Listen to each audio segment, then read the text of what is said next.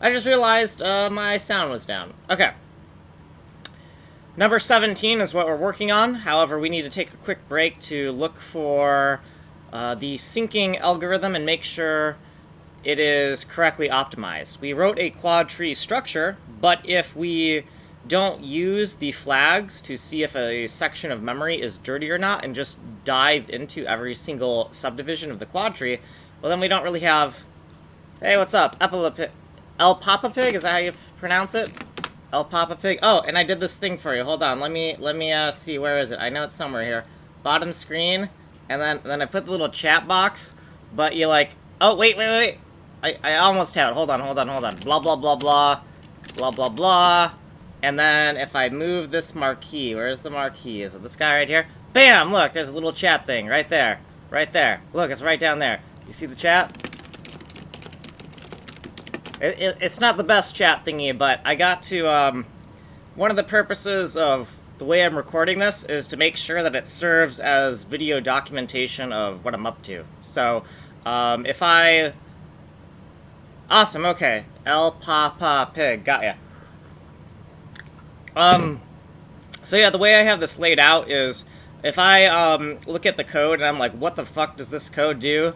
And I don't know what it does, I want to be able to, like, go back to the exact video and see what my reasoning for why I did what I did, you know, is there. So today isn't really going to be a fun day. It's going to be a unit test day where we write test code for some of the stuff we wrote. But I really want to get this... Awesome. So I really want to get this done, because... Sundays I'm not allowed to work. My girlfriend says I'm not allowed to work on code on Sundays, so I can't do it on Sunday. And then Monday is the one day a week I drink coffee, so I get, like, really fucked up on caffeine, and I just code for, like, 13 hours. So I want to try to get this boring stuff out of the way before Monday, so that I can work on things that I actually find fun about this project. I need to look at the synchronization algorithms. The synchronization algorithms are, so I have a texture, and I'm storing variables on the texture. And on the CPU side, we have a bitmap, and when we're editing the texture uniform values, the texture variables, you could say, we set those pixels onto the bitmap. And eventually we have to sync those variables with the GPU, so those variables, you know, are in the shader code. So there's logic for managing how we manage that synchronization, because the texture itself for all of my variables that are going to be on the GPU is a 512 by 512 texture, and we can't be pushing up that texture to the GPU every single frame. So we only want to push up the parts that we're actually updating. Otherwise, we're just going to get a lot of pipeline stalls and get horrible frame rates from abusing our pipeline. Anyways, so in tausync.f, this is the area where I have the logic for how I update dirty sections of memory that need to be re-pushed up to the GPU. So, this part hasn't been done yet, and I think I have a to-do. Yeah, I have a little to-do right here, actual texture push here. And this is a helper function, because in our little diagram here, we have this 512 by 512 section of memory here, and right now we're just going to use this subdivision right here, which is a 128 by 128 section, and then we have this 128 by 128 subsection of this right here. And within here, each one of these blocks, which is 32 by 32, is going to be allocations for different subsystems. So all the variables for subsystem 0 go here, all the variables for subsystem 1 go here, etc. So right here, subsystem 1 is paint 5D, which we can see right here in the diagram. So if we drill down even further, we have, you know, a block of 32 by 32 pixels, and each variable that we're going to push up to texture memory has 4 pixels. which means that is the equivalent of 4 32-bit integers. Because we're using a 32-bit color texture, so each pixel is RGBA, and each one of those is a byte. So R, G, B, and 8, each one of those is a byte. That's 4 bytes. 4 bytes is 32 bits. So we have this nice structure of how we're going to subdivide this. And if we, say, make a change onto the one of these paint 5D variables, what's going to happen is this region is going to have like a dirty selection rectangle that covers all of the boundaries of all the variables that have been set within this memory region. And then we flag this whole memory region as dirty, which means it's dirty, it needs to be looked at. And then up from there, that means that if this region here is dirty, and it came from here, then this box is marked as dirty, and then this whole thing has to be marked as dirty. So there's a flag for the whole thing, and then there's a flag for the individual cells. And then same thing with here. Since this is dirty, we need a flag for this region to say, oh, this whole entire thing is dirty. So what'll happen is when we're going to resync, right, we made that one change in Paint 5D, we'll look at this and be like, is this whole thing dirty? By checking one variable, it'll say yes. And then we'll check the dirty rectangle for this section. And the dirty rectangle will just be a 1x1 rectangle that's just covering this guy right here, because this is the only cell that actually got flagged as dirty. So we'll go over the dirty rectangle and loop through it, and it's a really simple loop. It's a 1x1 loop. And we'll check, hey, this item in the dirty rectangle, are you actually dirty, or are you just inside of the dirty rectangle? And it'll say, oh, I'm actually dirty. And then we'll go down in here and do the same thing until we get all the way down here. And what I mean by actually being in the dirty rectangle is, say we set something in here and we set something in here. Now both of these cells are dirty, but the dirty rectangle is going to cover all of this. And the reason why we have this dirty rectangle is so we can go, are you dirty, are you dirty, are you dirty, are you dirty, etc.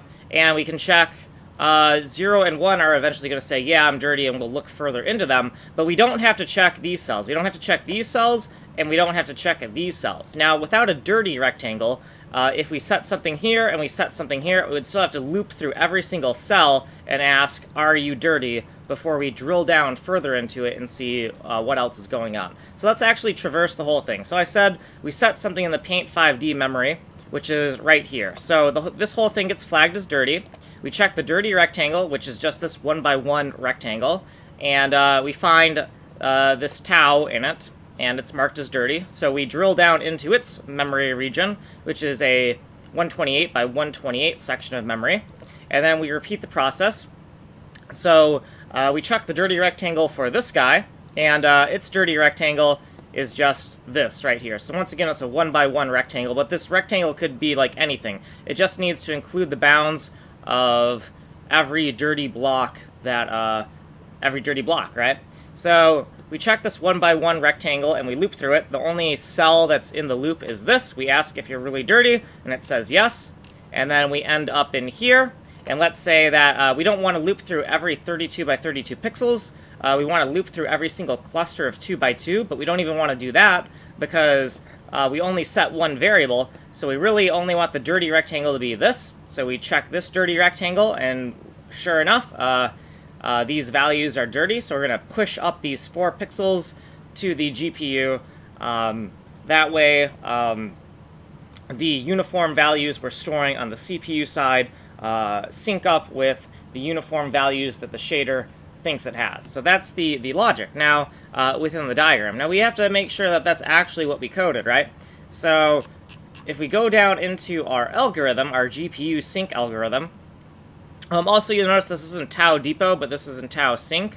All the things that start with tau, TAU for texture as uniform, they basically, well, they mean texture as uniform. So they're all related in some way. So there's a little bit of cross-pollination between these different sublibraries. Like, they're not completely isolated. They're very tightly coupled in the way they're related. So tau sync run is going to run the actual syncing, and you'll see right here, any is dirty and it's called isDirty0. And isDirty0 is checking the flag that covers this entire area. So if we want to look at the actual memory structure for that, let me close this. I don't think I need to look at this anymore. And should I close this as well? I'll keep that open for now. So the actual memory structure for this diagram right here is this thing right here. So LA is the outer, that outer box, and I call it cell 512. So you see cell 512, and it has 16 elements in it. So cell 512 right here is this guy. So I mean cell 512 as it's 512 by 512 pixels, and the 16 is because we have 0 to 15 blocks here, making it 16 array slots. We also need to remember that when we're doing index to XY calculations, this is a 4 by 4 cell area. It's 4 by 4 cells, but in terms of a 1D array, it's 16 slots. So this is the outermost part of our quad tree-like structure.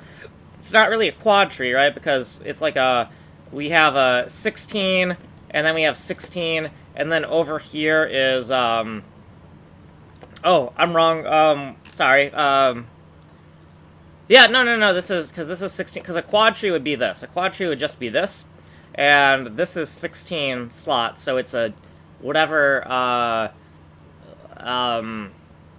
I don't know, like a sextuple tree or something like that. I don't know what the hell you would call it, but even if we use the, the prefix for 16, well, it's 16 here, it's 16 here, but then when we get into here, this is, what is this? This is 256? Yeah, this is 256, right? Because 16 by 16 makes 256 slots, so I have no clue what the prefix for 256 would be. So it's a quad tree-like structure we have here, but it's not quite a quad tree. So you notice, this region is 512 by 512. We further subdivide it into 128 by 128.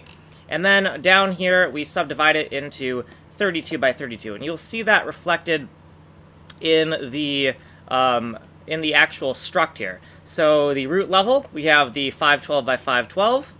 The next level down, we have the 128 by 128. And the next level down, we have the 32 by 32.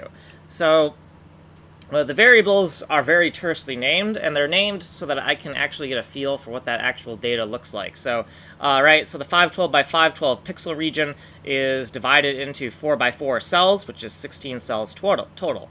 The 128 by 128 is divided into the same number of cells, 4 by 4, therefore there's 16 slots. And the 32 by 32 pixel pixel memory region is divided into 16 by 16 cells, which 16 by 16 is 256 total slots, right? So this 256, if you want to look where that came from again, it is right, the 16 by 16. So this 32 by 32, but we're going to take 2 pixels on each axis, right? So 32 divided by 2 is 16, and therefore you get the 16 by 16 cells here. Now it's a little bit harder to look at this because I didn't subdivide it like I did in these other diagrams here. And the reason for that is this is only 4 by 4, this is 4 by 4, but this is 16 by 16 cells. So good luck having enough room in your text editor to individually make, 200, to make, 16 of these. It would get out of hand, so I kind of like abbreviated it. So this is one single cell within our 16 by 16 cell array, and you just have to kind of get that, I guess. But yeah, I tried to abbreviate it so I could kind of see what I was looking at, right? So, nope, that's good. So if we want to look at how all this is linked together, we have a, wait, this is the unit test. So this is the base object at file scope level. This is the dirty tree that is overlaid over the texture memory. And the struct was kind of long because, it's the project name and then the sub-library names. So I used 2 namespaces, one namespace for the entire project, one namespace for the library, and then I put some other information on the to identify this struct. And with my coding style, I'm trying to use like a data-oriented kind of design, and maybe I don't know quite what that is, but the idea is that this variable or this type is named after its actual data structure, what it actually looks like. So I'm not actually trying to encapsulate anything or hide any of the data. The variable name itself, or the struct name itself, is named after exactly what it looks like in terms of data. So LA is because it's level A, right? So we have levels A, levels B, and levels C, which in the diagram, we'll see we have level A, this is level A, this is level B, and this is level C, and they each represent a different level of nesting.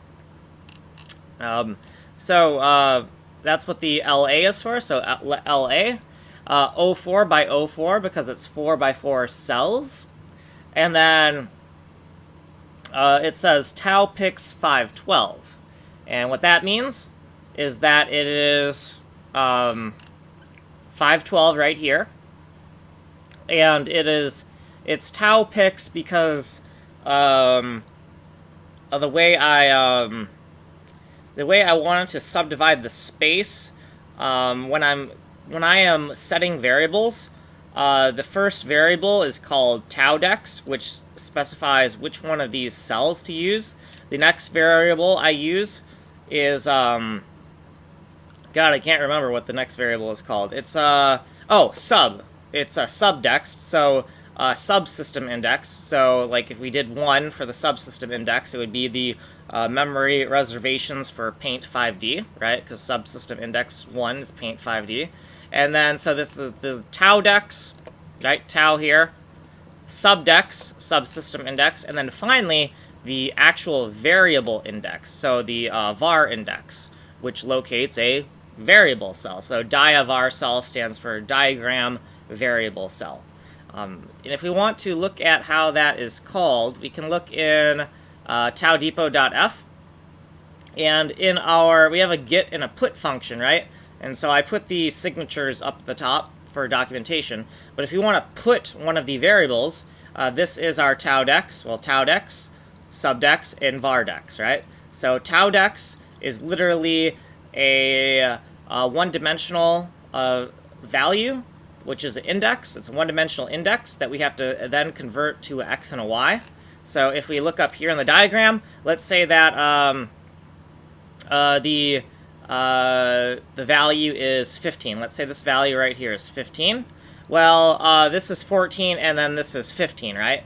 But in order to get into this block of memory, we have to figure out, well, what is 15 in terms of x and y? And we can see here, without doing any of the math, here we can just see that 15 would be 0, 1, 2, 3 on the x, 3 on the x, and on the y, it would be 0, 1, 2, 3 on the y. So this cell right here, its one-dimensional location is 15, but its two-dimensional location is cell 3, 3, right? Because the first cell is 0, 0. So the one-dimensional location of this cell is 0, but the two-dimensional location is 0, 0. So right here we say that we want to use tau 015 as the memory block, right? And that's going to map to here, this last block right here. All the other blocks I haven't actually reserved for anything yet. And then down here we're going to say, well, what subsystem do we want to use? And we're going to say Paint 5D. Paint 5D is going to end up being the number 1. So this number 1 right here, we have to map that to an x and a y once again. So the x is 1, right? 1 on the x, and it is actually 0 on the y because we don't move on the y at all. And then finally, we need to figure out, well, what variable do we want to set? And the variable I've set here is called Paint 5D viewport 1. So it's very terse, but the idea is I wanted to keep everything aligned, but I also wanted the variable to be unique enough to where by just looking at it, I know what system it's for. With the way we've done this, we could make horrible, horrible mistakes if we're not careful. We could accidentally say that this is, some other system here, and that this is still Paint 5D, right? But that doesn't make any sense. So these flags here, these indices, all have to be used together correctly, or otherwise you're just executing gibberish commands to random memory slots, and it's just going to be horrible. Now, the reason for doing it this way, which seems like, oh man, that's very error prone. Why would you do it this way? This seems so hazardous. Why would you do it this way? The reason I'm doing it this way is, first of all, it exposes exactly what's going on. I'm not hiding anything. All right. So in the terms of a data-oriented design, we're not going to hide what we're doing. We're gonna show exactly what we're doing. Where are those variables actually going in the physical location in the texture? Right. We're not going to hide that at all. Also these here, right, this is the x0, x1, these are the different pixels, right, because there can be up to 4 pixels that store the data, and this viewport object has exactly 4 unsigned integers that make it up, so that's why we're kind of unpacking the values and kind of shoving them in there. Okay, but on to, like, why are we doing it this way? Because this way kind of seems like, well, doesn't that seem kind of like crazy? Well, it does seem kind of crazy until you think about how do you do it if you were going to do this and do it in an encapsulated way? How would you actually do that? And let's take a look at that. So I have an old code base. Edit A2JC. Let's try that. A2JC. Okay, yeah. So I have this old prototype in JavaScript, and I did it like all in one file. So I did. It's like a big thing here. So we have these different section dividers, right? So the data comes first, and all the data systems are in square brackets, and then the function section, we have another index. Everything is in curly braces, right? So it's quite a big thing here. But if we want to find where we're setting the different things, I think I can just scroll through here, and maybe if I'm lucky, I can find. Oh, it was right there. Okay, so here we go. So let's look at the equivalent for setting a rectangular region of memory using kind of like this system here. We had to wrap everything. So we wanted to, instead of doing it like this, where we have to know all the correct enumerations, in order to set this one variable, we have to know all the correct enumerations that are associated with it, right? Now what we could do is we could make like a wrapper function.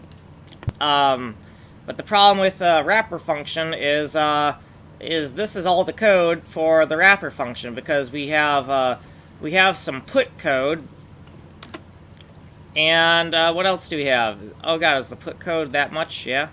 Also, I indented it horribly because I wanted like all these variables to line up, and this is the put code, and this is the get code. And this is just for a uniform that is just one unsigned integer. If you want something like a rectangle, which has 4 unsigned integers that make up the data type, the actual setter and getter logic for it is going to be 4 times as large as this, right? So if we actually find, like I should have like a viewport variable somewhere in here, and I don't even know where this stuff is anymore. So what we're going to do is we're just going to look for like VP0. Because if we look for VP0, like eventually we're going to stumble upon it. Oh yeah, so the reason why we're using one-dimensional values to access the texture is because then we can inject defines into the shader code that identify the locations of those variables on the texture memory. Because we have to, this code, we have to actually if we're using it in the C code, we have to recreate it in the shader code as well, so that we can get access to the variables, right? So right here, this is rectangle VP0, viewport 0, and this is the logic for how we are getting that viewport 0 value. So the viewport 0 is a vec4 because it has 4 things. It has an x upper and lower bound, so x0, x1, and it has a y upper and lower bound, x0 and x1. And so we're getting x0, x1, y0, and y1 right here. But that's not really what I wanted to look for. I didn't want to look at the shader code. I wanted to actually look at the C code. So let's just try to run through this, and eventually we're gonna find the getter setter logic somewhere in here. But it's been a long time since I looked at this, so it's like, let's just try to run through it and eventually find the, yeah, there's just a whole bunch of indirection in terms of how I had to wire this up, so I thought, you know what, this is a bad idea, let's not do it this way, again. So the good thing about having done a lot of prototypes here is that I've seen kind of like what was a good idea and what was a bad idea. And every time you make a prototype and then you throw it away, you haven't really... Like, people will say, don't make stuff and then just throw it away. Like, you gotta continue on and you can't give up. You gotta see it through, whatever. But the thing is your first tries, you start off with a lot of faulty premises where you just make these huge mistakes and you dig yourself into a hole. And the project has too many fundamental flaws in the way you did it, and you need to rethink kind of how you went about it. So sometimes starting over is good. You know, eventually you have to see something through.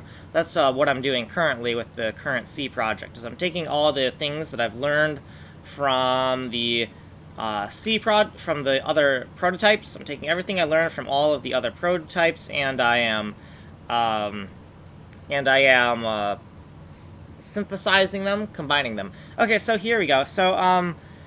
So for the, so we see tau001 global variables rec vp0, and there's the x0 component, the x1 component, the y0 component, and the y1 component of viewport 0. And you'll notice that it says tau001. So this tau001 in this variable name would kind of like roughly correspond to this block of memory here.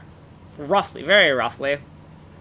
Well, you notice that they each have a unique index, right? Because this index is a unique one-dimensional index location of a pixel. So the math isn't quite the same in this system as it is in this system. I kind of made this system a little bit more organized. Yeah, exactly. Yeah, starting over can be very helpful. I actually have a good video called like build one to throw it away. And I can actually show you that. So, let me.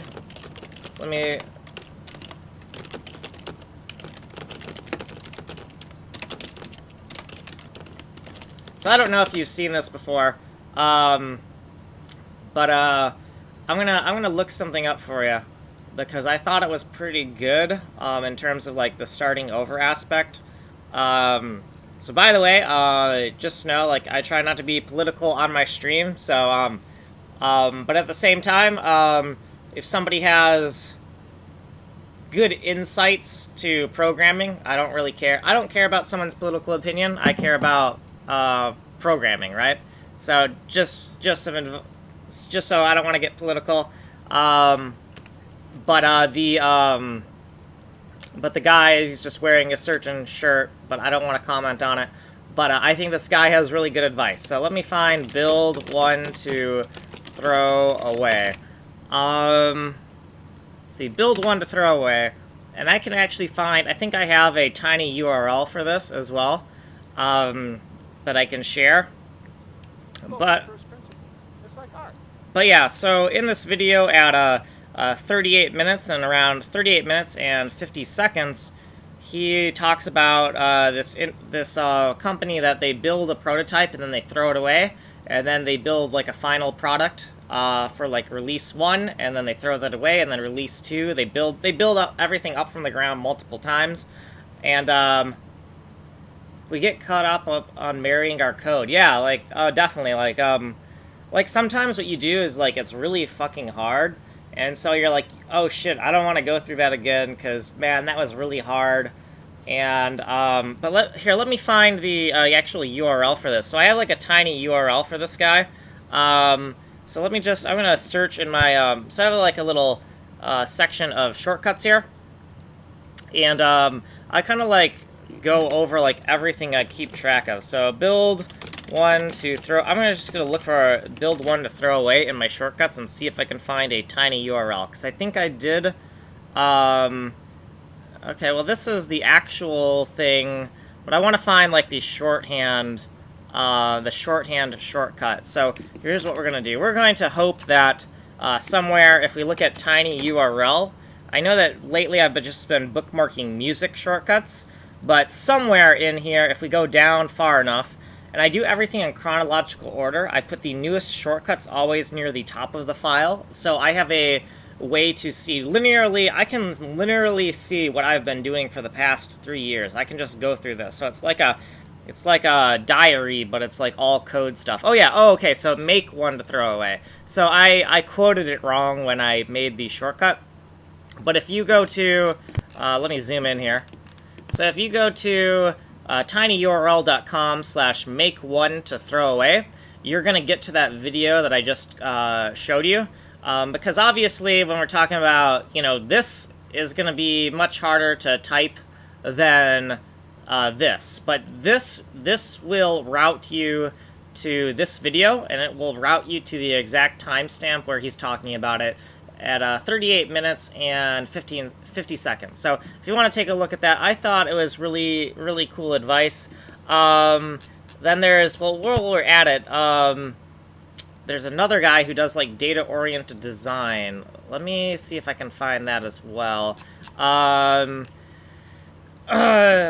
I think I called it, like, show me your tables. So, show me your tables. Let me type that for a second. So that is this is the long-handed version.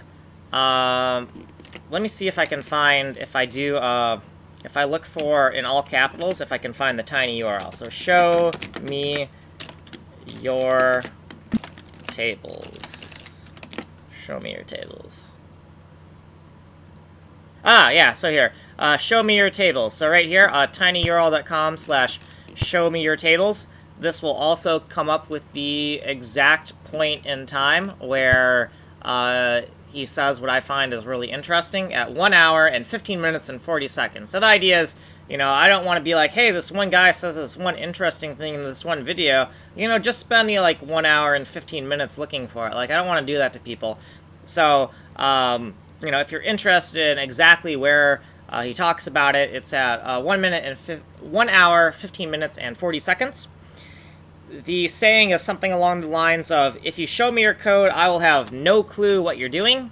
If you show me your tables, I won't need to see your code. And tables is, roughly the equivalent of saying your data, because tables, they'd probably be talking about like SQL or something, like a database.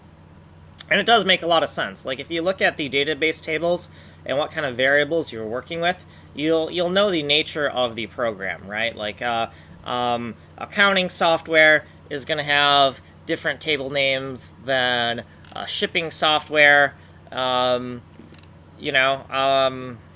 probably going to have different table names than social media software, etc., etc. So, anyways, we were trying to look for where I was doing this VP0 stuff, and I kind of stopped here because this is like one part of where I had to wire up these variables.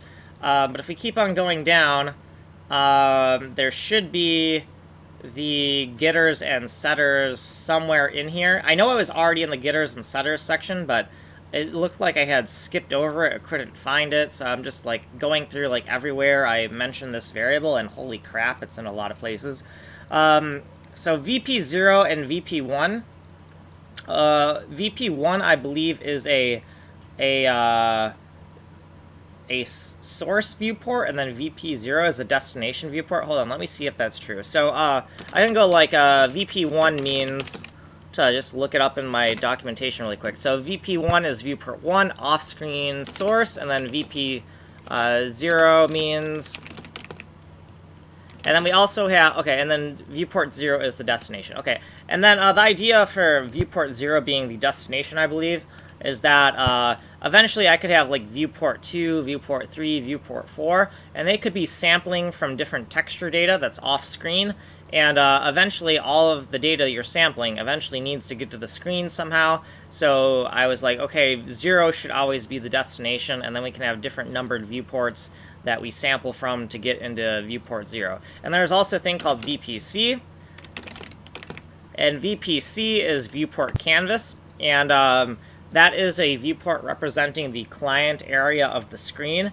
In case I ever want to say I need a UI, and so I need to only draw my rendering engine in a certain subsection of the OpenGL context, well, I would use VPC to basically remap viewport 0.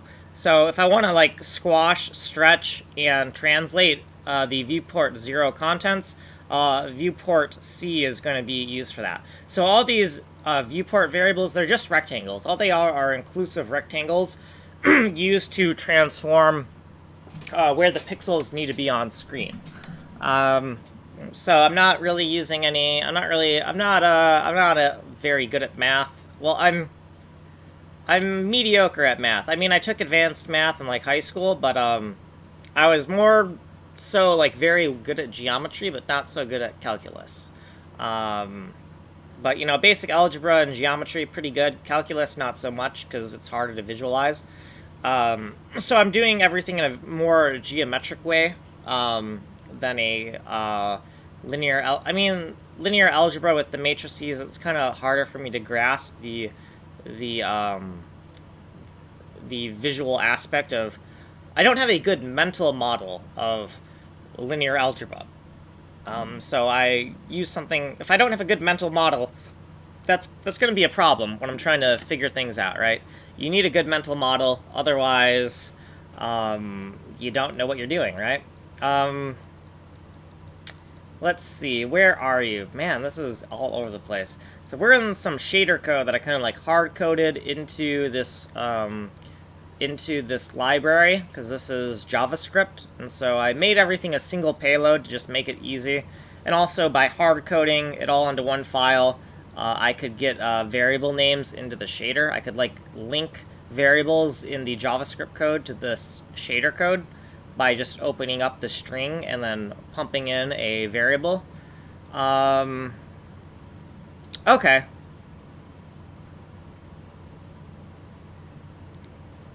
Uh-huh.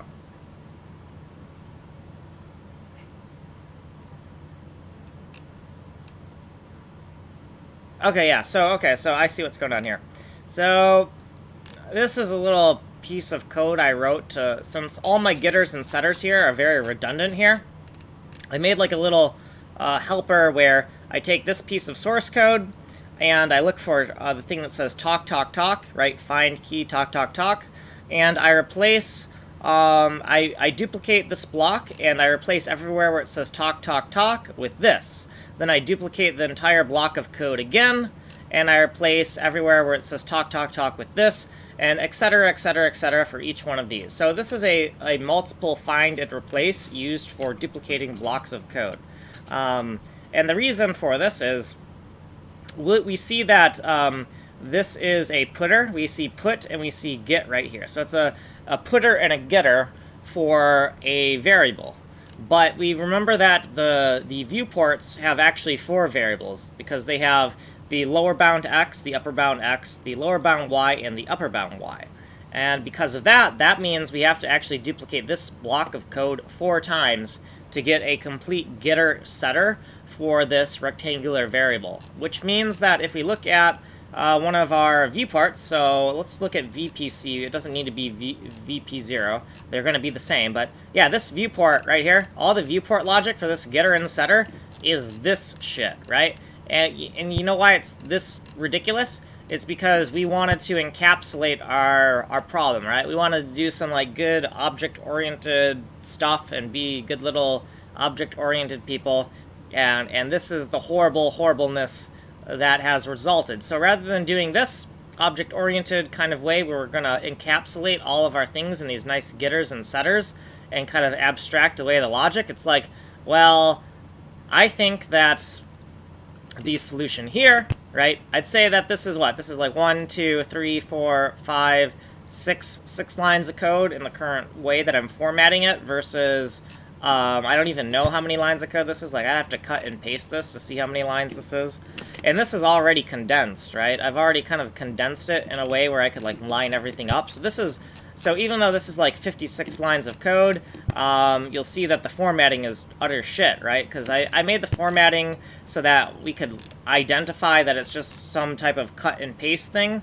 And it was more important to me with this code that I could just see that, oh, this is all x0, right? And that this is all, like, x1, right? And this is all y0 right here, right? And this is all y1 right here, right? I made it so I intentionally made the formatting really wonky so that I could make sure that all the important parts were lined up, because basically this is just cut, paste, duplicated code where we just change things, right? So if we want like a getter setter for some other variable, we would just do this, right? We want a getter setter for another variable, right? We just write other variable, bam, we're done. We have a getter setter for another variable, right? So even though it's a whole bunch of code, it's not that many extra keystrokes because of the way it organized the code like that.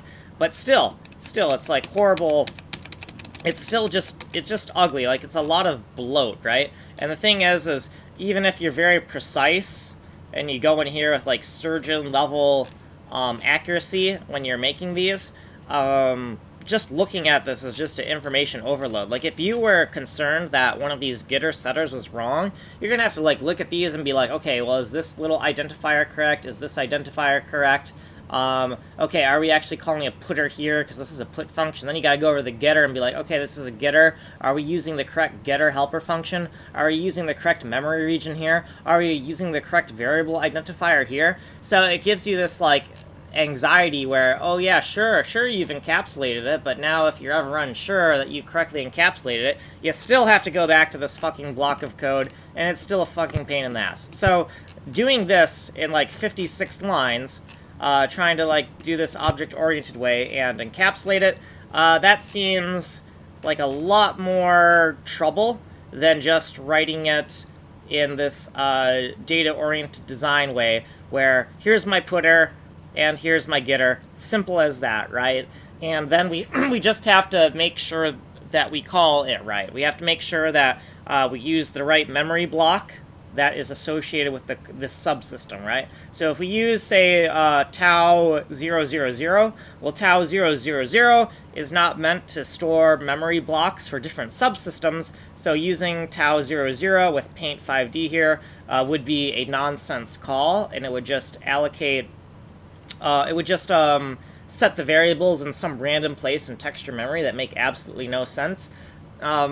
So there's that safety aspect of it, but at least all the things you need to see about it are nice and clean out here, right? So you have to understand, the guts of the system to make these calls correctly. But the trade-off is, well, when the call is made, the call explains the guts of the system. If we try to do like an opaque call by wrapping the code to encapsulate it, now we don't actually understand anything about the guts of the system when we are making the call. And that's kind of the point of encapsulation, is to hide the inner details, but we're not going to hide the inner details in our engine. Because I just think that, once again, trying to hide those inner details, we get all this ugly stuff, right? Because the idea is that for these getters and putters, right, that we just want to call this putter or this getter, and then also we wrap these getters and putters here as well, because eventually we have like a function that's just called this right here. It's just called this, right? And we're going to put rectangle VPC, and then when we put rectangle VPC, it's going to call the putter for x0, it's going to call the putter for the x1, and it's going to call the putter for the y0 and the putter for the y1, right? Because this data here, this rectangle, is a compound variable that has multiple data points that need to be stored on the texture. But anyways, I just don't think that this makes sense. I don't think this is a good idea. I don't think that that encapsulation is a good idea for this engine design. In fact, I think encapsulation makes a lot of sense in business programming, where you just don't know what's going to happen in the future, and you got to change things, and requirements change and whatnot. But requirements are not going to change in this engine. Like, I have a very clear idea of how this engine needs to be done, and therefore we're not going to do that kind of nonsense. Also, there's a saying, it's called different data, different problem, right? So why if we if we change the underlying data here, we have a different problem. We have a different engine almost. So it doesn't really make sense to encapsulate anything because the inner workings of the engine need to always kind of stay the same way. Because if they don't stay the same way, then it's not the same engine anymore.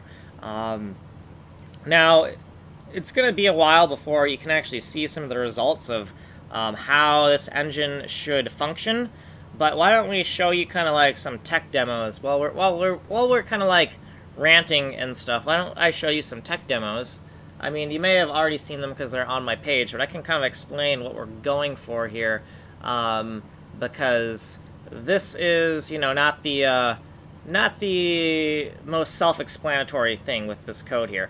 But let me look at my demos here and show you kind of like what are we going for with this engine. What are the other prototypes I've written? So this is a game. So right here, I made a game like almost like 8 years ago, and we did it in Flash. And this is like one of the old prototypes. This isn't actually what it finally looked like. But it's basically like Bomberman with destructible geometry and chain reactions and pieces of the level that will fall if geometry underneath them are destroyed.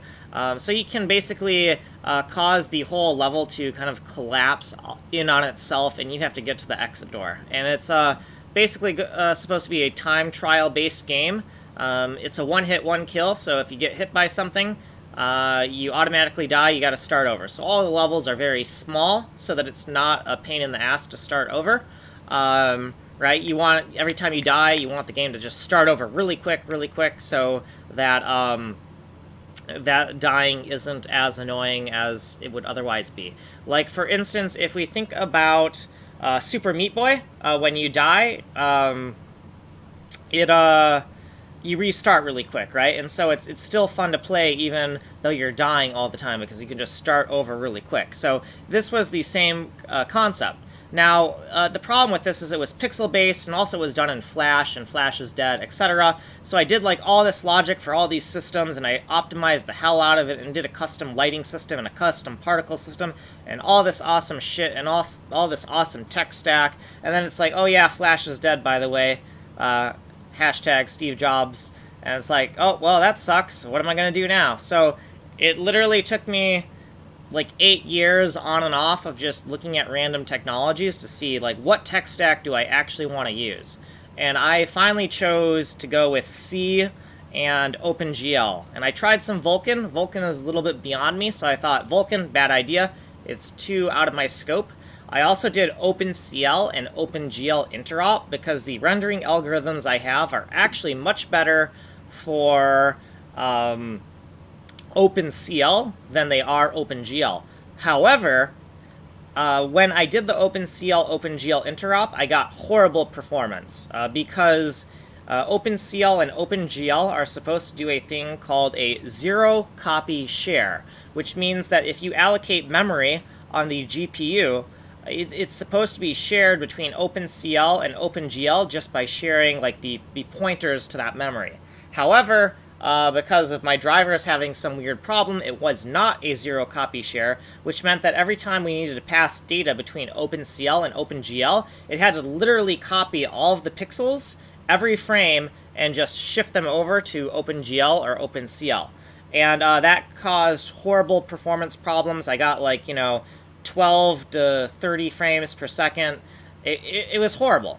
So I couldn't do it, and I was like, then I started looking up, is OpenCL dead? And then I'm like, you know what, if you have to start looking up, is OpenCL dead, or is this programming language dead, etc., stay away from it. If you actually want to build a long-term project, it's important to have a stable language that isn't just going to, like, poof into thin air. Yes. Yep, that is C, correct. So not C++, but C99 and C11.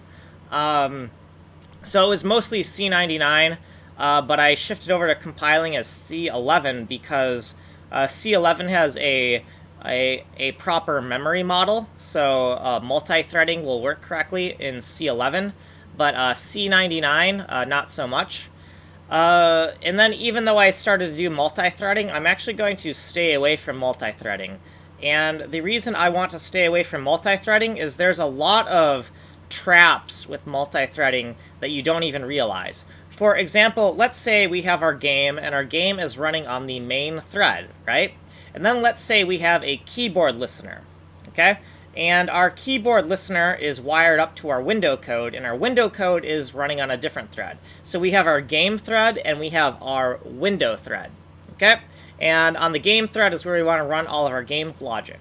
However, the window thread has a keyboard. It has the keyboard wired up to it, and when we press the A key, we have a callback that says set tile, right? And it sets a tile in the engine. Now, we've already made a horrible mistake, and it might not be obvious, so I'll just spell it out.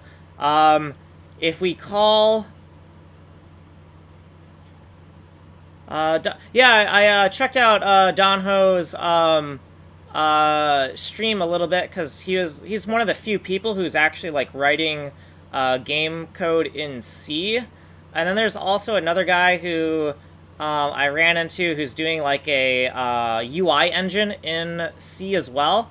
I don't exactly remember what his name is, but man, I suck at UI, and I've actually had jobs doing UI, because it's just like sometimes you get stuck, like whatever job you did the first time in the industry, you just get stuck doing. And so I got stuck doing UI, even though I'm like, I fucking hate UI. Why I give you this technical art reel, because I want to do, you know, technical art. Yes. I don't know how you pronounce that. Hirose? Or, yes, but him, yes. But yeah, sometimes you get typecasted, just like how artists or, like, movie actors, right? They get typecasted. You can get typecasted as a programmer in the industry if you're not careful. Which is also why...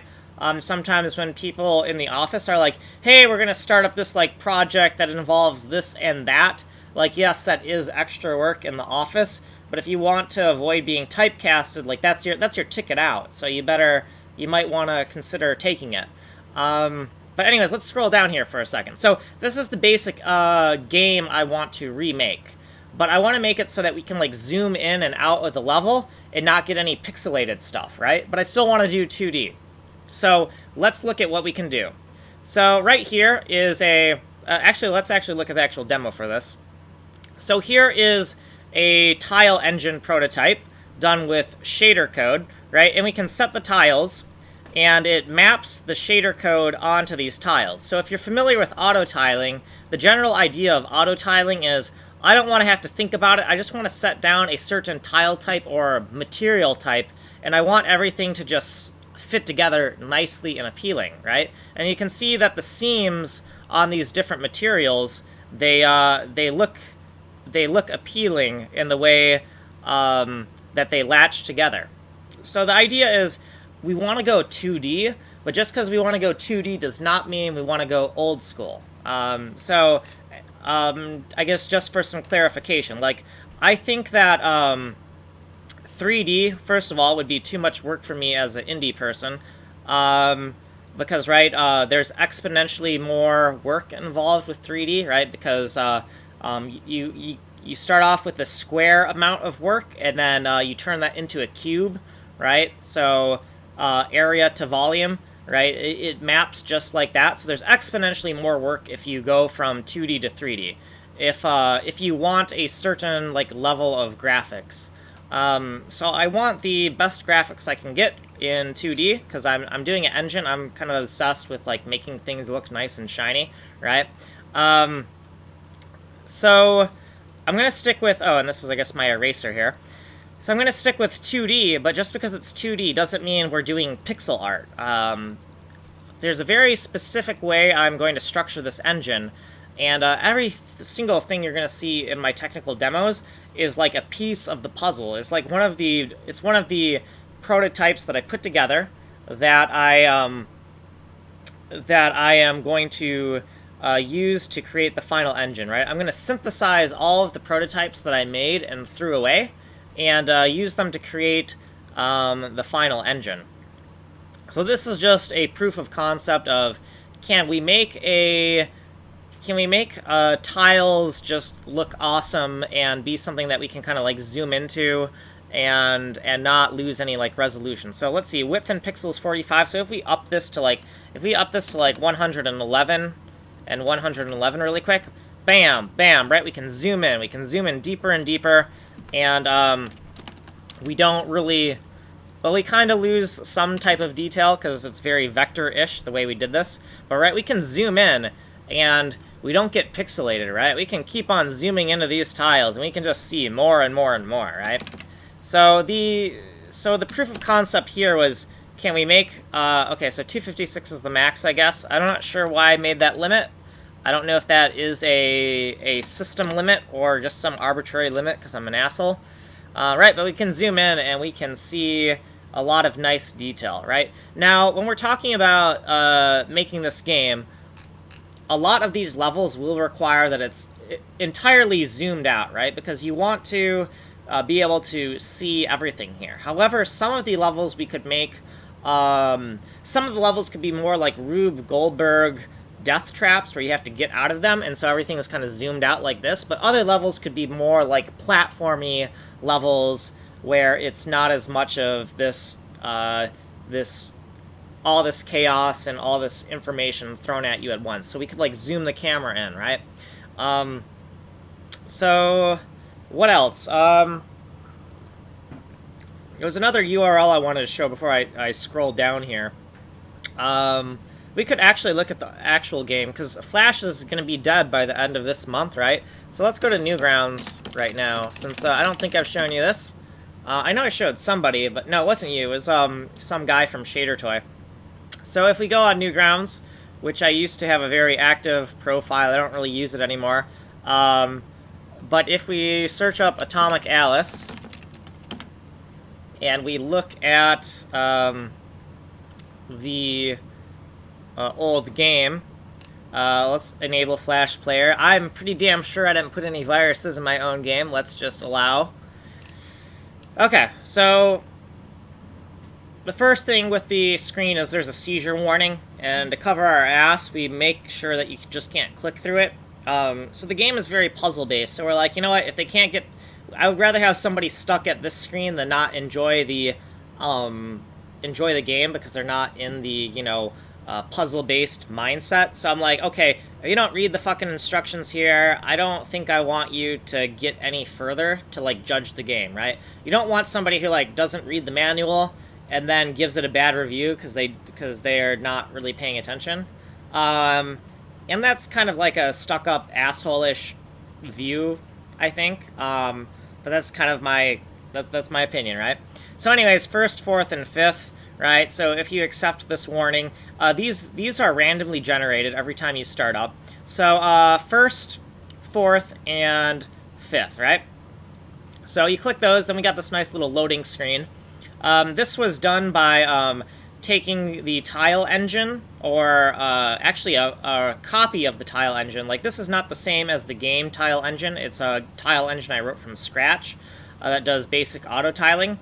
And then I created entities that kind of live on the substrate of the tiles.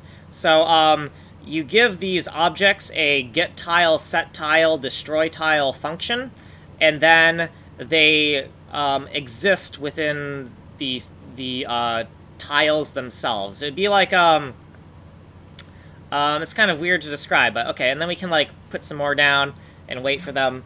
But the entities themselves, they render themselves on the tile map, right? They don't exist in anything else but the tiles, right? So we can use the auto tiling to create these like weird little kind of creatures. I was kind of inspired by like H.R. Geiger. And then like here on the level here, we can kind of like destroy parts of the UI. And then over time, parts of the UI just kind of like pop back into place. Because I was thinking like a Terminator liquid metal kind of a thing mixed with like H.R. Geiger.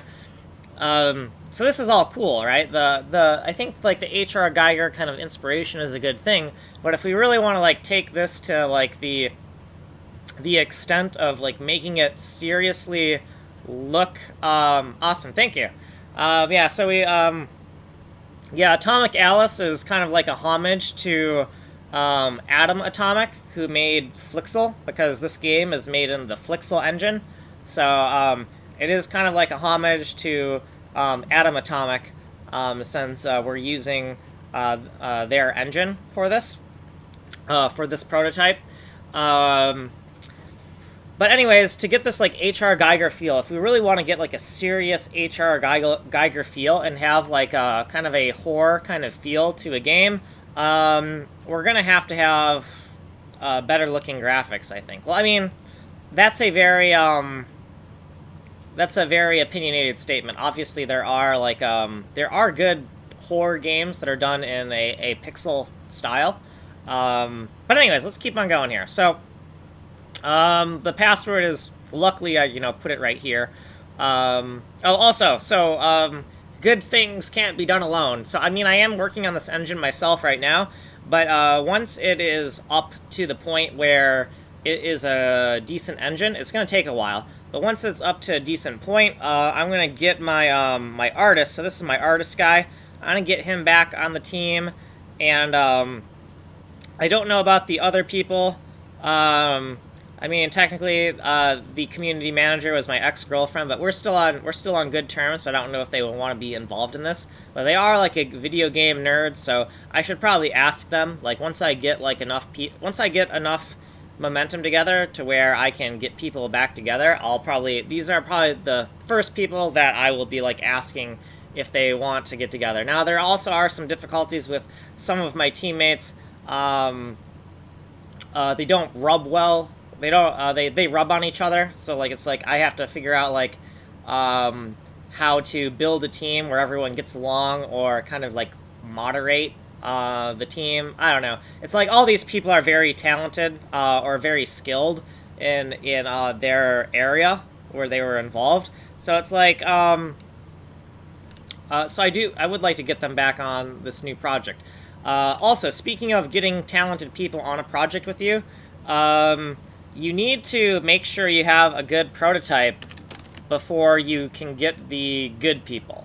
So what I mean by that is the people who are like really good at what they do, the really skilled, like top A-list talent, they don't just want to agree to any project, like any idea. Like if you say, I have an idea, that's not going to get them on your team. You need to be like, I have a prototype. And that's why I've been doing this. So before I made this game, I worked on it for 9 months by myself, right? To get a good prototype going so that I could show the people I wanted to work with me on it.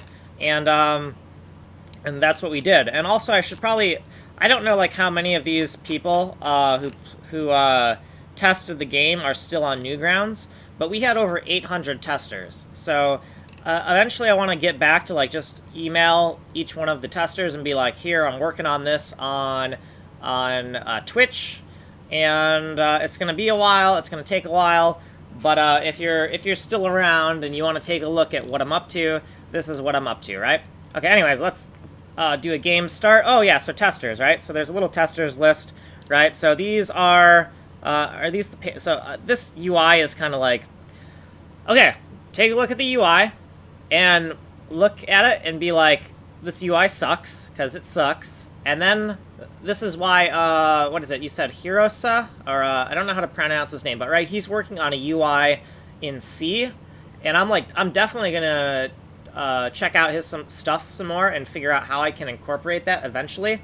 That'll be a long way down the road, because we still got to get the engine working. But his engine looks just what I'm looking for, right? A functional, written in C. Because I just want to work on engine code. I don't want to also be a UI programmer. And so I made the bare basic UI that I could, and I kind of like use the tile engine itself to create these little divs. And there's like a whole framework like this. This UI is actually generated by like PNG files, where different colored pixels generate different sized boxes, and just a very rudimentary system. But the idea was, I'm only one person, so how can we make the simplest system possible to just get a UI in the game? But yeah, so these are all the testers. There's like, I believe there's like 800 of them. And I don't even know why this button is broken. But I mean, I don't think any of these users are gonna see what we're doing here today, but I think maybe we could just scroll through all of them really quick, because if we can get this working. Can we scroll down? Like, does this scroll down? Oh, look, arrow keys work. So, you know what we're gonna do? We're just gonna go like this, and we're just gonna take some time to scroll through all these people, because, you know, even if they don't see this, I think it's good to give some credit where credit's due, because I will tell you something, that creating the product we have could not have been done without the testers, because the testers will find bugs that we weren't able to find. They'll be able to tell us things that just didn't make sense, because, like, you know, as somebody who's been coding the game for, like, if you've been coding the game for 2 years, a lot of things might be more intuitive to you than to a new user of the game. So some designs might actually be much more obtuse than you realize, because you haven't been able to unsee what you've already seen, right? So testers are vital to that. Now, sometimes a lot of testers will have disagreements, right? Like, you can't make a game where, like, the different testers have different ideas on what the game should be, right? So sometimes their advice is going to conflict with each other, right? It's going to contradict. And you can't, when that happens, you can't try to satisfy everyone, because you're going to make a bland game if you do that. You need to make very strong, bold decisions. So what you do is you look at all the advice of all your different testers, and one way you can make a good decision is you kind of look at, well, what are most of my testers saying? What do most of my testers feel? And you can use that democratic process to make the best decision. Or you can go, well, here's what my testers say, and here's what I think, and I want to make the game that I want to make. So let's do it my way. But we don't just want to do it our way. We want to do it our way, but then in line with the subgroup of testers, right? So, like,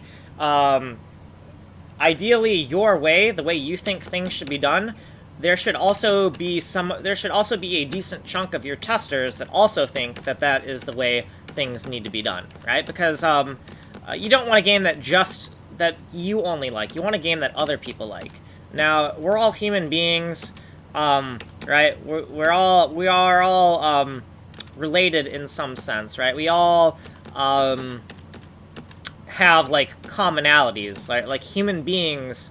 As a species, we like certain things. So if you make a game that you like, you're probably not unique, in the sense that I made a game I like, and my tastes are just so goddamn unique that nobody else will like this. Like, that is very unlikely. If you make something you like, that you, like, really feel passionate about, some other people are going to like it. Holy crap, there's a lot of testers. But yeah, I am going to go through all these names, because I just think it is important to at least give some people some credit, because also, I'm going to have to figure out a different way to run this game eventually at the end of the month, so I'll probably want to, like, go through a little demo of this game one more time before the end of the month, before I don't know how to start this game up anymore. So,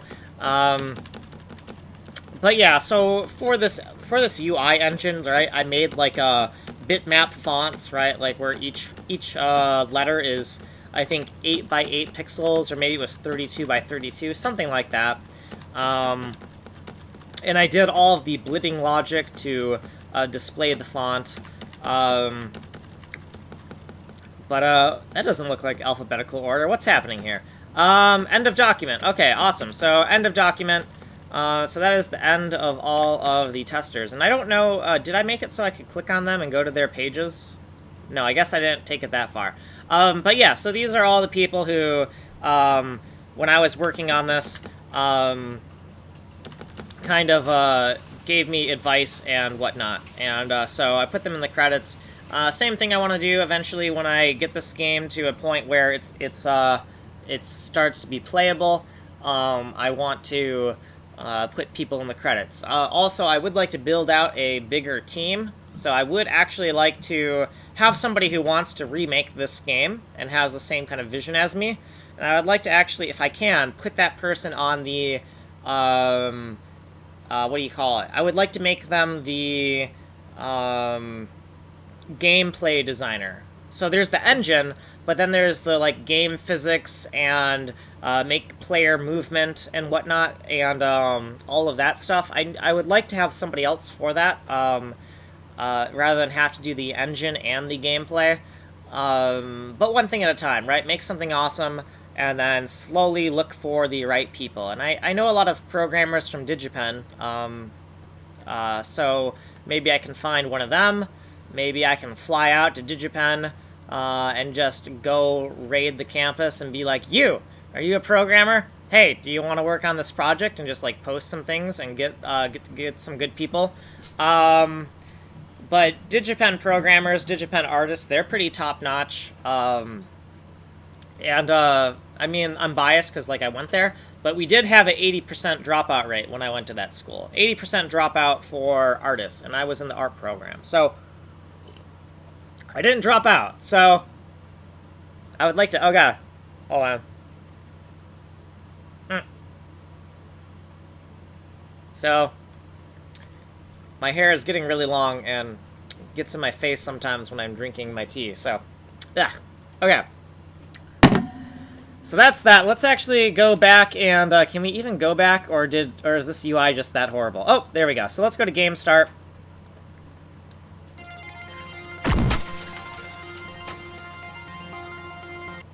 And I'm going to turn down the volume here a bit. Okay, so this is made by... so it doesn't look like Tyler's on here. Okay, so Tyler did the music, so let's pause this for a second. Let's give all the credit where credit is due. Let's find Tyler Woods and see if we can find his music. Tyler Woods. Because... 1982, I think he's a little bit younger than that.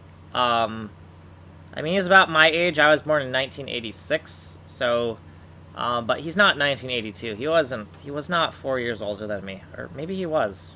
God, how am I gonna find him? Well, I can find him on Facebook. But his name's Tyler Woods, but that's not... I don't think that's that Tyler Woods. It's a different Tyler Woods. I don't think he has his own Wikipedia page. Yeah, oh, actually, you know what? Here, let's try... Tyler Woods Bandcamp. I know he had a Bandcamp, so let's see if we can find him on... Like, we're gonna know when we look at his... Oh, Seattle, Washington. He is living in Seattle, Washington, so that would be... Yep, this is definitely... So this is, like, the album he had when we were working on, Atomic Alice. So let's take a look at that. Yeah, so this one right here, so... Okay, so I'm gonna take this, and we're gonna... You know what? I'm gonna ask Tyler Woods if I can start using his music on my streams, and right, because I'll put the, like, if you see on my stream, I have MUS is for music, so I actually keep a URL to whatever I'm playing on the stream, so you know, give credit where credit is due, right? So I'm just gonna make a note in my shortcut: Tyler Woods Bandcamp, Tyler Woods. And then, later I'm gonna, like, get on, I will get on Facebook later and kind of message him and see, like, hey, can I play your music on my coding stream? I always put the URL to whatever I'm playing on my coding stream and see if he is okay with that.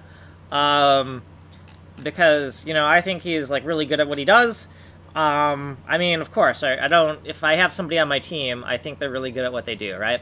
So that should go without saying, but I want to be very explicit about that. So anyways, let's unpause this and actually look at it. Turn down the sound just a little bit more. Like I said, you can go to his Bandcamp if you want to check out his music. Okay, so you got your little character right here. And you got these bombs. The bombs go in chain reactions. There's different types of bombs. So you have these four-way bombs, which I call fuse bombs. You have vertical bombs, horizontal bombs, and then you have a large four-way instant kill bomb that explodes a lot faster. Right up here, if I jump up here, everything explodes. These things right here are called flame pistons, and they just make little sparks when you press them. The idea is, since all of these bombs are proximity mines, there's a little bit of a delay between touching a bomb and when the bomb actually explodes. So to facilitate faster action in the game, we sometimes want a mechanism to instantly detonate the bombs, and we do that through the flame pistons, right? They're just these little pistons that make a spark, and whenever a spark or a flame or a percussive thing hits a bomb, the bomb will instantly detonate. So if part of the level falls on a bomb, bomb instantly explodes. If a spark hits a bomb, bomb instantly explodes. If flaming glass shards hit a bomb, the bomb instantly explodes. Okay, so some of this is just like, right, we had like a little decal engine, so we're going to try to like put a story in there as well. And I do want a decal engine again as well. I mean, even John Carmack, when he did his engines, they have decal engines, and the decal layer really adds a lot in id Tech. So I want to go with that. But anyways, so the lighting engine, I coded the lighting engine myself. It has light tiles that reevaluate when dirty sections of the light. When you break a light, we have to reevaluate parts of the light map, right? So that's what kind of went on here. And then we have different lighting modes. Some of them are more extreme. We toned down the lighting in a lot of the sections just to make the game more playable. So I thought, as a good compromise, I wanted to show off the lighting in some sections by like just doing fancy things sometimes, but not always doing that fancy lighting. So here you're kind of stuck right here, and this level design is just designed to make you learn that you need to go up and down through the ladders. So if you go right and left, obviously you're stuck, so eventually you press up or down to jump, and you end up going through here. Now we want to teach people that they can go both up and down through the ladder. So if you decide to go up, you're going to hit this piston, the chain reaction is going to bust open the bottom wall, and now, to get through to the end of the level, you have to go down to get to the end. Now you're at the exit, right? Now, if we restart this level, we have a reset? Yeah. If we restart this level, let's say we took the other path, and we press down. Well, you hit this piston, chain reaction goes to the other side, and blows open that wall, right? So now we have to go up. So no matter which path you take, it teaches you both to go up and down through the ladder. The light rendering is something I'm fond of. Awesome, thank you. The engine right now, the new engine, I'm just contemplating how to make a very awesome auto tiling. That is, the best way I can describe it is handmade fractals. Right, so it's a fractal-based auto-tiling engine, but the fractals are handmade, which is a very weird thing to say, I guess, handmade fractals, rather than having a fractal that's based on a mathematical formula. But you'll just have to wait and see for quite a long time until I can get all the pieces together. So once again, proximity mines, so they don't go off right away, right? And when they do go off, they take out a big chunk of the level, right? And so this is just, you know, you need to make sure you can get out of the way in time. So the next time we do this game, I'm not going to... It's a hard no. Whoever does the art for these bombs, they can't be designs like this. We need bombs that actually give away the direction in which they explode. Like, the lightning is kind of cool, but it makes it a lot harder to understand the game. Like, this game should be basically a... So let's press spacebar, and then there's more levels. This game should basically be an explosive chessboard. What I mean by an explosive chessboard is, right, when you look at a level, there's just, like, there's a whole bunch of bombs everywhere, and you kind of have to figure out, like, how am I going to get out of here without dying, right? So explosive... Oh, God, oh, God, oh, God. Oh, there we go. Oh, nope. So in Mario, like Super Mario, there's a thing called the thwomp, and I have thwomps in this game, but they're actually like little ghost thwomps. And boy, I have not played this in a long time because I'm just getting my ass handed to me. Okay, so let's just stay here. We should be safe right here. Oh, okay, we're not safe there. So just run for your life. Okay, so let's just... Okay, yeah. So yeah, there's like little thwompy guys, and I think one way I could get out of this alive, I think, is I could just go down here and kind of escape like this. There we go. So the skulls are instant kill, right? So if I go down and hit the skull, I'm dead. So I gotta like actually do this. And the difficulty for different levels, instead of having like a let's say, look, Doom is literally the only game I actually play. So when I'm making analogies to games, I'm probably always going to say Doom, because it is literally the only game I play. Like, that is not an exaggeration. So it is kind of weird that Doom is the only game I play, but here I am kind of working on a platformer game. And, well, that is because when I was younger, I played a lot of platformers and I played, like, a lot of Mega Man X as a kid. But different difficulties aren't going to be, oh, let's just give you more life, right? Instead of more life, we're just going to have, God, this is infuriating. So, first of all, this was already a very hard level before, back when I was playing it back in the day, and now I'm trying to talk at the same time and play this. So we're just going to go next, because I don't got time for this.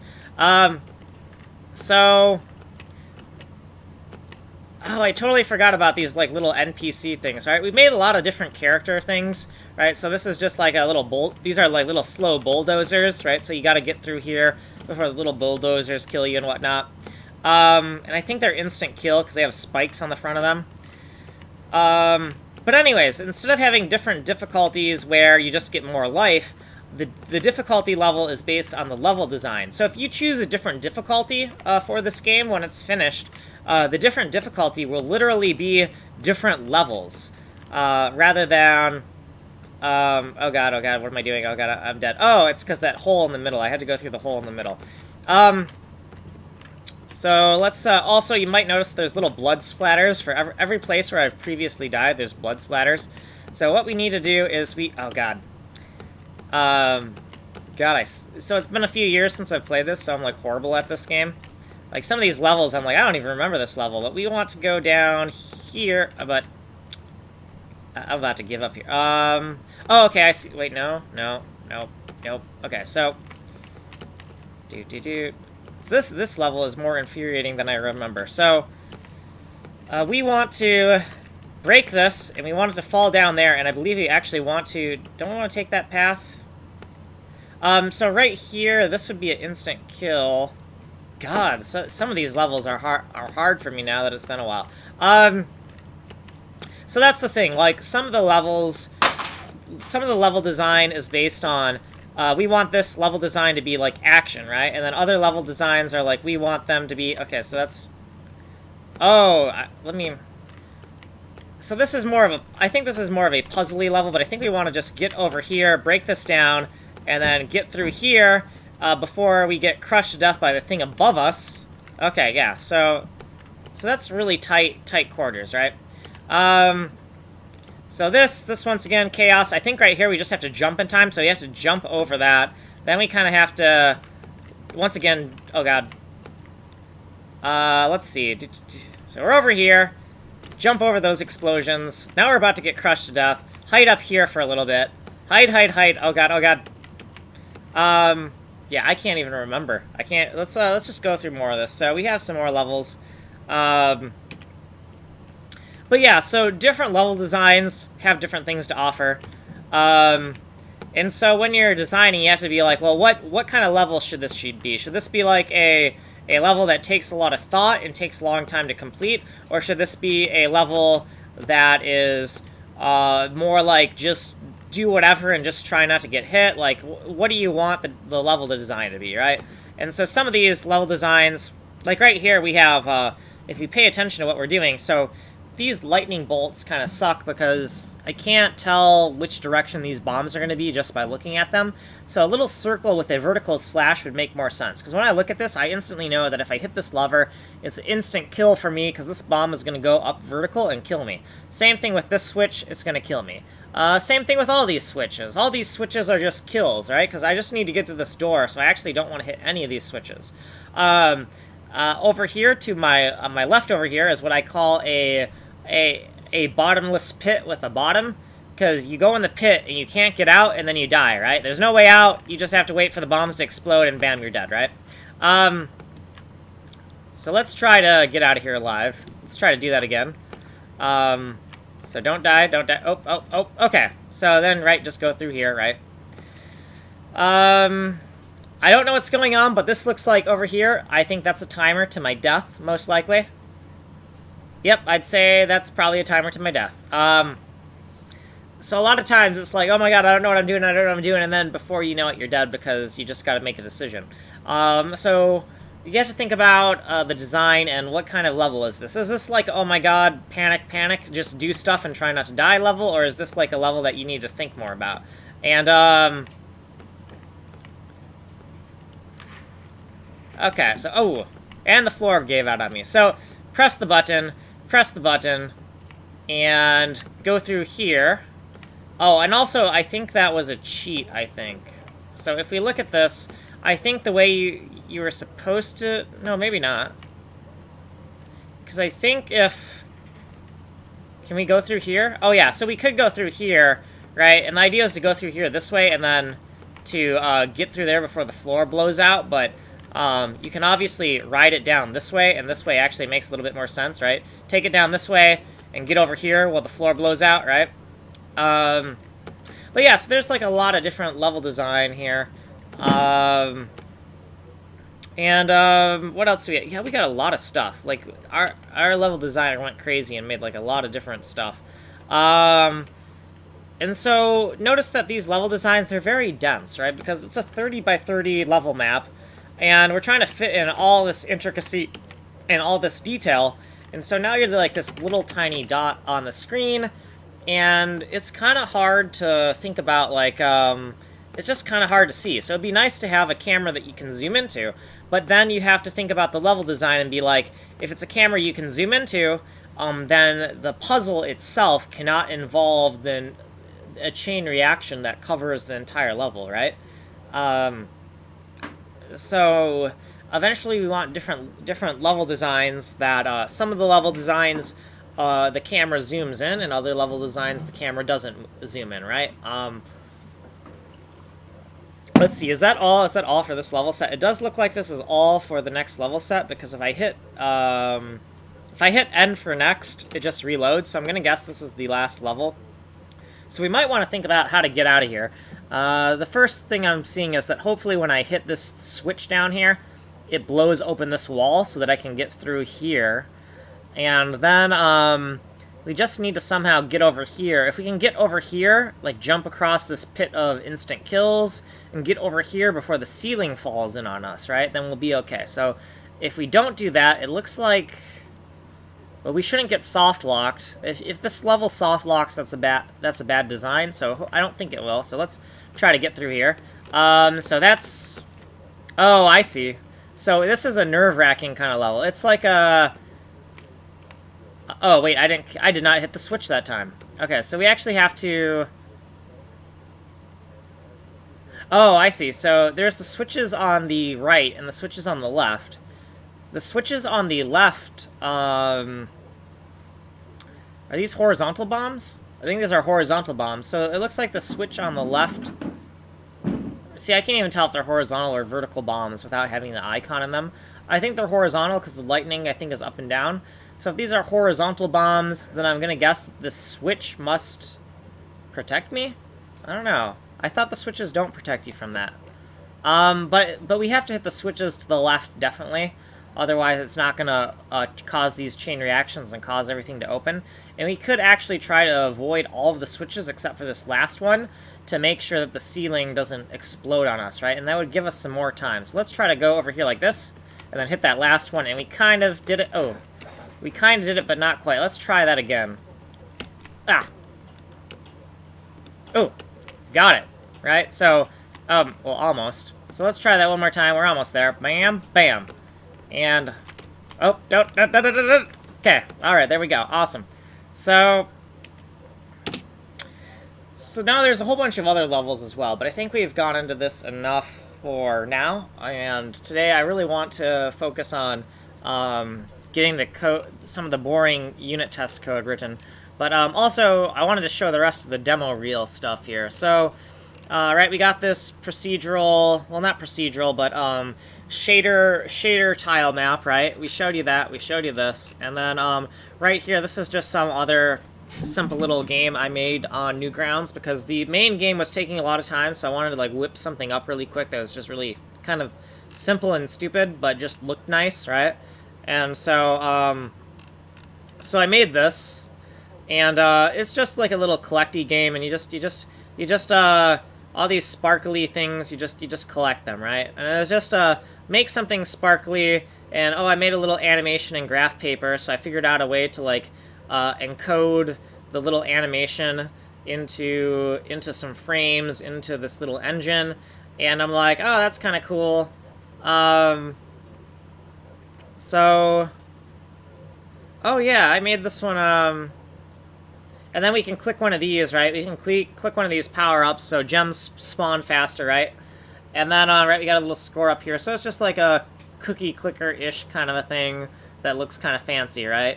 Oh yeah, 2015. So I was doing this. This was kind of like at the tail end of the Atomic Alice. We're like, oh man, we're never gonna finish this. Let's just make something. So 5 years ago, and this was when like Flash was kind of pretty much dying. So we yeah, I don't know. It was a cool little project, but it was mostly like, oh, can I actually make something from the ground up with my own code without like using anyone else's engine? And that's kind of like what I came up with.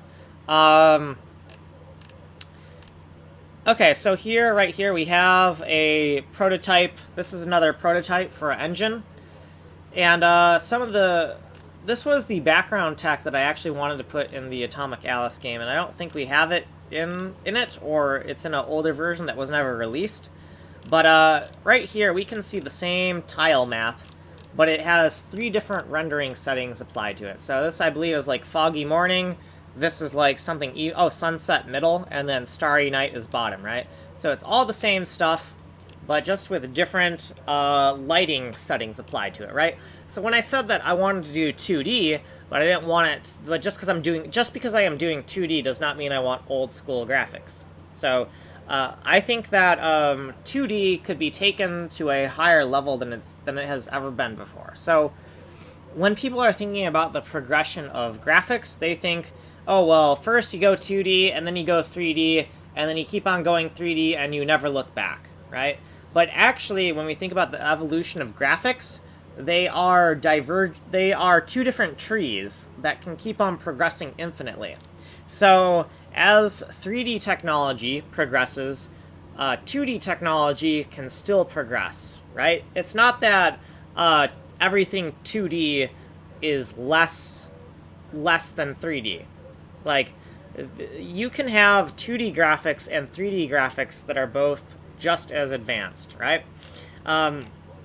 So we're going to take this idea of having a tile map that has different layers and different levels and different rendering settings, right? We're going to take this tech here, and we're going to combine it with this tech here, and then we're going to combine it with this tech here, right? We're going to combine all this tech all into one engine, and then some on top of that as well. So here's a different prototype for the Atomic Alice game. The lighting engine was much more extreme back then. I really liked this, but my artist was like, no, we can't do this. This doesn't make a playable game. Yes, it's flashy and nice to look at, but it doesn't make a playable game. Tone it down, right? My artist told me to tone it down, so I toned it down.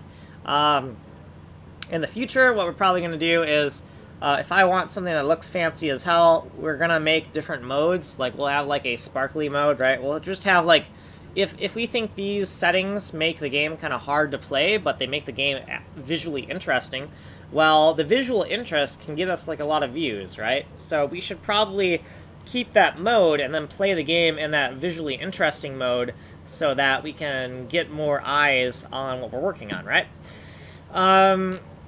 So then here's that loading screen you saw, just a little gif of that. This is a prototype in Golang.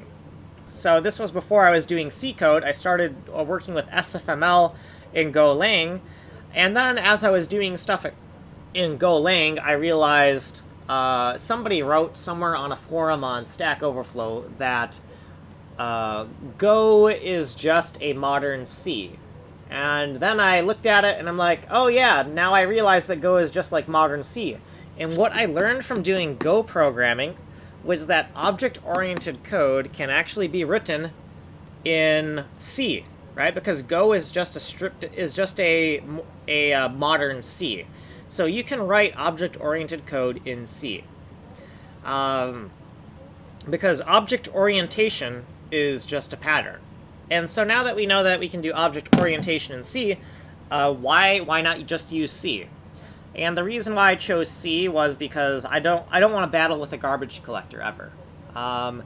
Battling with a garbage collector is nice for little projects and little prototypes, but once you want something serious, I just don't like the garbage collector.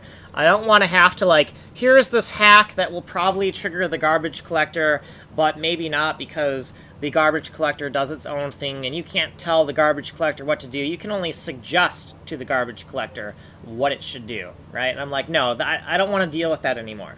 I do like the idea of in Flash, one of the main strategies for managing memory is just allocate everything up front and then just reuse all your memory, repool your objects, right? And just reuse everything you're using, right? And if you do that, if you just create pools of objects in a game that has a garbage collector, you probably won't get hurt by your game stuttering from the garbage collection, right? If you do it that way. So I have taken that kind of style of programming from Flash, and I am using it in the current C codebase. Okay, last thing to note here is, let's just, well, we don't need to pause here, but you can see that there's 4x4 tiles. So this is an auto tile designer that has a very specific layout to what the tiles look like. This piece of tech also is going to go into the engine. Notice that down here we have like a little terminal. So I suck at UI. UI is very hard. And so in order to get keyboard commands and not forget all of the commands, I made a little terminal where I can type commands. The way the terminal works is you type the system name, the command name, and then the parameters for the command. So all of the, right, so I typed draw next view. So that stands for dragon and next view. So all of the subsystems of this prototype had 3-letter abbreviations for their system name, and I was using, at this time when I was coding this, I was using kanji for all of my variable names. That is the reason for the name Kanji Coder. I was experimenting with a way to get code that was highly terse, so I was using Japanese kanji to make that happen. And it was a really interesting experiment, and ultimately I think it was a bad idea, but it was good to try out, right? You want to try a lot of different things and just see what happens. The hypothesis was that I could... Sometimes when you're doing class names, you have this thing called Lego naming, where when you're trying, you make a class for something, and it's a new concept that has never existed before. So you have no clue what to call it, so you just call it whatever things it works with, like lighting manager, or dirty light tile re-renderer, right? So you call things like these weird, obtuse names where you're just gluing together names. And that makes the code just kind of ugly and clunky, and you get these really long variable names, and they start wrapping off the edge of your screen, and it's horrible. So I thought, okay, I have an idea. Let's just... There's like thousands and thousands of different Japanese kanji. Let's just reserve a single kanji, which only takes up 2 characters, and we'll just reserve different kanji for different systems, right? And so the dragon, I don't even remember what the dragon system does, but it only takes up 2 characters, right? It's really terse. And now you'll be like, well, if you don't remember what dragon does, then what the hell is the good of being that terse? And the reason for being that terse is I actually don't want you to know what dragon does. If you're new to this code base, I don't want you to make assumptions by looking at the code and looking at the variables and just being like, I think it should do this, and then groping your way around the code base and just trying to get things to work. So if you want to know what dragon actually means, you have to go into the dragon class and look up the documentation for the dragon class and just see, well, what does that dragon class actually do? The problem with this philosophy is it requires a whole bunch of front loading of all of the systems, right? Like, you need a huge vocabulary of all of the systems ahead of time. You got to do like a lot of research. You got to read a lot of the code base before you can even begin to be productive. So the thought is that maybe we should allow people to make assumptions. Maybe we shouldn't be so militant and so heavy-handed and so what is the word? What are those people that I don't like? Oh, authoritarians. Yes, maybe we shouldn't be so authoritarian with the way we've structured our code base, right? Maybe we should allow people to make a few assumptions so that it's a little bit easier for them to get in this code base rather than be so cryptic with all these kanji. And also, how are they going to type these kanji? I can type them because I have a shortcut script that's going to allow me to type stuff like that. But you think a programmer who's not a native Japanese speaker knows how to type kanji? That's probably a very rare breed of programmer. And do I really care about that? Do I really care? Or do I care that they can like program an engine and program good code? Right? So by having this really weird restriction on the type of programmer I can use, I'm really limiting myself to what kind of people can work on this project. So I thought that was a bad idea. It was a great experiment. Like, I don't think it's like a bad idea that I did it, but it was a good experiment. So this right here is just a little quad tree thing I did for a company party when I was working at Nexient doing like business programming. And I don't actually, you'll see the pattern is mirrored 6 times, right? Because we got this hexagon pattern. But I don't actually cut and paste the pixels and rotate them. It's actually 6 systems that are duplicated. And when I click in a certain region of this, the messages are just, the message pattern is broadcasted to all of the duplicate systems. So if we go into this, so right now it's in a demo mode, but if I click on it, it'll stop being in demo mode, okay? So if I click this triangle, I can subdivide it somewhere. So if I want to subdivide it right here, I'll click over here, subdivide it and color it. If I want to click down here and subdivide it and color it, I'll click right here. If I want to subdivide it again, I'll click right here, right? And it's a quad tree, right? Because a triangle, if you think of like a little Triforce from Zelda, it can be divided into 4 triangles. A triangle can be divided into 4 more equilateral triangles. Therefore, it's actually a quad tree. So, right, we can make all these cool little patterns, and we can click and drag, right, to make it go really fast and just be like, woo, right? Or we can just or we can be more meticulous about what we're doing here. The actual color generation is random. The color generation here is based on the company's colors, the colors that they use for their company logo. So Nexient has like a blue, a gray, and a white. That's kind of like their color scheme. Sometimes they use an orange, but I thought mixing in orange with this would be kind of bad, right? Because we want one accent color, and then we have these 2 other colors, right? So the color is our accent, and the white and gray are our other 2 logo colors. But yeah, so there's actually 6 different systems here, and when I click into one of these regions, it records what I call a stack address, which is just a way to locate the current quad cell. And once we know what current quad cell of this system we have, we duplicate the message here, here, here, here, and here, right? We just duplicate the message, and each individual system renders itself. So even though it might look like I'm taking the pixels, copying them, and rotating them, that is not what is happening at all. So this is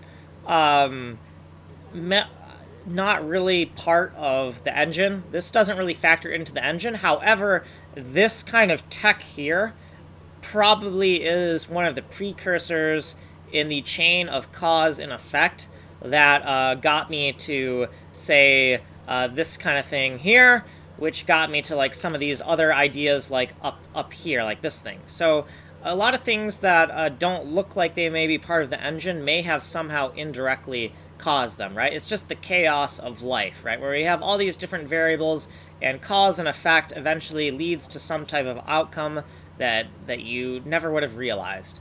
So here's just like a demo of the shortcuts, right? So I have a shortcut script, right? I have over 300,000 shortcuts now. I want to get to 1,000,000 eventually, so I can be like, I'm hoping that once I get to 1,000,000 shortcuts, I'll just like have some type of genius level knowledge of what I'm working on, or at least my shortcuts will be genius level, but I won't be because it'll all be in my shortcuts. But the idea is like sometimes when you're looking for things, trying to look for them on the internet, things that you've seen before, documentation you've seen before, sometimes it takes a long time to find it. Or maybe you're looking for something you wrote a while ago, but it's been 3 years since you wrote it, and good luck finding it, right? So I made this shortcut script, and I started putting all of my documentation into a repo that that has this shortcut script. So the shortcut script code and the repo with the knowledge base repo, and the shortcut script, they're all in the same repo. And it's like 1 gig of stuff. It's huge, right? Because it's like all this different information I've touched over the last 3 years, all at my fingertips, right? And occasionally the shortcuts will resolve to places other than this repo. But the idea is that if my shortcuts point to any type of data, that data is either backed up in the shortcut repo itself or backed up in a different location. For example, let's look at my shortcut script here, and let's try to activate something like, how about the AAC 2020 folder, right? So AAC 2020 folder, oh, I thought that was a shortcut. You're kidding me, that's not a shortcut. Oh, wait, we suspended our shortcuts because they interfere with the keyboard bindings of the game, but let's put those back. Okay, AAC 2020 folder, right? So we want that shortcut, and it goes to RGAAC 2020. The R drive is my repo drive, so it's a thumb drive dedicated to Git repos. G is for Git, so if I have a different type of version control, there's a different letter. So I also had M for Mercurial, but I've since gotten past using Mercurial. Like, I really like the UI for Mercurial. However, GitHub is kind of like your standard for version control, and it works much better for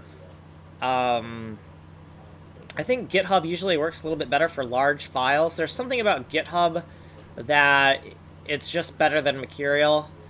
From my personal experience using it and having problems with things happening to my data in Mercurial. But anyway, so if my shortcuts can also route to pieces of data that are associated with different permanent repositories. Also, in addition to an R drive, I also have a V drive. V drive is for Vulkan. I don't really do much Vulkan anymore, just because I'm not really good enough for Vulkan. Like, that's really what it comes down to. It's like, I read a lot of the documentation. I read up to like 500 pages of documentation that mostly went over my head. I did 2 little projects in Vulkan just to like get the basic hello world going, right? Like thousands of lines just to get the fucking hello world going. And then I'm like, you know what, this is too much for me. Like, maybe in the future when I'm a better graphics programmer, but right now, Vulkan is too much. So, let's keep on going down here through the demos here. So, I have some tools that enable me to code a little bit faster, and they're IDE agnostic, right? So in any IDE that I'm using, right now I don't really use an IDE, I use Notepad++. I keep things simple. I'm kind of a pocket knife kind of person, as opposed to somebody who would like a blender. Like, I just want a pocket knife. So I had ways to like take, like cut and paste stuff from documentation, and then use it to create, oh, well, this is my clipboard stack. There's another thing that's used for cutting and pasting from documentation. I'm wrong here. This is just my clipboard stack, right? So you want to cut and paste a lot of things all at once so that you can mass write some code blocks that are really redundant. Then you use a clipboard stack, right? So the demo here, right, is that this is, what the fuck? So this is cut and pasted from a section of either documentation or code somewhere, and we see all these constants, VK this, VK that, VK that, VK that. We want to make a big switch that uses all of these enumerations in the documentation, right?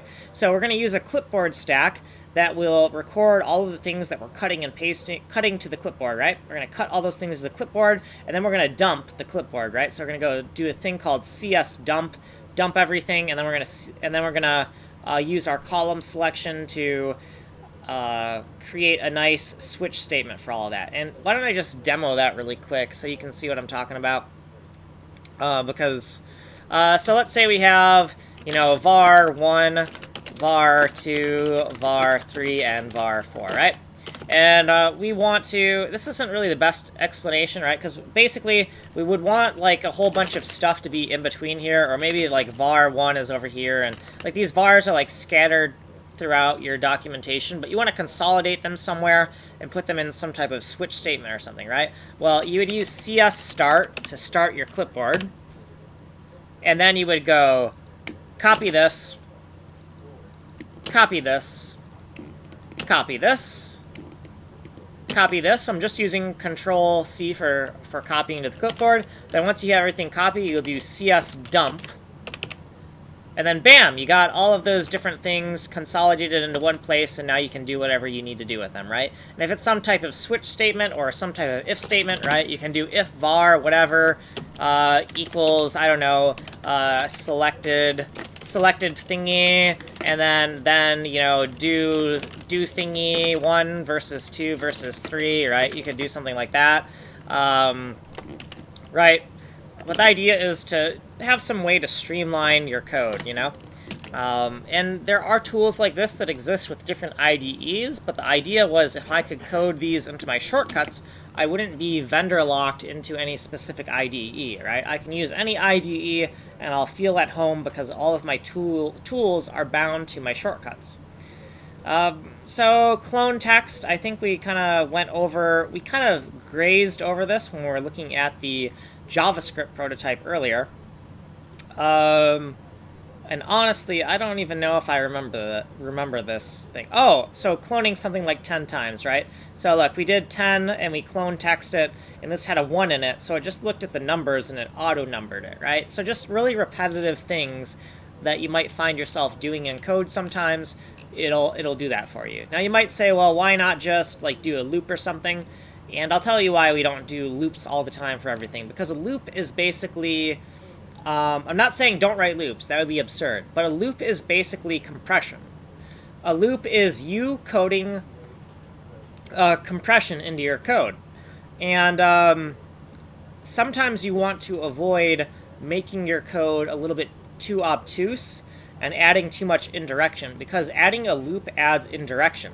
So something like this right here, this big block of stuff here, where it's like A1, A2, A3, A4, it takes up a lot of space, but it's dead simple. Now, if we did the same thing in a loop, we did like for I equals, you know, 1 to 11 inclusive, and then AI equals placeholder, and then we keep on looping like that, yes, we would take up a lot less room, right? But we would effectively compress this, right? Because we take all of these code lines and we just write it in a loop.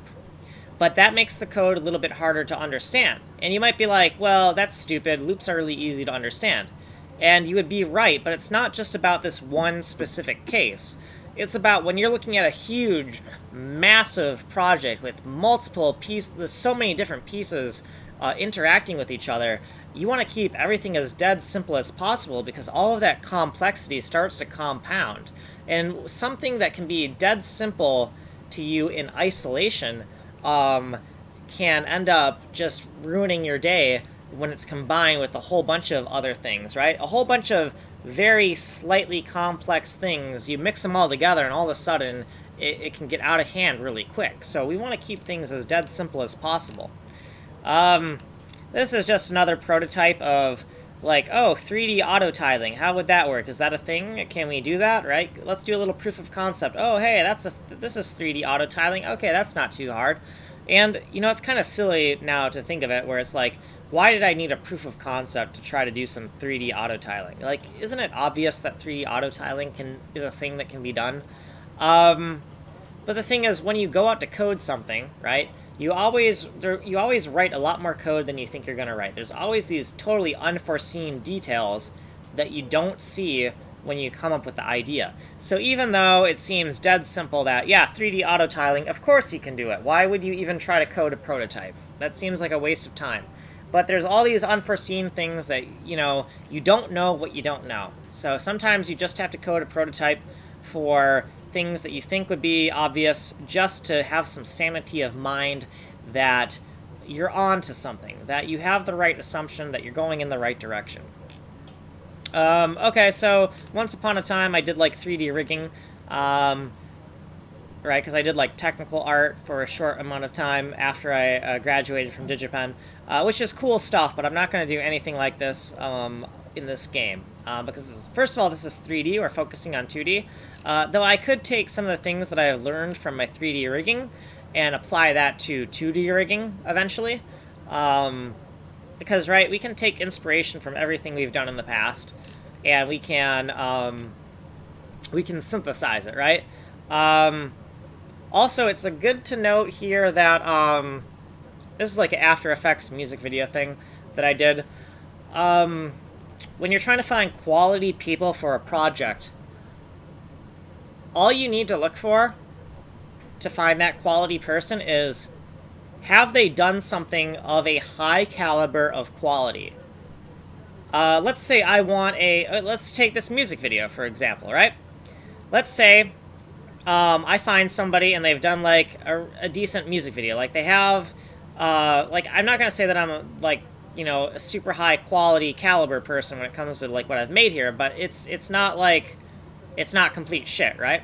So let's say that, you know, you find somebody who's made, like, a little music video like this, and you're like, man, that is awesome quality, I love the quality of your work. And you take this person who has done a music video, and you say, what, you want to be our game designer, and you've done this music video? Hired. Right? And that might seem like that might seem absurd to you, but think about it. Somebody who makes quality work, anything they put their mind to will also be quality work. So if they are interested in doing a certain type of work for you, and they have proven themselves in the past to have done quality work, then hired. Good enough for me. I don't need to know if you're good at this specific type of work. All I need to know is that you are interested in the job, that this job interests you, and that previously you have a reputation of making quality work.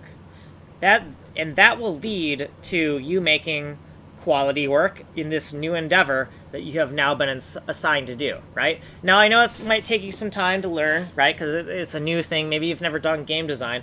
But if you've proven yourself as somebody who has that kind of quality work, then I'm not worried at all. Seriously, like, it's a certain type of personality you're going for when you're building a team. You want, like, somebody who has that work ethic, and you want somebody who just has the aptitude for quality work. So this is kind of cool. Like, I did some Unreal stuff for a job interview for, I think it was, what the hell was it called? Studio Wildcard. That didn't go anywhere. I won't get into the reasons why that went anywhere. I don't want to trash talk anyone. But generally, well, I guess we can go into it. It's not like trash talking. Basically, they wanted me to do stuff with their dev kit, and their dev kit required me to put more RAM in my computer.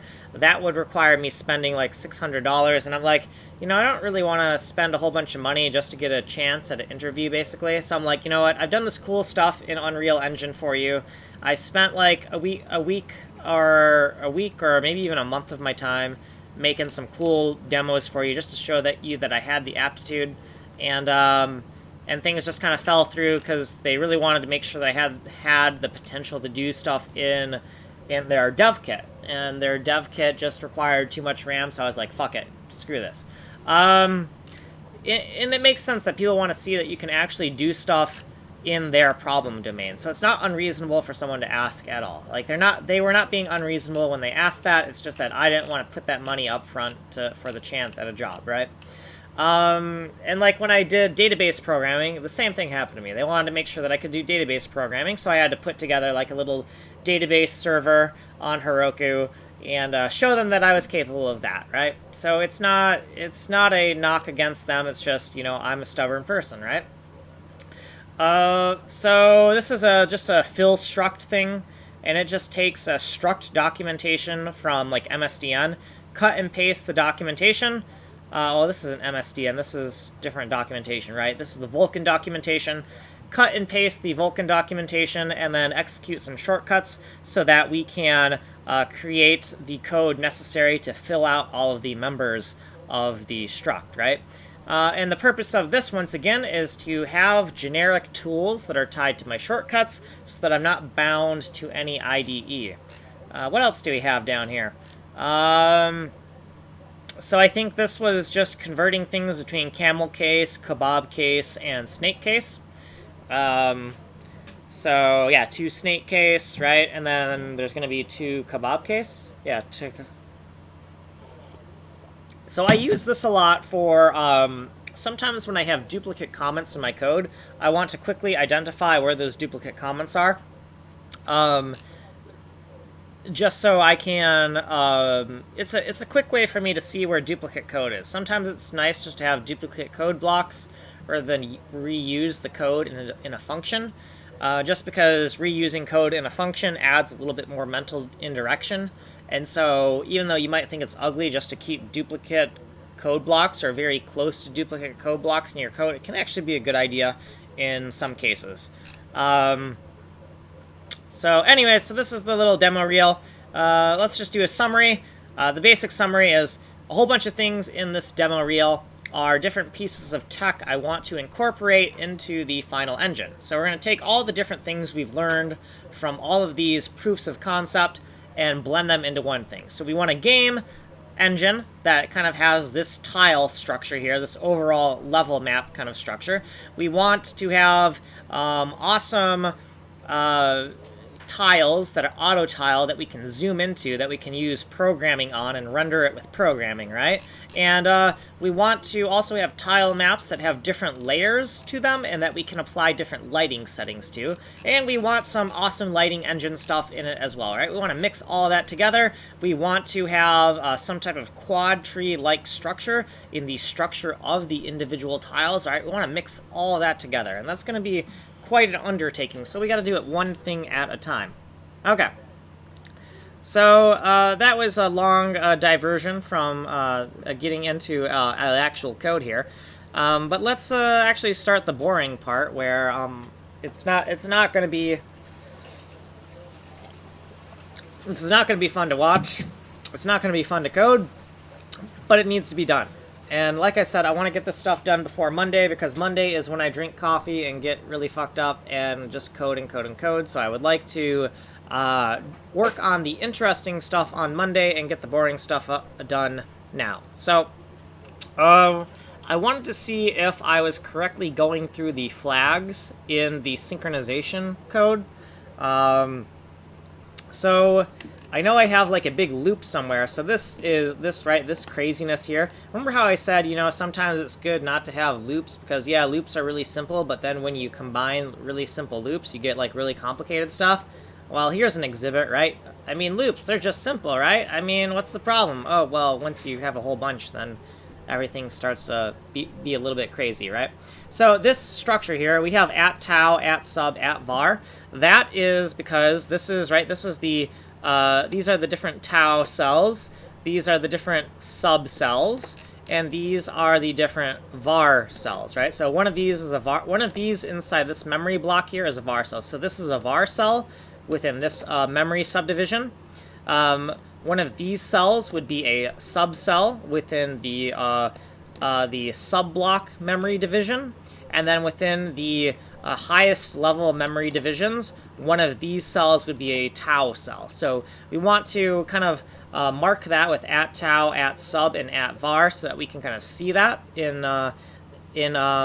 so that we can correlate what's going on here with the diagrams here. And also, let's make sure that this is actually in our documentation file, because I don't think we have it here. So let's look in the whole code base for this, because if we don't have it, I know what we need to do, and we'll probably just add more annotations to our diagram. So looking for @tau, what do we find?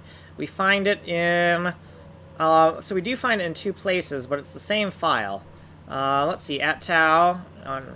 So that is actually good that we have this kind of linkage, right? So that when we see @tau, we know that it's it's associated with these kind of variables here. Because when you're writing the code, it's all about connecting those dots, right? That's all code really is. It's data, functions, and just connecting the dots between the flow of the data. So this @tau, I think what I would like to do is, so this is going through all of the different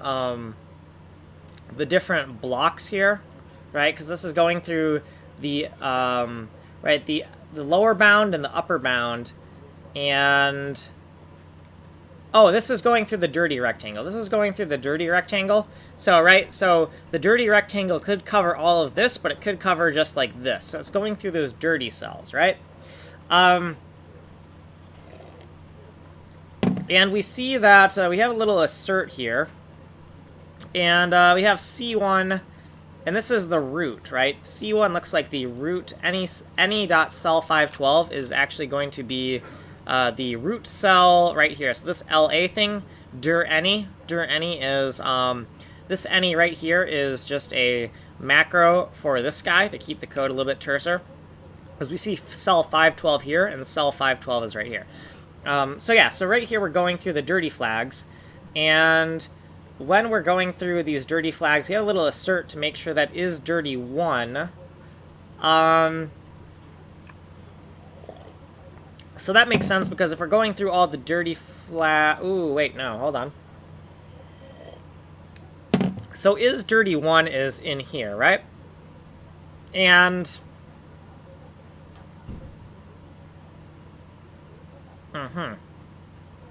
so this is wrong. This algorithm is wrong. So the first thing I want to do is, have we even called this from anywhere yet? Or have we just kind of like done the basic logic and we haven't run any of the tests yet? So void, and then it looks like this might be a wrapper function. Let's take a look at that. So this is a wrapper function right here. So this is just going to be a wrapper that does a little bit of guarded calls here, and all it does is says, you know, if the root of the tree is not dirty, if the root of the quad tree isn't dirty, then none of these sub-elements are dirty as well, right? Because anytime you mark something as dirty in the quad tree, that dirtiness bubbles up all the way to the top of the tree, right? So this is just a wrapper to make sure that we just don't even execute the base logic unless the tree itself is marked as dirty. So we're not really running this code anywhere yet, and it makes sense because we're in the unit test phase of kind of like testing out this code. But just because we're at the testing phase doesn't mean we can't re-look over this and be like, you know what, before we even write the test code, I see some problems that are wrong with this, so let's fix that. So because we know that this is the going through the dirty rectangle, we need to, when we go through the dirty rectangle, what that means is it means that, say the dirty rectangle is from here to here. That means that, that the bounds of the dirty cells fits around here, that these are the bounds. But it does not mean that every single cell is dirty. What this could mean, if the dirty rectangle is from here to here, it could mean that this cell and this cell are dirty. And in order to get a dirty rectangle that covers both of those, we need it to be over this. So that means we have to go through this cell, this cell, this cell, this cell, this cell, this cell, this cell, this cell, and this cell, and ask, are you dirty? Are you dirty? Are you dirty? If it's dirty, we drill further into it. If it's not dirty, we skip over it. Now, the advantage of having the dirty rectangle is we don't have to look at 3, 7, 11, 12, 13, 14, and 15. We don't have to look at those ones. Without a dirty rectangle, we always have to take a glance at each one of these and ask, are you dirty, before we decide to skip over it or to drill into it. So it's an optimization here. Let's take this at tau here, and let's say that what this really represents is at tau is kind of like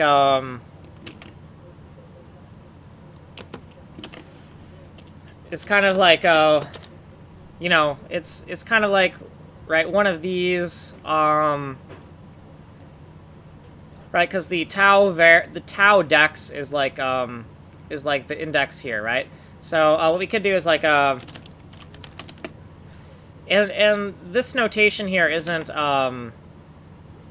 what do you call it? It's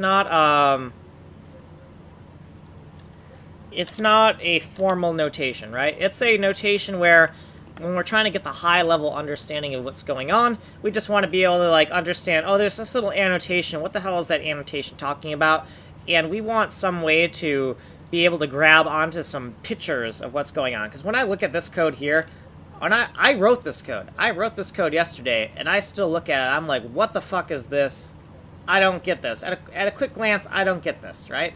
So we want like little annotations that can point back to the diagrams so that we can kind of understand, well, okay, I don't get it, but what was it all about, right?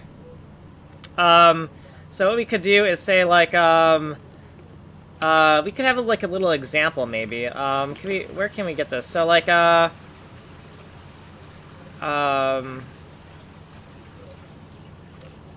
I don't know how we want to do this, but, you know, at the very least, we just need to do this, right? At the very least, we just need to make a little annotation. You know, we can just do this, right? We can just do a little at tau like that, and we can do the same thing for this right here. So we have the dia subcell right here, and so we can also kind of put that over here as well, right? At sub. And like I said, it's not a formal thing, right? Like, it's not like we can, first of all, it's not like we can take this ASCII diagram we wrote and just run it as code, right? So it's just for our general understanding of what this code is, right? We need like a good mental model of what this code is doing, and these little tags are going to help us, right? So at var right here, so dia var cell, and we'll kind of like put this here. So what at var actually stands for, I don't have a specific meaning for what at var stands for. All we know is that at var kind of like, we know that at var has something to do with this section, right? And when we look at sub, we know that at sub has something to do with this section, and we know that, you know, at tau has something to do with this section, right? So the idea is to give us a general idea of where things are, right? Because we see these 3 sections of code, right? We see these 3 loops. And then we also see, oh, hey, there's these 3 subdivision structures. And then it's kind of, it's enough to jog our memory to be like, oh, so I get it. So it's like this is looping over this guy here. And then we're going to drill even deeper into sub. And then we're going to loop over sub here. And then we're going to drill even deeper into var. And then we're going to loop over this stuff, right? So we can see the analogies between the code and the diagrams, right? And luckily for me, since I'm doing stuff in 2D and everything is very grid-based, this is very easy for me to do. Now, if I was doing things with polygons and whatnot, the diagrams would be a lot harder to make, and we might end up finding ourselves in we might end up having to do a lot more putting like images, like GIFs or PNG files into the code base that actually are diagrams explaining stuff, right? So we might have like, for instance, we might have like at tau right here, and let's say that we're doing an engine that it's very hard to make ASCII diagrams for. So maybe we have another file that says like at tau here, and what we do is we say, you know, c tau dot, maybe we say c doc slash tau.png, right? So we would need some way to communicate those diagrams and have them linked to the source code some way, right? So maybe we have this at tau, but then in another file where we have the documentation list, we have like an index that just says at tau points to this PNG file in this folder, right? We'd have to do something like that. It would be much more cumbersome. So I'm glad that, you know, the problem space I'm working in is very conducive to these like ASCII diagrams, and that is a good thing because I like the light memory footprint of these ASCII diagrams. I just like the lean and mean kind of code base that I'm going for here. Okay, so let's look over this. So we have this assert here, and we're always asserting that it's dirty, and that's just wrong. What's this other assert? So asserting that the ID is 0, it's greater than or equal to 0, and it's less than or equal to 4 times 4 minus 1, right? So we're basically saying that, you know, it's a 4x4 grid, right? And so the last index here is going to be 16, right? So 16 minus 1, 4x4 minus 1. And I intentionally don't write 16 minus 1 or even 15 because I want it to be obvious what these numbers mean, right? And it's kind of like, well, if you want to be obvious about what these numbers mean, then why are you coding magic numbers in here? Why not just make them like a define somewhere that you can look up? And that is a valid way to do it. However, with that kind of clean code approach, that's basically a clean code approach, you have more mental indirection, right? Now you don't just see a 4 and a 4 here, you actually have to, you don't know it's a 4 because you just have some variable name here, you gotta like look it up somewhere, right? So you're adding more mental indirection. Also, let's go back to the saying, different data, different problem. Therefore, I can hard code these numbers in here, and hard code them in here, and hard code them in here, because all of this logic is for a very specific structure of this 512 by 512 subdivided this way, then subdividing those subdivisions this way, then subdividing these subdivisions this way, right? It's a very specific problem, very specific data. So it's not like these numbers here are ever going to change. That's not going to happen at all, right? So we've dug ourselves into this hole, and hopefully this hole is a good hole. Hopefully it's a missile silo and not a grave, right? So let's look at what is wrong here, because I haven't really explained what's wrong here yet. Or maybe I have, I've kind of grazed over it, and it might be obvious. But, the is dirty here, right? This dirty assert, we're going through the dirty rectangle here. But, remember, I said that, let's say if we mark 0 and 10 as dirty, the dirty rectangle is going to cover all of these cells. Not all of these cells are dirty, only 0 and 10 are dirty. Therefore, that assert is completely bogus. Also, if it's not dirty, we don't want to drill further into here. So, what we do need to do is, we need, clearing it as dirty here, like erasing the dirty flag is good, that is good. But, instead of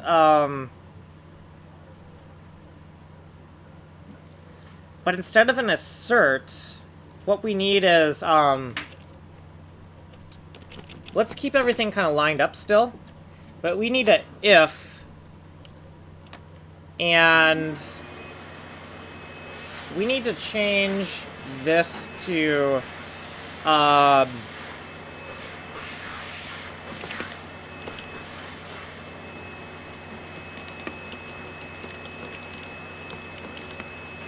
okay. So, if it's not dirty, right, if it's less than or equal to 0, then we just need to break out. We don't need to traverse anywhere deeper into this tree at this point, because the dirty flag has not been set. Now, if the dirty flag has been set, then we want to mark it as clean, but then we want to start setting up to dive into the next level, right? So let's kind of fix that problem, and then we're going to do like a quick, sanity check just to make sure that all of the variables look correct here. So let's take this assert here, and right, so the other advantage of, remember how I said, you know, kind of like being very redundant like this can make it easier to follow your code. So having all of this kind of cut and paste and having the formatting exactly the same, I can find exactly the place I need to change because the structure of the code is very rigid and uniform in the way I've decided to like code this, right? So if we take this and we just keep on going, and we need one more continue right over here, so this assert right here, and also this needs to be less than or equal to 0 now. And then down here is our last one, so we're going to do a little if. We're going to kind of still keep things nice and lined up, right? We're going to keep the exact same formatting. And I noticed that here we have, it looks kind of weird. It's, we see that isDirty3 is inside of a comment. And that's because the variable here is, it's conceptually a dirty3 flag, but it doesn't actually exist. It's like a conceptual variable is what I usually call it, which might not be the best way to call it, but if we look at our data structure for the dirty stuff, so if we look at Taudirt, right, we have isDirty0, so let's highlight them. So isDirty0, isDirty1, and actually maybe we should color them differently. So isDirty0, isDirty1, isDirty2, and then isDirty3 is right here. Because eventually, each one of these is a different struct, right? We dive into this struct, which dives into this struct, which dives into this struct, but eventually, when we terminate on a piece of data, we're no longer in a struct anymore. So the final cell is just a index location that specifies a cluster of 4 pixels, right?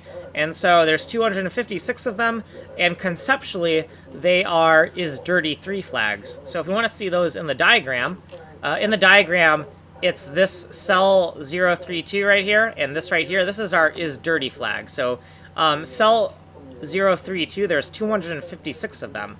So there's 256 clusters of 4x4 pixels in the deepest level of our tree.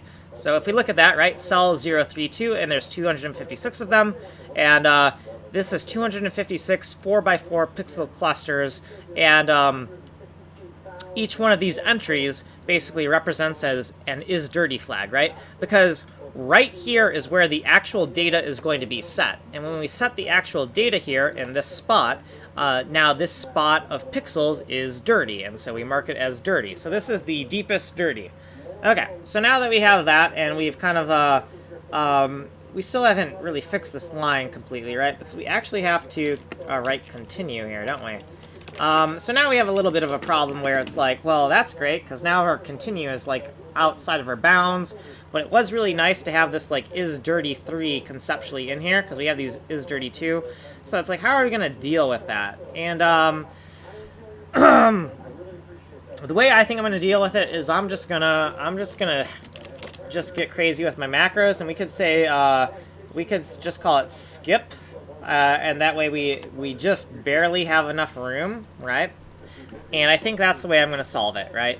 So it's kind of hacky where you know, I don't want to add extra mental indirection, but at the same time, I want to keep everything on this boundary here, right? Because I don't want to have to scroll back and forth. I don't want any mystery code, right? Mystery code is like, it's code that goes off the screen, so when you're looking at a commit message or something, you can't see the code because it's off screen.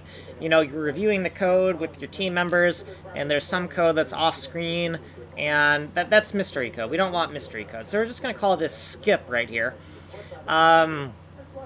So we'll notice that I am going to make this code a little bit more obtuse, a little bit more indirect, because the not going over this line here, not going over this 64 column limit is a higher priority than making this more obvious, if that makes sense. And it's also one of my other priorities is keeping these structures, right? Keeping this code for all of these different levels in the same exact format, because then I can easily glance over these sections and I can isolate these sections of code, and without even reading the code, I know what section of code I'm in, just because I see those visual patterns. So now that we have this thing called skip, I actually might want to call it SKP for skip, because if we look over here at my defines, this is the GPU sync section, right? And the function is inside of here, right? So because I use defines so much, I actually have dedicated a very specific place where I put all my defines for a certain section of code. So let's take right here, let's just go define and go SKP for skip, and just write continue, right? And so usually for an acronym, I'll do the first 3 letters for an abbreviation, but I just think that SKP reads a little bit better as skip. And this isn't one of our common variable names that we always use, so I feel free to break the rule of the first 3-letter rule and just use this acronym, because I just feel like it reads a little bit better as an abbreviation. Okay. So in general, my rule for abbreviations for a lot of variables is it's just the first 3 letters of whatever I'm abbreviating, which is kind of weird, but the idea is that I don't have to mentally think about it, right? The less thinking about what I have to name a variable, the better. Now, at the same time, I don't want to have to think about it, but I don't want it to be ambiguous either, right? So that's why I have meticulous documentation about what my different variable names mean, right? That's like when we saw earlier, right? Let's open up a new tab really quick, right? So VP0, that's pretty terse, right? That's pretty terse. Like, what the hell is that? Those 3 letters. Well, that's why I have meticulous documentation where I can be like, VP0 means, what does that mean, right? And then, oh, that's what it means. So if you've ever heard of Hungarian notation, there's 2 types of Hungarian notation. There is System Hungarian and Apps Hungarian.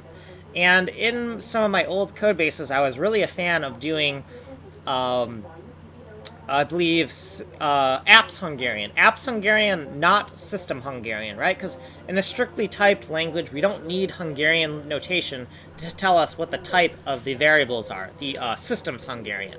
But Apps Hungarian, the idea of Apps Hungarian is the kind of variable is embedded into the name somehow.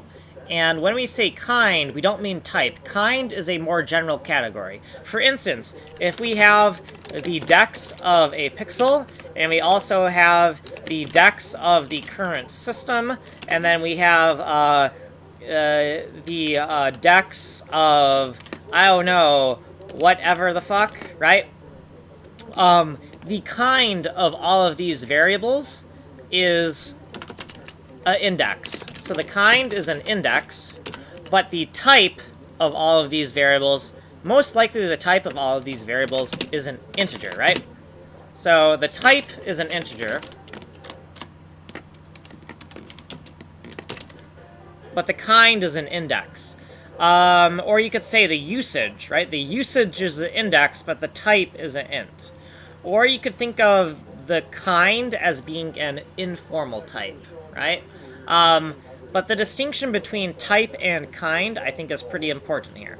So Apps Hungarian is all about telling you what the kind of a variable is, rather than the type, right? Because if we were to do Systems Hungarian, right? So this is Apps Hungarian. Okay, this is Apps Hungarian. If we were to do Systems Hungarian, systems would be the Sys Hungarian. Sys Hungarian would be like this, but it would be like this, right? It'd be, right? And that could make sense in something like JavaScript, something that's loosely typed. But in Win32, it's all over Win32 programming, it makes absolutely no fucking sense, right? Because we have int in 2 places. We really don't need int in the variable name when it's already in the type. Or as far as I'm concerned, I don't really need to know that. Also, when we're looking at the kind, we already call it an index, right? So, you know, after looking at the code and seeing that it was declared as an int, and we see dex, it's not too hard to remember that dex is an integer, right? So this Sys Hungarian stuff, stupid. I think it's stupid as hell. Apps Hungarian, I actually think is a great idea, right? Apps Hungarian, yes, this Sys Hungarian stuff, stupid. Stupid, stupid, stupid. This stuff is good. So when people say, like, oh, Hungarian notation is horrible, I'm going to disagree. What kind of Hungarian notation do you mean? If you mean Systems Hungarian, totally agree with you. stupid idea. If you're talking about apps Hungarian, it's a great idea. So when I have something like VP0, in spirit, it's Hungarian notation in spirit, but it's more than just Hungarian notation. What I'm doing is I'm creating a variable where the variable has a very specific definition, right? So if I go VP0 means, oh, I did a O. So, right, we have a very specific definition. So it is kind of like mixing systems and apps Hungarian together, because basically what I'm saying is, rather than using a certain type of prefix for everything, let's not always say that there's a prefix. Let's just say that this variable itself always means this one exact thing. No matter where it happens in my code base, this variable always means this exact thing. This variable, I can always tell everything I need to know about it just from these three letters, because I've been very strict about my code. So VP0, I know, for instance, since I've been coding enough with this variable, I know absolutely that VP0's type is a struct that is inclusive rectangle. So it'd probably be like some namespace here. Some namespace here, and then rectangle inclusive, right? And we know that that there is an integer and there's an x0, and we know that the struct, the type, we know that the type of VP0 is this, because we've been so meticulous to say that this variable has this exact definition. We don't even need to use Hungarian notation prefixes, right? We're Hungarian notation in spirit, but we don't even need to use those prefixes because we are being incredibly stringent with our variable names, right? So we're being incredibly terse, but we're also being incredibly stringent. So I absolutely know that VP0 is something like this. At the very worst, maybe it's an unsigned 8-bit integer, or maybe it's a signed 32-bit integer, right? But I at least know that they're integers, and that I even know that the exact variable names are this, right? And I know the exact usage of what this is used for, right? Not only do I know that this is the exact structure, well, the exact structure of VP0 is the same as the exact structure as VP1, is the exact structure as VPC, right? So I know exactly that the structure of these is this, right? This is the type, right? When we're talking about the difference between type and kind. And then the actual usage, well, we can look at the usage, right? I have it in my shortcuts, right? Viewport 0 is the destination viewport. VP1 is like your off-screen data, and then VPC is your client area. So, right? So I have all these shortcuts at my disposal. Now you'd be like, well, that's great for you, but what about like other people looking at this code base? Well, for other people looking at this code base, what I've been doing is I've been making this documentation here where I've been doing it kind of in the nature of how I do the shortcuts, where all of the new documentation goes at the top of the file. And the reason we do this is eventually some of the comments in the documentation may end up contradicting itself, right? Like when we talk about clean code people and how they're always like anti-comment and shit, which I'm not anti-comment, and I'm not a clean code person. I am not an advocate of Uncle Bob. I think he's a great guy, or at least a nice guy, but I don't agree with his way of doing code. Uncle Bob from Clean Code, his philosophy for writing code is very oriented towards enterprise software. Like his way of doing things, it makes sense if you are doing enterprise software. If you're doing games, it makes no sense. Like if you want to know, like, why do game developers not do test-driven development? Well, it's because it's a different problem domain, and different problems, different solutions, right? Try not to get into a rant too much about that. But anyway, so the documentation could come out of date. Like that clean code aspect of we don't want to write too many comments because the comments might not match the code, etc. It's a valid concern, right? And so we're going to write everything like in a chronological order with the newest stuff at the top. So if we ever have a contradiction in our documentation, it is whatever came last is the correct way of doing things. And also, if we do it like this, we have a rough history of what's been going on, right? We can look at all these comments, and all the commentary is going to give us a history of where this project has been where it started, and where it's going, right? And also, right, this file is going to get really, really long, so we want the most relevant stuff near the top, right? There's a whole bunch of reasons of why we want to do it this way. But for this stuff, the VP0, VP1, VPC, right, yeah, what if somebody wants to know what that means, but they don't have our shortcut script, like a team member, right? So let's actually do that right now. Let's do @VP0, because I don't think I have a VP0 in my code yet. And I know eventually I'm going to use it. Oh, wait, it's already in there. VP0, VP1, VPC, right? We have the, we already documented it, right? So it's already in there. It's good. So the thing is, yes, I have this private repository of like all these variables that I use in code that I usually write, but as we start to write this code base, we want to make sure that other people working on this code base have access to what those variables mean. Now, they're not going to have the fingertip access like, you know, like this, right, where they can just do this. And so that sucks. You know, eventually maybe, you know, I would like to eventually write a better version of my shortcut script that I can publicly distribute so that, you know, other people who are working on code with me have access to these tools. But for now, it's not a priority.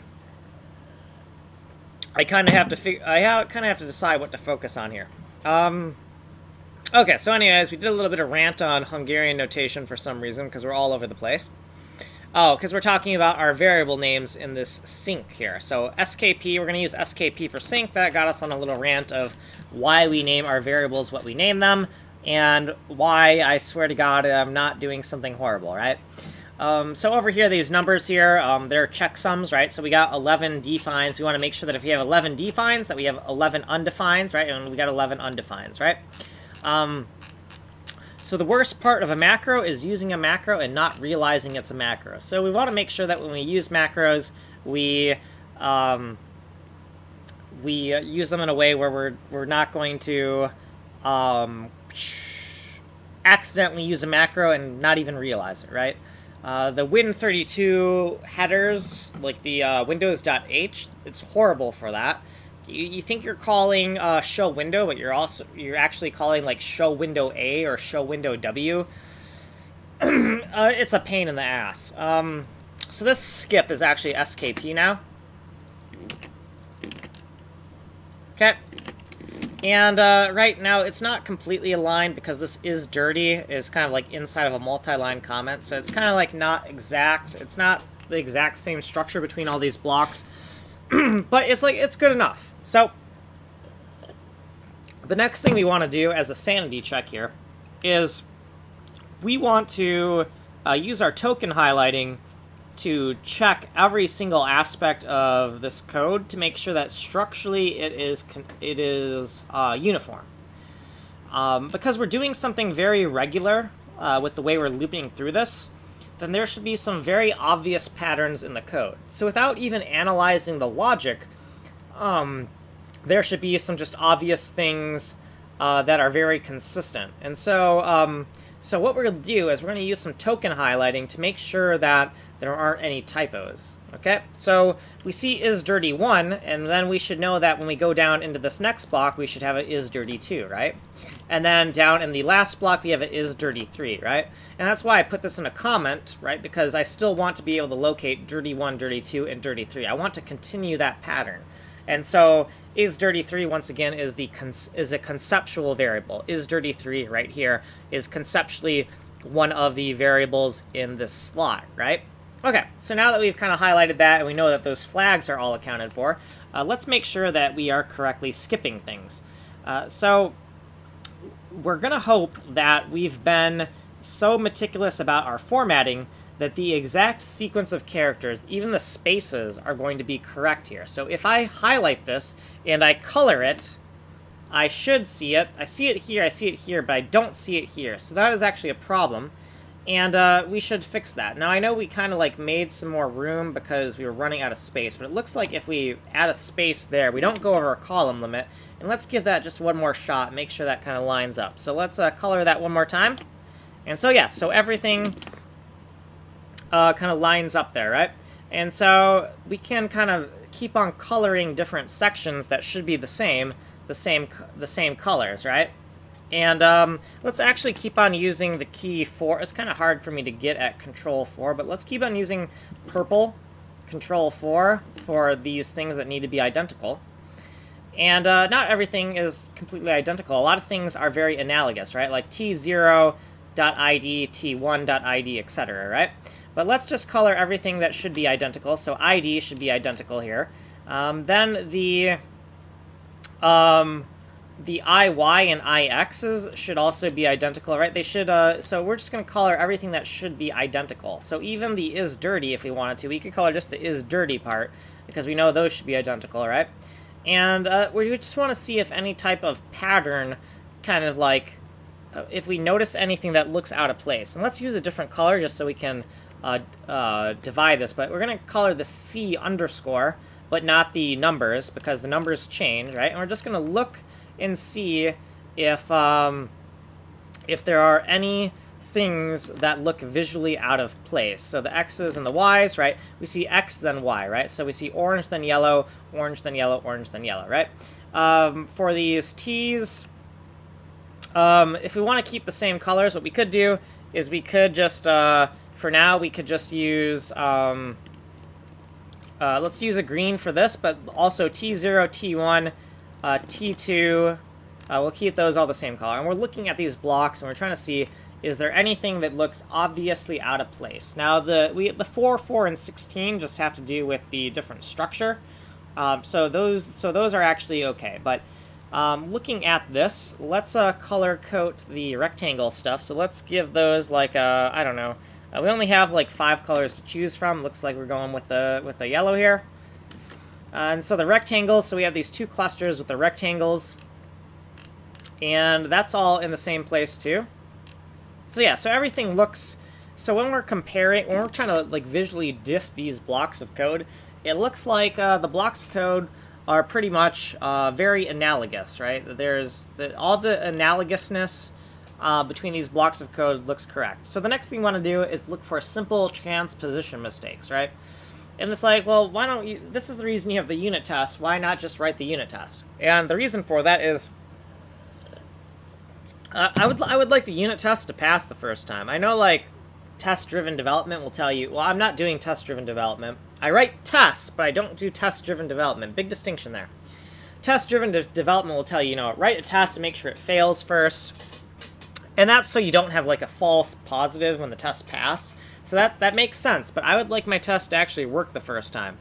And what I don't want is I don't want the test to be failing because of some stupid transposition error. Because I will tell you that while it may seem really tedious what I'm doing now, if I try to figure this out later, if I get some weird behavior in my tests aren't working, and it's because of a transposition error, I'm gonna be pulling out my hair. I'm gonna finally find the problem, and it's gonna be something stupid as hell as this, and I am not gonna be liking myself. So we're gonna make sure that there's no transposition errors right away, rather than have to deal with the consequences later. So we know the loop is going to go X and then Y. So we're going to make sure that the cyan comes before the orange. Cyan before orange, cyan before orange. So we also have, here we have an index, right? And we have indexed XY to index formula. The formula should take the Y first and then the X, right? So the Y is the multiplier and the X is the leftovers that you add on to get the final index. So we see that orange is multiplied and then we have the cyan. Orange is multiplied, then we have the cyan. Orange is multiplied, then we have the cyan. Let's keep on going and see what other patterns we can kind of extract. So we see X0 and X1. Let's keep on coloring the same color. So X's get this color, but we do want to make sure that when we're looping through IX should be from x0 to x1, it's going through the inclusive bounds. IY should be the same thing. IY is starting at y0, and it's going to end at y1. So we see all the same colors here, all the same colors here, all the same colors here, right? X's and then Y's. Now that we've looked at that, we're pretty certain that we haven't made any errors with the X's and Y's in terms of how we mix them up. But another thing we might want to look at is we would want to look at the zeros and the ones and make sure that the zeros versus the ones are in the correct spot, right? So 0 then 1, 0 then 1, 0 then 1 for this traversal of this structure. And then maybe we'll take the IX's and IY's and make sure that they are in different spots. So IX, IY, right? Okay, so all that looks pretty good. So let's look at some more things. Let's look at the numbers, right? So we have like the zeros and the ones and etc. Let's take anything that has a 0 and color it one color, and then the ones will be another color, etc., right? And just make sure that, and we're not going to look at like this x1, we're not going to count that as a number. We're looking at the different nesting levels, right? So R0 is the outermost nesting level, T1 is deeper, T2 is deeper, etc. So we're going to color code those different numbers. So, and this is kind of like a artifact, we won't pay attention to that. But we're going to color code the different numbers of these different levels so that we can kind of see the transitions, right? Because we're kind of like, so let's see, this is going to be a different color here. And so we got the zeros and the ones. So here's the ones over here. And we got some twos. And then we have a 3 right here, but 3 is like 3 is as deep as we go, so we don't see as many. But you'll notice that you have an obvious gradation pattern, right? Where the cyan somehow kind of like connects to the orange, and then mostly the orange connects to the yellow, and the yellow is connecting to this purple, right? And we see a little bit of a weirdness here where we kind of have 3 colors mixed together right here, but we notice that this is an accessor to this equals that. That is kind of weird. But other than that, the patterns look pretty uniform. Well, actually, no, it makes sense because this is cell 1, and to get the next cell, we gotta look up, and then we get cell 2. So that makes sense. It's kind of weird, but it makes sense. So the traversal of this structure, I would say, no problems there. I think that we've been meticulous enough to where we've got it correct. So let's kind of review the logic of what's going on here. Now that we're certain that the basic structure kind of like has passed our smoke test, our litmus test, let's analyze it a little bit more to make sure it is correct. So we're going through the dirty rectangles at the upper level, and we see this R0 is this Rec 512. That Rec 512 is coming from down here, right? So it's the dirty rectangle of the outermost region. So that's good there. And so here's the dirty rectangle, and then here's the actual cells that we can dive into, right? So this dirty rectangle is overlaid over here. So R0 is overlaid over C1. Okay, so if if C1 itself is not dirty, then we're just going to skip everything. That's good. Otherwise, we want to mark the exact same thing, right? We're going to mark the exact same thing we just looked at. We're going to take that exact same thing, and we're going to mark it as clean.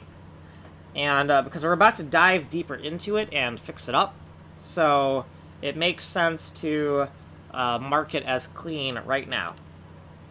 Okay, so since we're going to dive deeper into it, we need to prepare to dive deeper. So we're going to take this ID, right, because this is the ID of the cell we just looked at. We looked at if the cell was dirty. Now we're going to get the handle to the dirty flags for the next level, and we're gonna get a handle to the cells for the next level, right? We're gonna prime ourselves to get into the next loop here, right? So now we're at the next level down, and we want to loop over the dirty cells here. So we have the T1s here, T1s, and these are the dirty cells right here. So T is for well, T1 is just T1. It doesn't really have a meaning. I thought it had a meaning for a second, but it doesn't. So here we're going to loop through these dirty cells. It's going to be the same exact thing. We're going to check the dirty flag for the cell. And if it's not set as dirty, we're just going to skip over the cell and we're going to loop over more cells.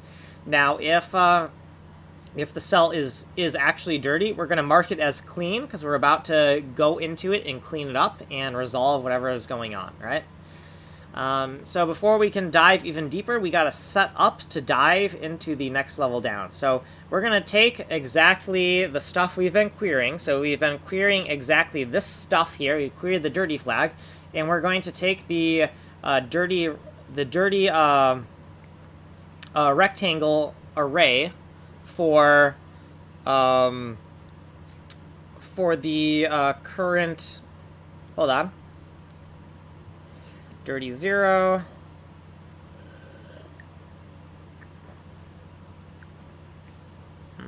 Yeah, we're going to take one of the... This is going to be one of the dirty arrays for one of these cells here.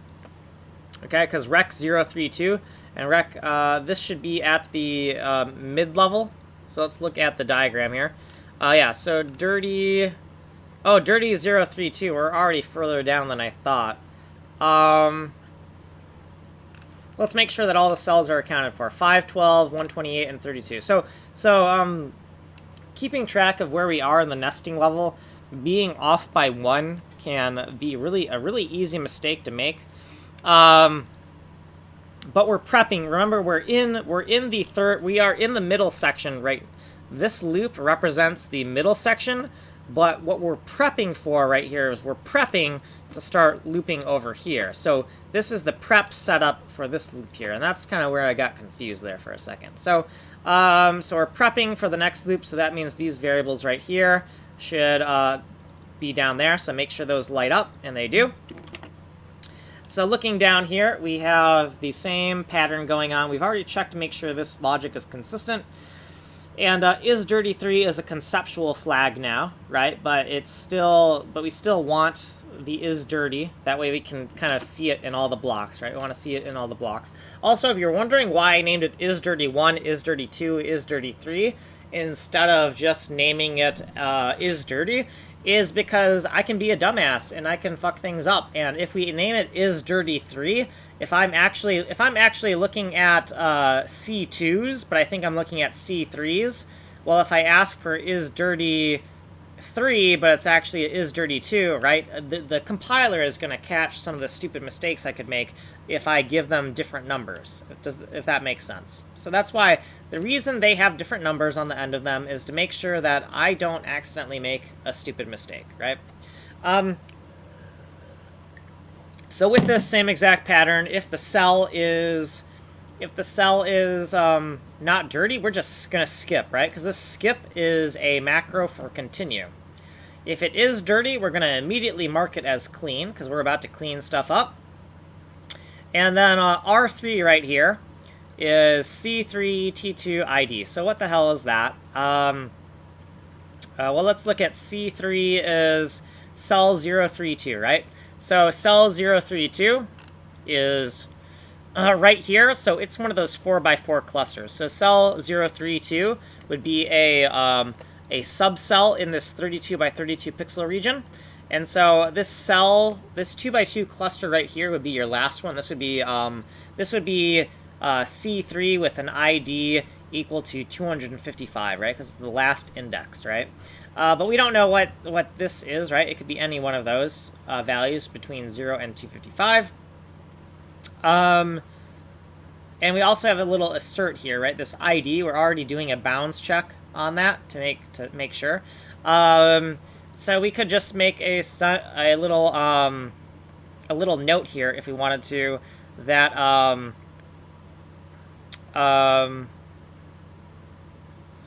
I'm just gonna make a little note here that at 2 by 2. I'm just going to make a little a little note here, and we're going to take this little annotation, and we're going to put a little comment right here.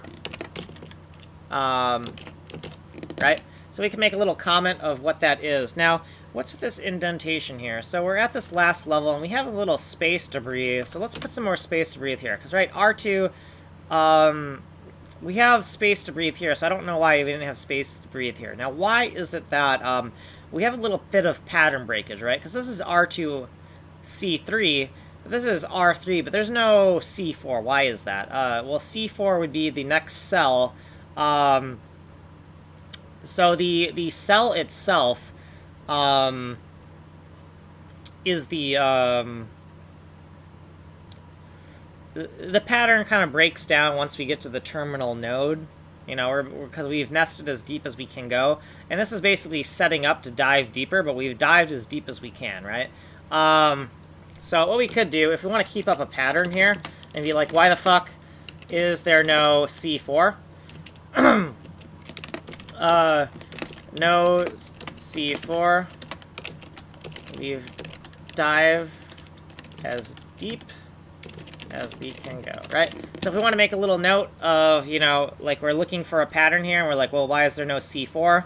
Well, that's why there's no C4, right? So if we want to continue on with having like a nice little pattern here, or see these R2 C3s, right? This little pattern right here. If we want to continue that, we can make a little comment here to kind of help us realize why that is not a thing, right? Or we could, if we wanted to be more consistent, we could do something like this. We could actually continue the pattern, right? And we could make up bogus variables that don't exist, right? So we have the C3 here, and then the T2.id, right? We could actually write this. And really,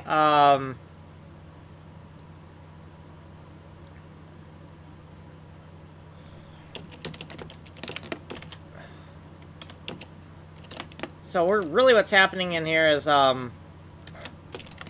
dirty mark R3 equals C4. So when we get down to the last depth, so these different things used to be different things, right? These were the dirty flags, and this was like the struct of more cells, right? And these were the dirty flags, and these were the structs of more cells. But once we get down to the deepest subdivision, this thing is no longer dirty cells and structs. It's actually literally integers that communicate the dirty value, and they could optionally communicate a pixel value as well if we wanted to. But now the dirty flags and the cells are actually one and the same once we get down to the deepest level, because there's nothing more that we can dive into, right? So, so I'd say let's keep. We could do at deepest deep. Right, we can make a little comment here. At deepest deep. It's a little bit malaligned, but yeah, we could do at deepest deep and say, in our commentary here, we could just say,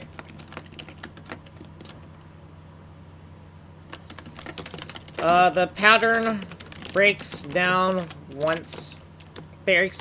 a bit once you get to the terminal depth.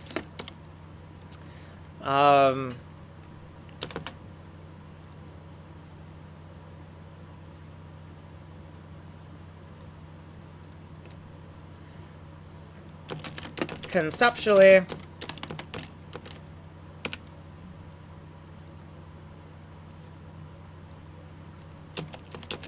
R3 equals C4. Yeah. R3 equals C4.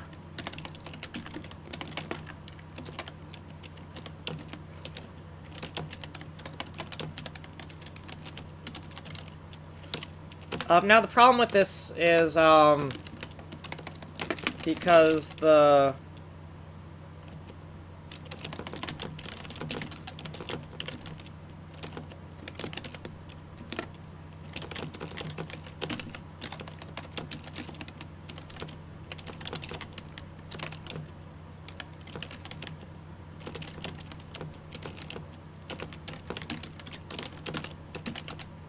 So this is a decent comment. Now, one of the problems is that this deepest deep comment applies very specifically to the system that we're looking at. So we might not want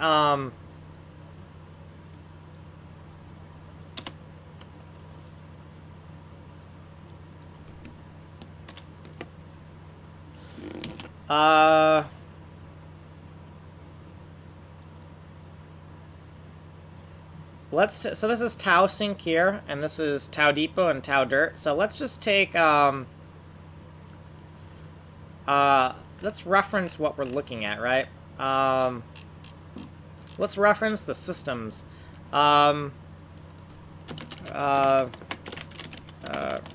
Related to Tau depot, .d.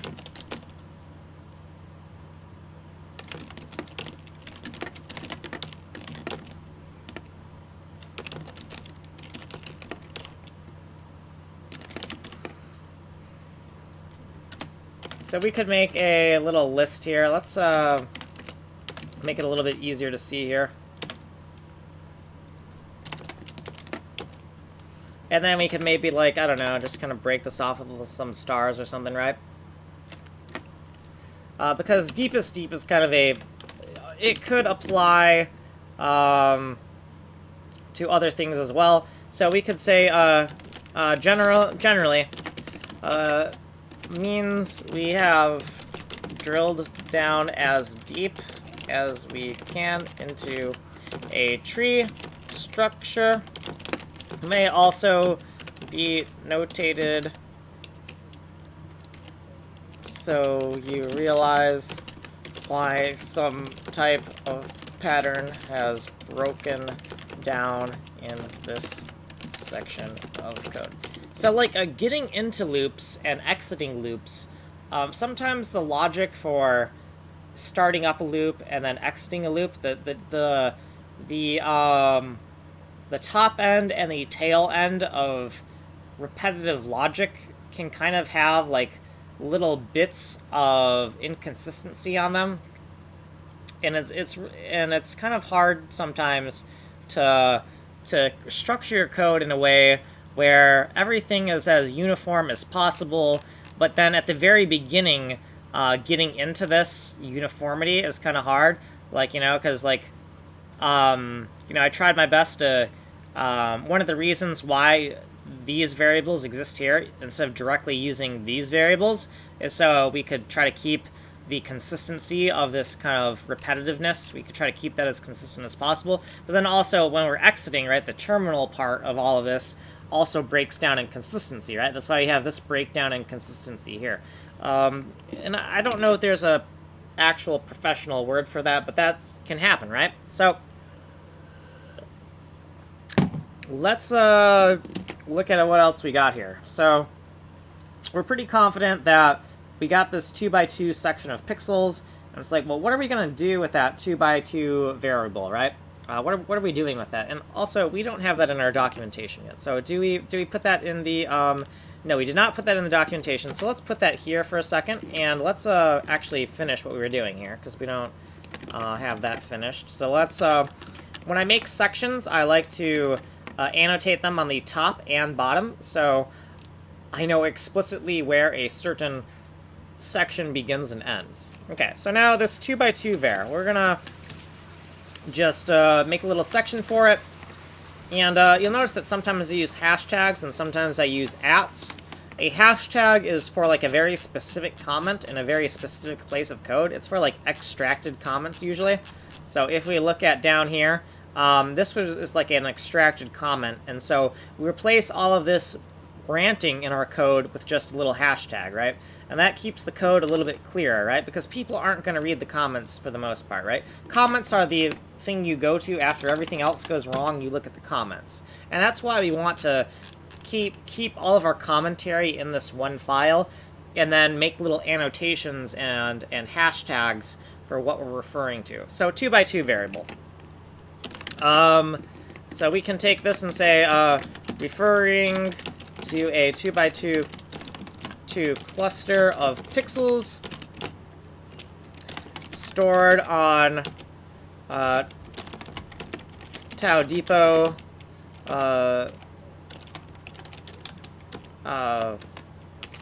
memory allocation that is used to encode variable slash uniform and GPU texture memory. C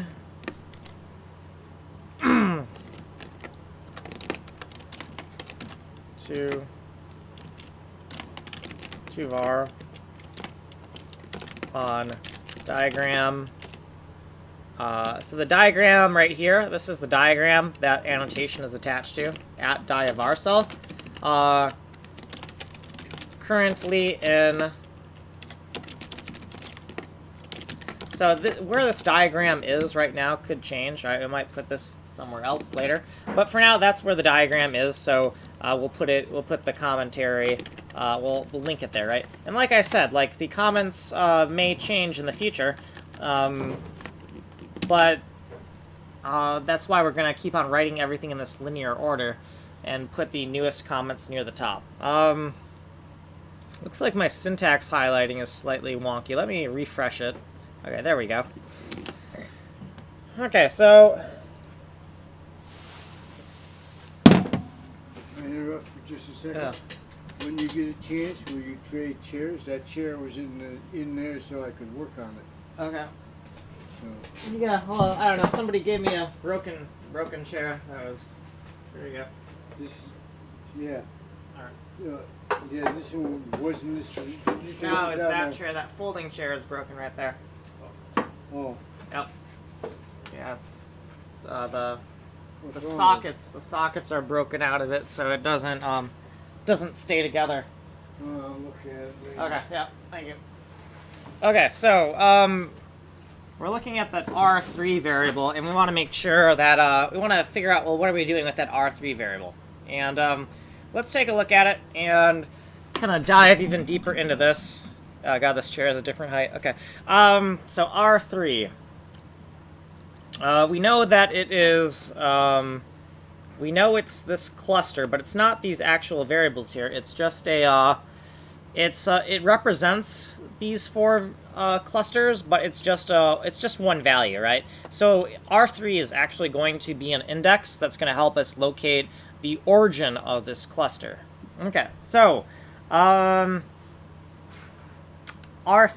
Okay, so if it's greater than 0x00, no op here. Keep this for reference to understand code. Pretend to do something with this top left pixel.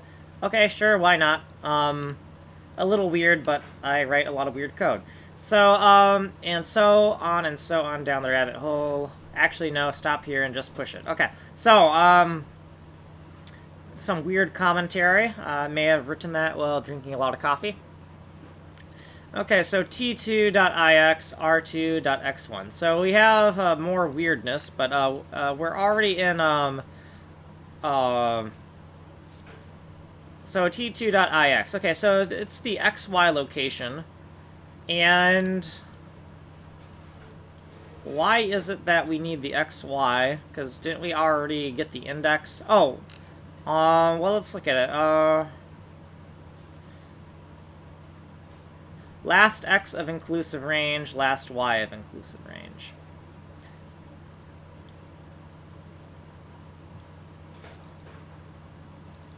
r2.x1.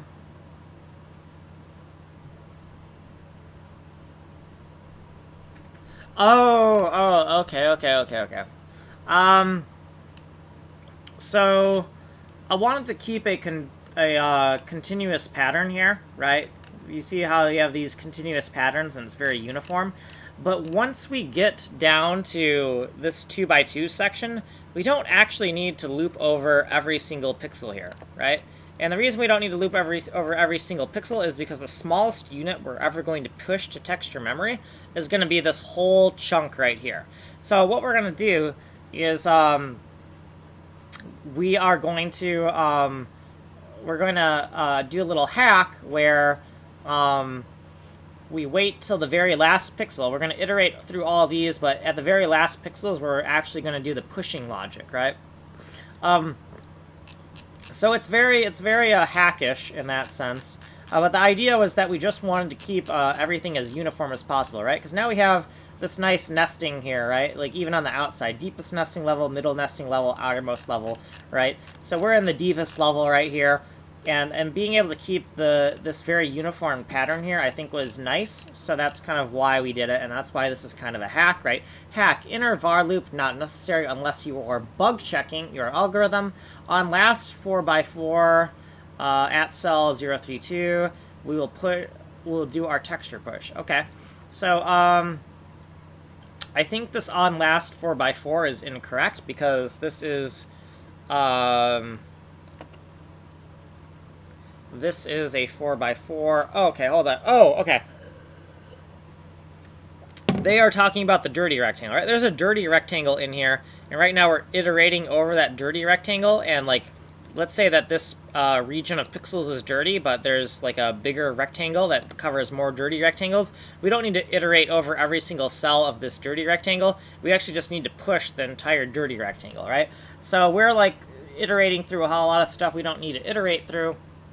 However, we're just going to iterate through it and not really do anything with it, right? Because that's why you have this guard. So it's like an empty loop until we hit the last item in our iteration. So this is the dirty rectangle loop here, right? So, yeah, so this is our dirty rectangle loop. And, yeah, because T2, yeah, this is the dirty rectangle loop here. And we don't really need to loop over that, but we did anyways, just so that we could keep some consistent patterns in the code. So what we need to do is we need to... all these indices we've been working with are local, right? Like, these are local indices, which give us local x's and y's. These are local indices, give us local x's and y's. And the indices in here are local indices that give us local x's and y's.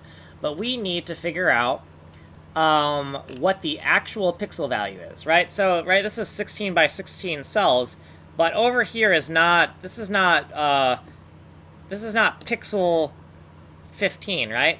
It's not pixel 15, it's not pixel 16, right? It's nothing like that. It depends on where we are in here and in here, right? To tell us what pixels these are, right? So if we're here and we are here, then here would be pixel 511, comma 511, right? Or technically, this is pixel 510, 510, and this is pixel 511, 511, right? So we have to do the math and figure out the exact pixel location, right? So what we're gonna do for that is I made the formula, right? So we have the upper left, right? So U is for upper left, and we might want to make a note of that, right? So in our documentation, I don't think I denoted what UX means. So let's take some liberties here with our formatting, right? And kind of like push something out here like this.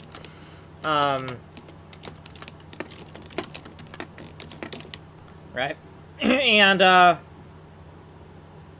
we do that, I'm trying to find something that isn't horrible. Here, let's remove one of the hashtags there and just do @UX. And then if we do that, we have, yeah, let's do that like that. Also, we can't do a line comment, otherwise we'd comment out that code. So @UX, and then over here we have the UI, we're going to do the same thing. And we're just going to denote that so that when somebody sees this, they know that, oh, there is some more explanation for it. What does UX and @UI mean, right? And then we can go into our documentation here, and we can look for @UX, @UI. Okay, so we don't have that yet, so @UX and @UI. If we had more room, we might put the @UX, we might put an @ symbol on both sides of the token. So in the documentation, we'll put it on both sides. When we search for it, we'll be able to find it. So @UX, upper left pixel, X, see tau sync.f, right? So then we're going to actually put an example of where that's referenced, right? And then UI is the same thing. And we could also say that example, and then see this file, right? And then UI upper left pixel Y. Okay. So that looks good to me. Let's go back here. With those annotations, we know we already have this thing that says upper left of dia_var cell, right? So if we look at dia_var cell, we could actually put a little hashtag on that as well. Could put the hashtag on both sides because dia_var cell, right, is actually on our screen over here. Dia_var cell. So we have t0.ix, right? So the outermost level is our 128 by 128, right? Yeah, so this outermost level, well, it's not 128 by 128, it's 512 by 512, but each subcell within here is 128 by 128, right? So if we want the upper left corner of, say, this cell, well, this cell is 1, 1, and then we have to multiply by 128, 128. So 1, 1 times 128 is 128, 128. So the upper left corner of here, of this cell, would be 128, 128, right? So once we have the upper left corner of here, we need to add on the upper left corner in the next nesting level, right? So the next nesting level down is, these are all 32s by 32s, right? Because this whole section of memory is 128 by 128, but a single cell is 32 by 32. So we got to do the exact same thing, right? So the math looks pretty much identical, right? Very analogous math.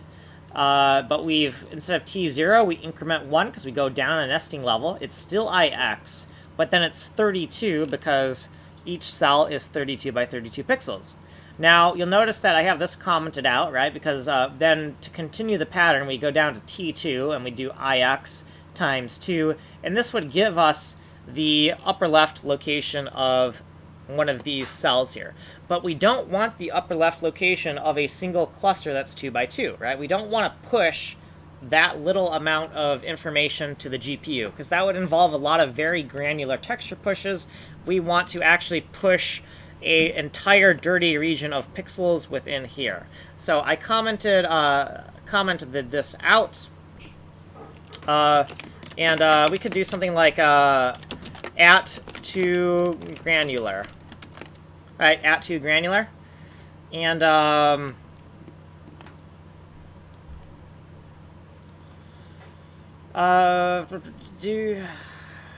let's just do at to granular, right? And then or do we want to do, yeah, let's just do at to granular. Even though it's a very specific comment, I don't want to, I don't really have much room to say much more than that when I'm tagging it. So when we're doing at to granular, let's just make a little section in our documentation and say, well, what is at to granular about? And then we'll make a section specific to the current case in which we're using it. So at to granular means that the code is commented out because it is literally too granular, and whatever operation you are performing needs to be done at a coarser level. Okay. So examples, and we can make like an example.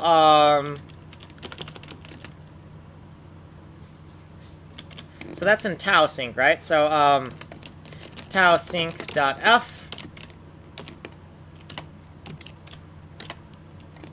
And let's use a namespace operator, even though this isn't C++, but tau sync.f, and inside of this function, where are we? We're like at like some type of sync, tau sync run. So the other thing is when we write this documentation, we better be sure that we like these variable names, because if we start changing these variable names, refactoring the documentation might be a little bit difficult. So we're going to try to just stick to the variable names we've chosen, and hope that we've made good decisions. And when in doubt, I'll try to keep my function names, my variable names as terse as possible, because if I make a mistake with the name of the variable, I would rather have it be too short than too long. Also, when it's shorter, it's more ambiguous, so you can just change what it means by changing what it means in the documentation, right? Like, you know, VP0, right? If we need to change what that means, we don't have to actually change the characters necessarily. We could just say that, you know, right, that needs to be 0. We could, instead of changing the name in the refactor, we could just change the documentation. And changing the documentation would be a lot safer than changing the actual variables in the code, right? So instead of viewport 0, that could be like, I don't know, very, could be it could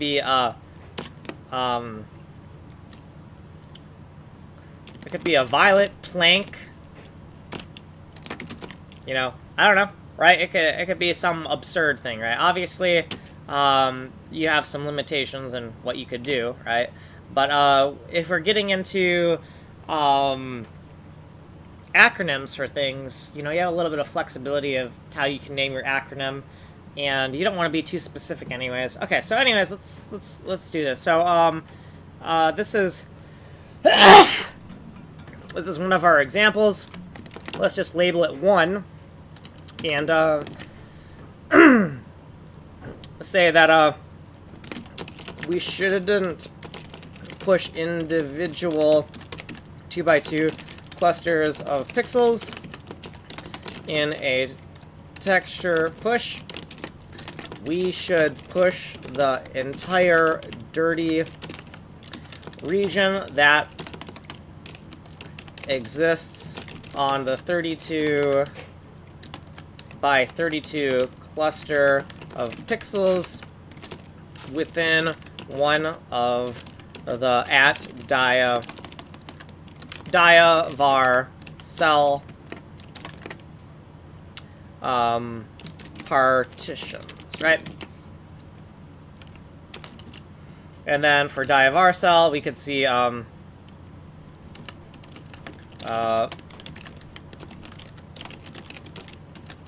cell C, right? And then we could say where you're going to find that, right? So now we have some documentation for what that means, right? The idea is, right, this is a whole paragraph, right? And this code, our code is already confusing enough, right? We already have enough going on here, and this is already kind of expanded out enough. We already got plenty of little annotations, little comments. The last thing we need is a whole paragraph right here, right? So rather than putting a whole paragraph here, we can put a little annotation, and hopefully that'll help figure out like why this is commented out, right? Also, what could help here is this is intentionally commented out. So usually when I intentionally comment something out, I'll do like this. Oh, I see. I don't have room. I was wondering why I didn't use that. It's because I don't really... Well, I had room before until I put too granular in there. Anyways, it's intentionally commented out. Now, if we comment this back in, this will trigger a syntax problem. So it's not too much of a problem to use this. That's fine. So let's look at the pattern over here. So this logic makes sense. When we look at the y, it should be the exact same numbers, just with y, right? So everything should be the same, except that it's iy, right? So if we look at everything here, like all of this stuff, all of this stuff, all of that should be the same. And the only thing difference is that it's the difference between the ix's versus the iy's, right? So looking at that, that makes sense, right? So this is the reason why I'm very rigid with the code structure, because I can, even if I didn't know what the hell this code did, right? If I had no fucking clue what this did, I could look at this block of code, then I could look at this block of code, and if there's not an obvious pattern in here, I could know it's a mistake, right? Like if this was an IX, I would immediately know that it was wrong, right? So it's a redundancy, right? Like a typo in here will make you know that something is wrong with all of this code because it wrecks the pattern between the two blocks of code, right? So that's kind of the advantage of being a little verbose, right? With verbosity, you get some redundancy. Okay, so this is the upper left corner of the variable cell, and when we have this upper left, we need more than this. So I think this formula might be wrong here. So remember, we're pushing the whole block, and oh, I see, yeah. So this is horrible. This is a horrible mistake. So we got the basic logic right, but this IX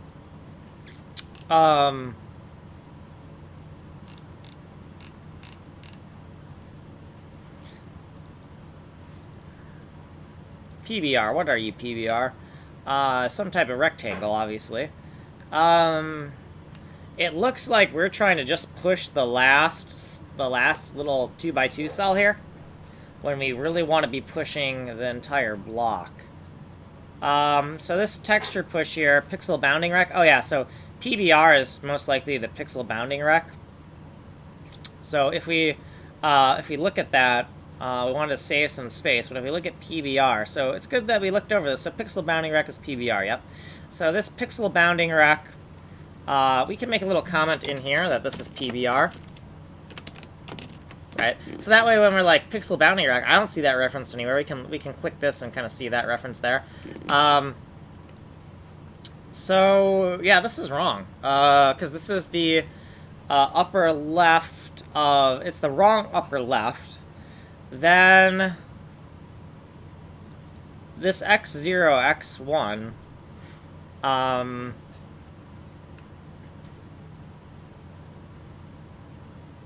yeah, this is nonsense. R2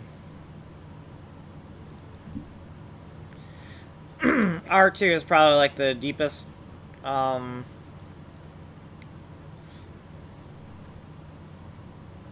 Well, let's make sure, because the x0, x1 is the correct range there. So maybe I did this right. It's this that I'm worried about. This T0.ix is...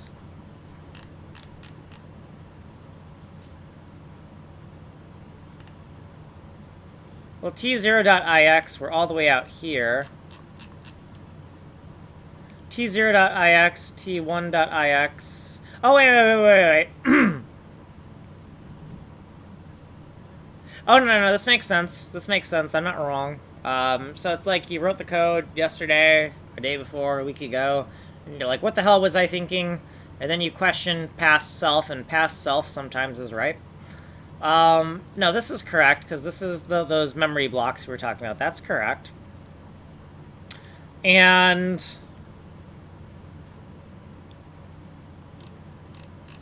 it's this selection area that I'm kind of worried about. So the upper left, and then we...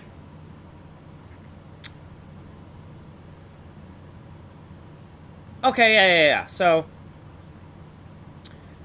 this right here is the dirty rectangle bounds, right? So we got the lower rectangle bound and the upper rectangle bound.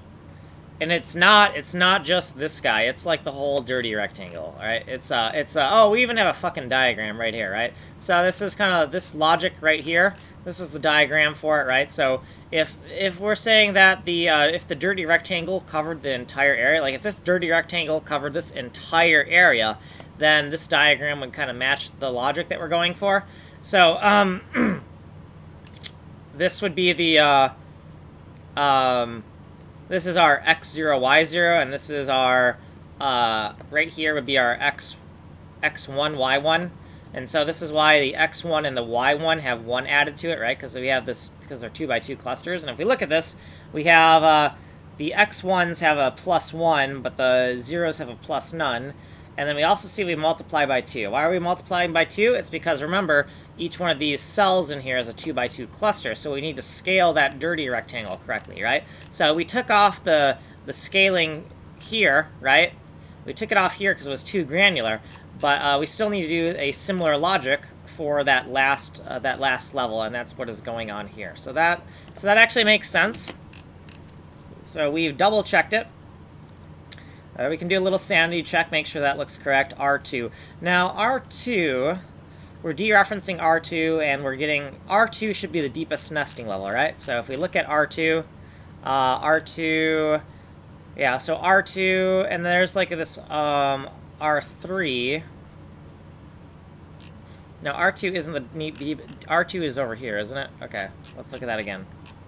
Maybe we're looking at the wrong thing. Should this be R2 or should this be R3? Because this could need to be R3. Let's look at the data for a second. So if we look at the data, I'm saying that the rectangle, so this is a 16 by 16 grid of flags, and this final rectangle should be this guy here, right? Because this rectangle, this dirty rectangle, is going to go over all these cells, right? So this dirty rectangle here is going to be the rectangle that goes over this section, right? So this R2 actually, I think, is incorrect. So if we look at R2, so R2 rec 032. Well, rec 032 is this rec 032? That doesn't make sense.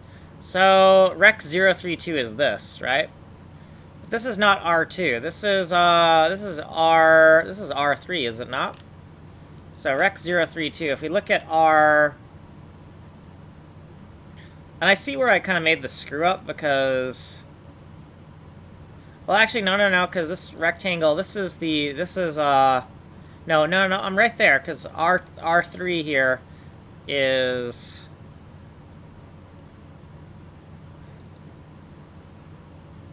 Okay, no, I'm right, because this C3 here is, so this R2 is rec 032 here. Rec 032 is that, yeah, rec 032 is actually what we need. Okay, right, so once again, so yeah, that's actually correct, so define rec 032, and I did rec 032 for reference, I believe, yeah, that's just for a reference. That way when I look at this R2, I'm like, oh, R2, rec 032, that was just so a redundancy, so I could know that I was right. There's a lot of things to keep track of, so I add some redundancies in the code to make sure I know what the hell I'm doing. All right, so that is correct, right? And that's the scary thing with some of this code, right? It's like, oh my god, if I change this R2 to R1 or R3, everything is going to blow up on me, right? And it's just that one character. You screw up that one character and bam, everything is wrong. That's nerve-wracking, but I mean, I am doing things in C, so I don't know what I expected, right? Okay, so we know this is correct. We know that's correct. X's and then Y's, X's then Y's, zeros then ones, zeros then ones.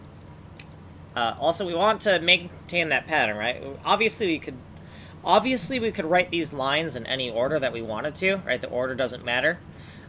But we want to constrain ourselves to a stricter constraint than the code would require, right? We want to clamp on as many constraints as possible because the stricter our code, the easier it is to find problems, right?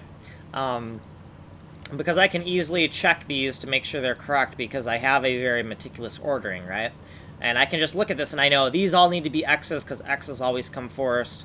These all need to be Y's because Y's come second, right? But looking at this, and same thing with zeros. Zeros come first and then X's, zeros, then X's, right? And that really helps me know that everything is correct because I can just look at these patterns and make sure that the patterns are correct. And everything looks great there. So now the next question is, I've been mucking around in this. I made some changes, right? It looks like the only change I had to make was that skip thing, right? And without skipping, the code would still function, but it wouldn't be as performant as it needs to be. So it'd be like, oh great, all my tests pass, but my code isn't efficient. And then you'd be like wondering like why aren't I getting the frames? Why am I getting 16 frames per second when this thing should be blazing fast, right? And the reason is because you're like trying to push and that could really happen, right? Because this is subdividing a 512 by 512 texture, and we want to push a section of this every single frame. And so if we get this logic wrong, we're going to be pushing a 512 by 512 texture every single frame, and that is going to be bad. That's going to get horrible performance. So we need to make absolutely sure that the optimizations are correct, right? And if we eliminate these little skips right here, these little continues, then the whole point of making all of this code, like, it gets thrown out the window. Like, we wasted all of our time, right? So that looks good. So I think we've looked at this enough to where I'm confident that it's written properly, right? I'm confident that TauSync is written properly. I don't want to go over this code again until some type of bug happens in the unit test. Let's do a git commit, and actually let's run this first, because we don't know if it's going to run. We could have done something stupid, right? We were very meticulous, but don't underestimate your ability to fuck stuff up, right? So, fairly confident that we didn't screw anything up, judging by, it just running. Yeah, so that looks good. So all of our stuff is in place. So what we're working with, if you want to know what this is for the engine, I need different data in an engine is nothing without data, right? The IdTech engine is absolutely nothing without the awesome models and awesome artwork that goes into it, right? So when we're thinking about the design of this engine, we need to also think about it in terms of how does this engine facilitate our art pipeline. The way we're going to do this is the engine itself is the editor. The game itself actually runs on top of the editor, right? So we just have an editor mode that does not let you edit the level in an editor way, right? So you could edit the level by placing a bomb as the character and exploding part of the level, but you can't edit the level by changing tools, clicking and dragging, and all that stuff, right? But the reason for that, the game is the editor concept, is because then we only have one code base we need to maintain. Having to maintain an editor and maintain an engine, that's two code bases to maintain. It's a pain in the ass. And then you'll always have these problems of, oh, it looks one way in the editor, but it doesn't look like this in the actual running level. Or it looks like this way in the editor, but then it crashes when we try to run the level. That's even worse, right? So we want to just minimize the amount of code and minimize the amount of moving parts and just minimize our problems by making the engine an editor, and the game runs on top of the editor. What else about the design here? So there's different pieces of data I need in certain formats, and the first format is a certain structure for the base data of the different tiles. You could call it the material data of the tiles if you wanted to. So this editor here, Paint 5D, is going to be used to create these tile patterns for the artist. It's going to be like MS Paint, but with a little twist on it. That's why it's called Paint 5D. None of the actual code for Paint 5D is in here yet, because we're still getting in those uniforms, right? We're still getting in the textures uniform stuff. Like if we look at our agenda screen here, we can see that Sprint number 6 is now the final Paint 5D shader. Sprint 5 is the Paint 5D camera stuff. So the actual shader code is going to be Sprint 6. So we're not actually going to see any logic here for changing what this looks like until Sprint 6, and we're still in Sprint 4. Also, we need to fix our window loops. Something with my Win32 code is wrong, and it does this. I don't know why. The weird thing is, I think it's a problem with consuming the messages from the window loop, even though I looked over that code and it still looks correct. And I say that because if I were to press Control-Alt-Delete, this would respond again and there wouldn't be any problems. So it's something about me using the Win32 API incorrectly. For now, we're just going to close the program, because if I press Control-Alt-Delete, it will black out the screen and we won't be able to see we won't be able to see what's going on if I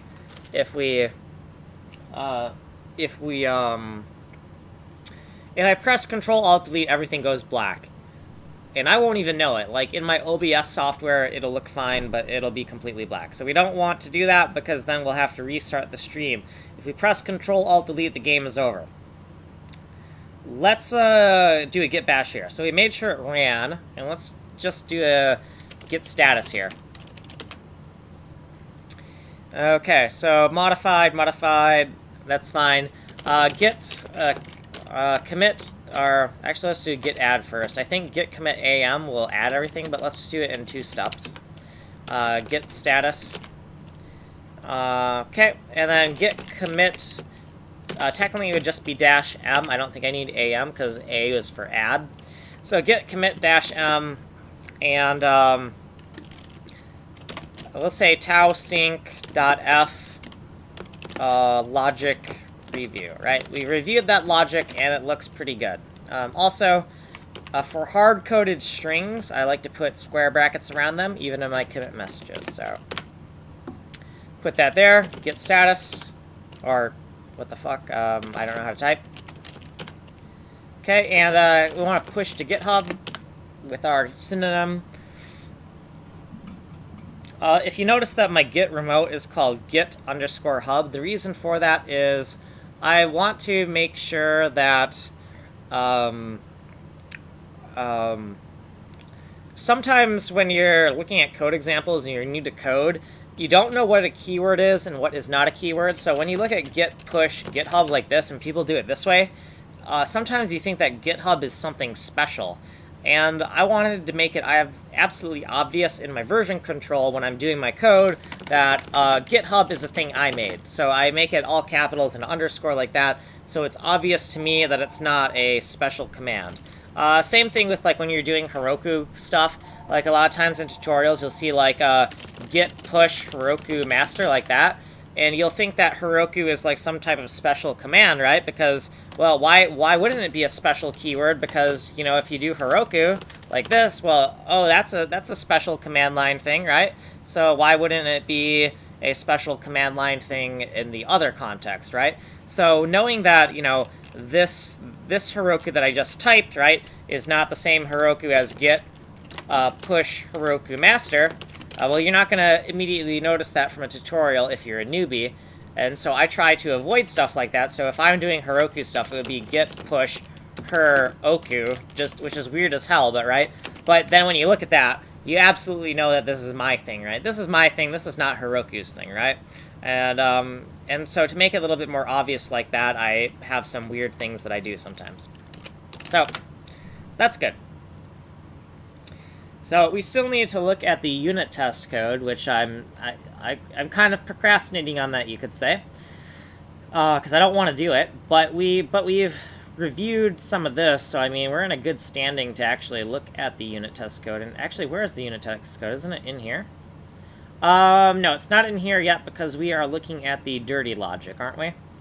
Let me look at my... Oh, God, I didn't even... Oh, no, I wasn't even... Oh, God, it's still on the agenda screen. Oh, God,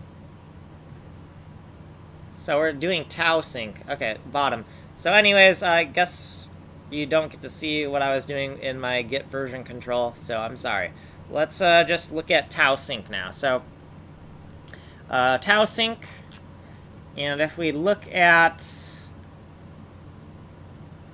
I know it says unit test for Tausync, but that isn't it.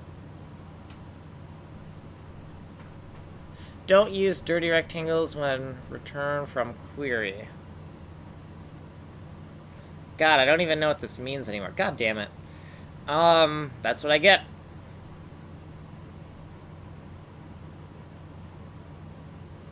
Oh, I know what it means. Never mind. I know what it means. We just gotta figure out what code it is. So in Taudirt, I think that dirty sector ask.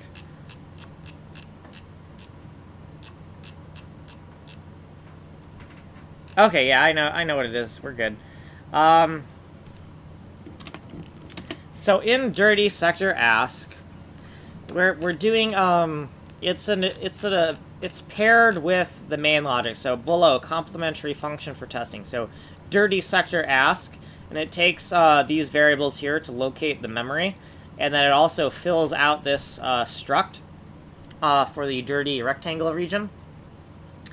And if we scroll all the way up here, we have the actual function that this Taudirt is all about. Dirty sector update, right? Taudirt is all about flagging certain sections of memory as dirty. And so this is the actual function we want to use for this class, but we made a complementary function with the same exact signature to test that that everything is in order, right? So it's a query function. So it has the exact same signature pretty much as dirty sector dirty sector update, or dirty sector, what the hell is it called? Dirty sector update, yeah. So same signature as dirty sector update, but it's called ask, but same 3 parameters, and then there's this return here. If the sector is not dirty, we don't really want to return the same dirty rectangle, just because it's the dirty rectangle that we return. Well, it's a debug rectangle. This debug rectangle is a copy of the actual unsigned integer debug rectangle, and the problem with the unsigned integer debug rectangle is that there's no real way to put it. There are some ways to put it in an invalid state, but it's always going to be somewhere. The dirty rectangle is always going to be somewhere, and that creates some problems for us when we want to, say, return a value here that says, oh, the spot we asked for is it's not dirty, and it's also not inside a dirty rectangle. Well, what happens when the dirty rectangle has to exist somewhere, but none of the cells are dirty, but the dirty rectangle has to exist somewhere? So at least one of these locations that we query is going to give us a false positive of being in the dirty rectangle, because the dirty rectangle always exists, right? And the way we do that is we mark the dirty rectangle as being valid or not. And if the dirty rectangle is not valid, we don't want to copy it over. So over here, we're kind of like copying over the dirty rectangle data, but we don't want to do this if the rectangle is not dirty. So I think this is the only place where we're doing that.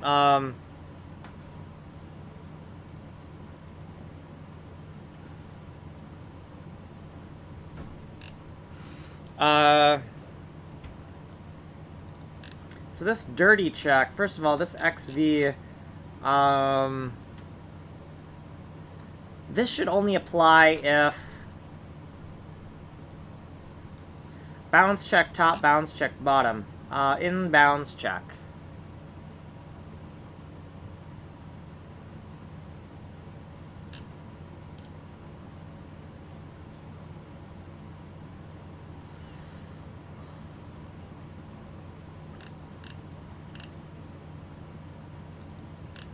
Okay, so this right here,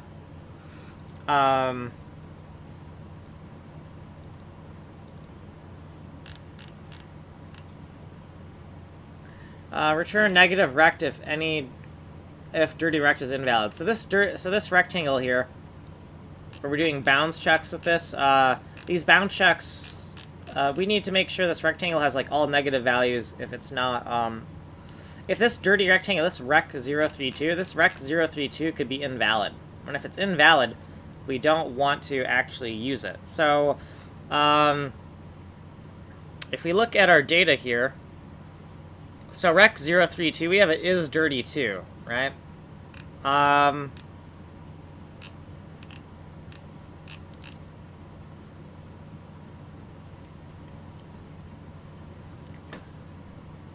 I'm going to assume that we didn't account for this, because we had a note that says we didn't account for it. Is rectangle, is dirty rect.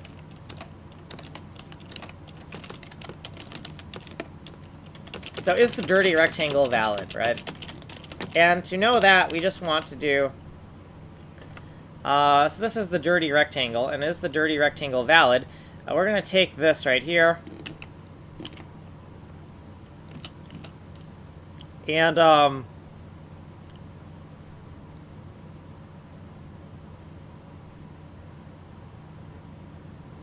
to know if this dirty rectangle is valid, we're just going to use isDirty2, right? That tells us if this rectangle is valid, right? So we'll change isDirty2, right? That's all we're going to change. It's exactly the same code except for that one aspect. And let's make sure that isDirty2 isn't anywhere else in here, right? To make absolutely sure we... data point dirty. So we are kind of reusing it here.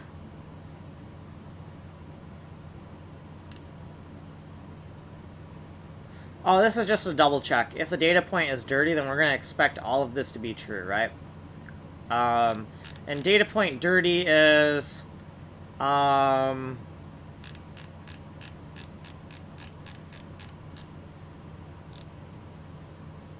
is checking the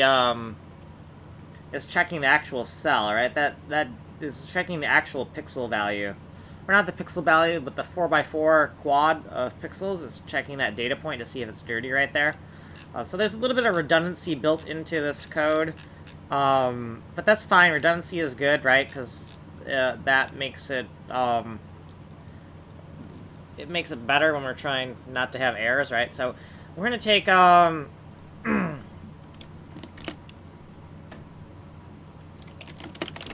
we'll just say... is valid like that, right? isDirty2. And with this new variable, we actually need to define it, don't we? We gotta, like, isDirty, so U08 is enough. It's kind of ugly, but yeah, sure.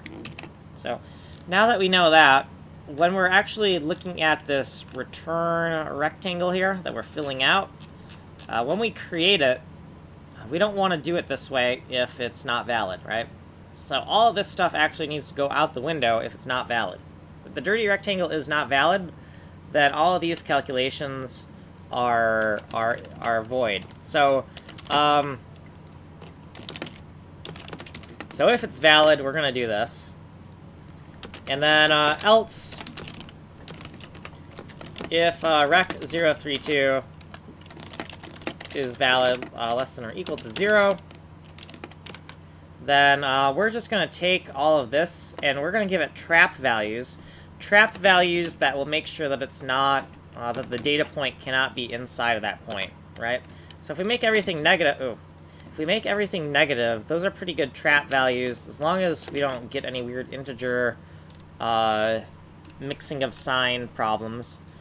So let's look at this. So xv plus 1, yeah, so this should be fine unless xv is like an unsigned value. No, it's an int 32, that's fine.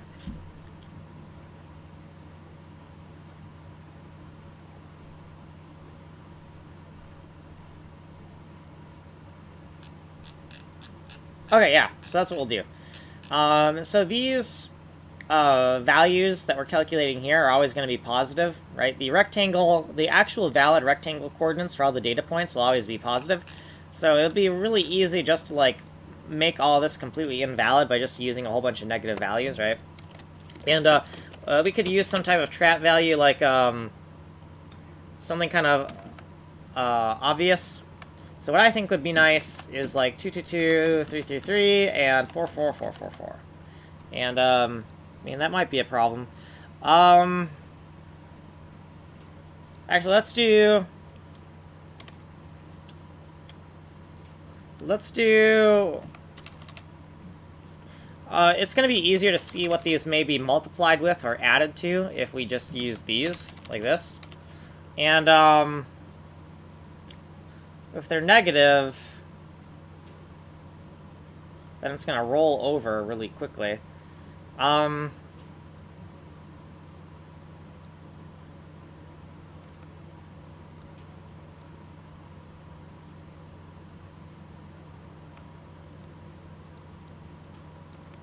I'm going to do that. And these are different orders of magnitude so that I can, if I see the rectangle, and the rectangle has these really odd different orders of magnitude, I can kind of find the trap values.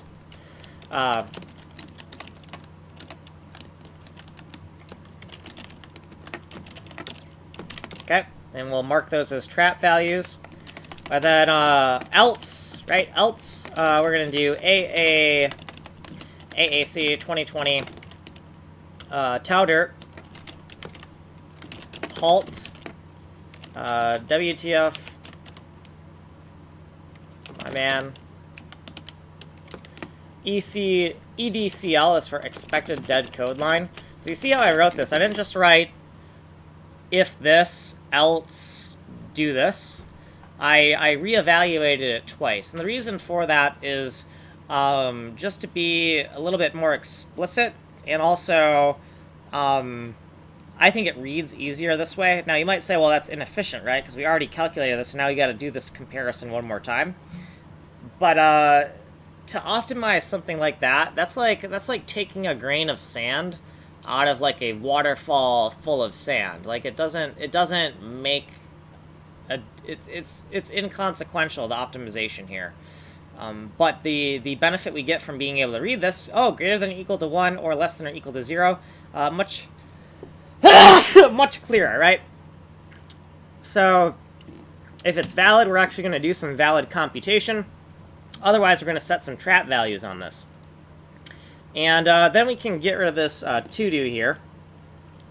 And also, we see that we have a little commentary note. So we might as well put another timestamp in here.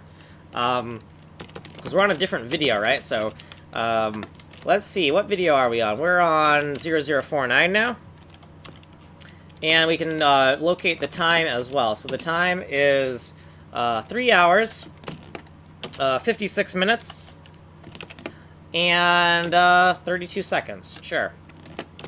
Right? And so that's going to be like when somebody is looking at this code and they're like, what the fuck were you thinking?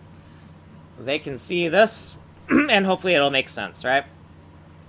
So if the rectangle is not valid, then the comparisons we do with it, we're always going to find...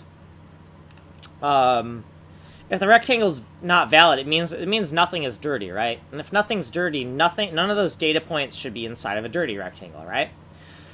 So therefore, we want values where we're not going to ever find any of the data points inside of the dirty rectangle. Here we can find some calculations to see if we are inside of the dirty rectangle or not. And we have to remember that the data point is a cluster of 4x4 pixels, right? So we want to look at the top pixel and the bottom pixel, and it should never straddle the boundary of the rectangle, right? Either both of these points, right? Either this entire thing, right? This thing and this thing, these are both the same thing, right? I'm just identifying where the bottom pixel and the top pixel is.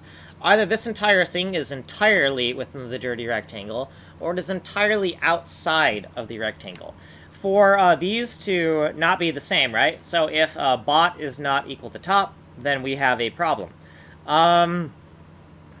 So yeah, we expect the entire 2x2 pixel region that stores a variable to either be 100% inside or 100% outside the dirty rectangle. Correct. So do you want to look at this logic again? So we have the x's, the y's, so we already know that that's correct because we see x's, then y's, so we're good there. We see 0, 1, 0, 1, 0, 1. So the patterns make sense. We do see that it is kind of weird that we have 1s and then 0, so why is it not 0 then 1? And it looks like, from what I remember, is because with this diagram I wanted the bottom and the top to kind of like be closer to each other, right? So visually when we're looking at this diagram, we can see all this data concentrated here instead of having the bottom and top cells be here. And, maybe that's just like, very OCD, like maybe I shouldn't have done it that way, but that's the way I did it. So, with this, let's figure out what the hell's going on here. So, this must be the calculation for that bottom pixel, right? And x and y both need to be offset by 1, so that makes sense that there's the +1 everywhere. But,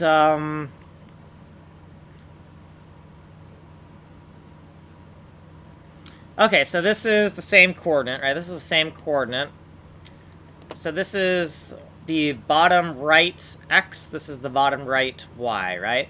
And so we're just making sure, like, if you're greater than the lower bound, greater than or equal to the lower bound and less than or equal to the upper bound, then you are inside on the x, inside on the y calculation, right? So if all of this is true, you're inside, right? So in bounds, check y. In bounds, check bottom.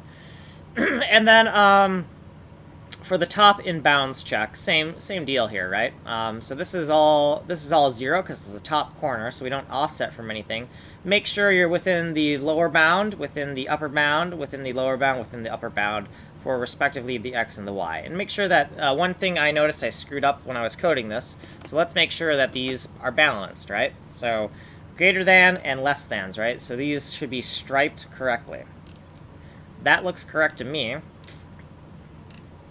Okay, so I kind of looked at all this code before. Decide what to return, so we're kind of creating a little truth table here. So we have 3 different things we can return. If the variable is clean, but it's outside the dirty rect, we're going to return 0. If the variable is clean, but it is inside the dirty rectangle, we're going to return -1. If the variable is dirty and it is inside the dirty rect, we return 1. There is one state that is not possible, which is if the variable is dirty, but we are outside the dirty rectangle. A dirty data point must always be inside of the dirty rectangle. For it to not be would be an error, right? And are we making sure that we are looking for that mistake? So we see ROF, which is some type of return variable. I don't know what it stands for. I don't remember. So what I think I would like to do is look up here somewhere, because we probably have it somewhere. ROF, result of function. So let's take this result of function, and let's take that commentary, because we have enough room for that commentary. Oh, we have it down here as well. I put it in a lot of places, just not where I want to see it. So, ROF, result of function, right? So if 404 equals ROF, right, because we're going to hard code it to this,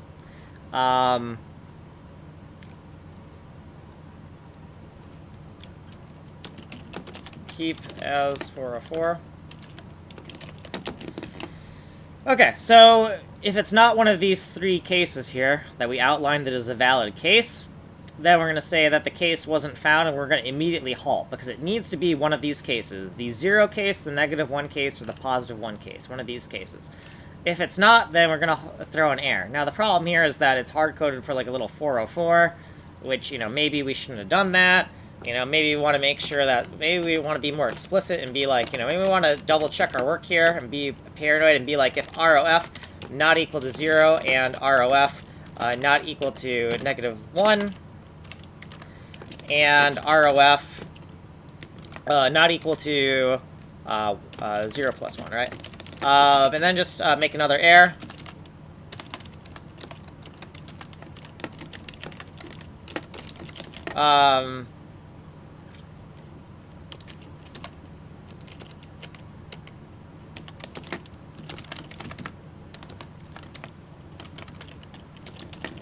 Okay, so we're going to put like a little hashtag here. Should have been caught earlier is what that's going to mean, right? We don't really care exactly what this message is. All we care is that it's a unique string that we can find in the code later if something goes wrong. So we're going to expect that if this is all correctly set up, that this is going to catch the fact that none of these cases were. But then we're going to also be kind of blatant here and be, if it's not 0, if it's not -1, if it's not +1, that is an error, right? So this should trigger first.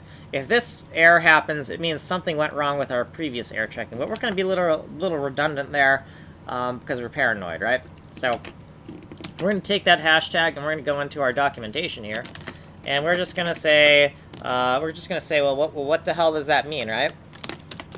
So hashtag should have been caught earlier.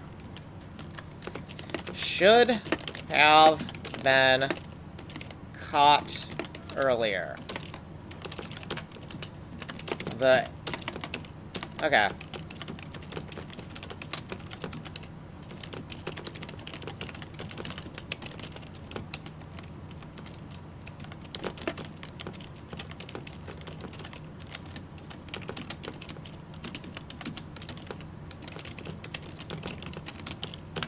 Okay, so that is what that means.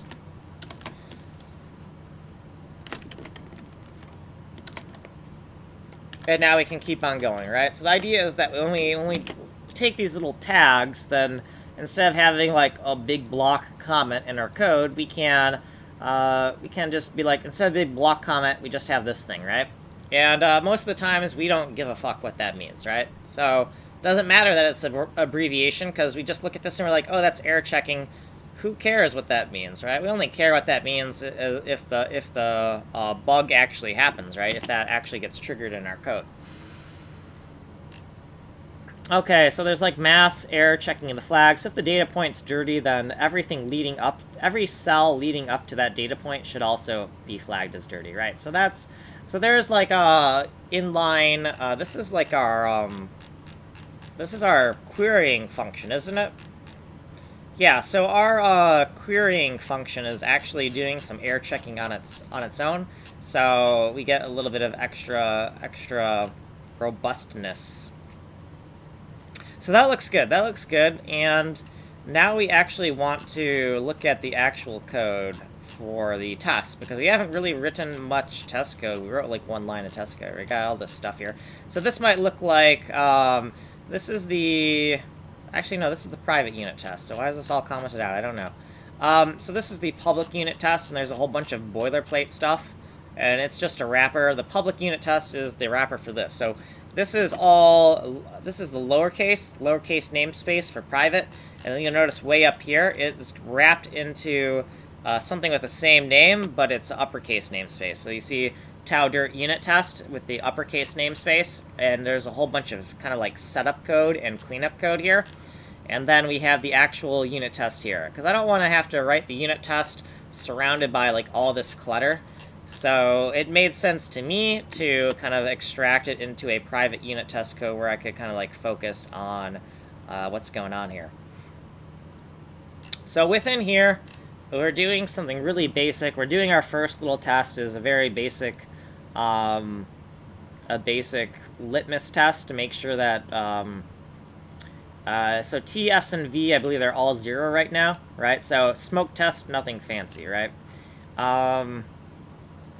And then right here, for TSV, so we're looping through everything, and we still want to make sure that the ask value is 0, right? Because we don't want the data point to be inside of that rectangle ever. And so that still looks like it's working. And why do we have these? Like, what's up with this? So R.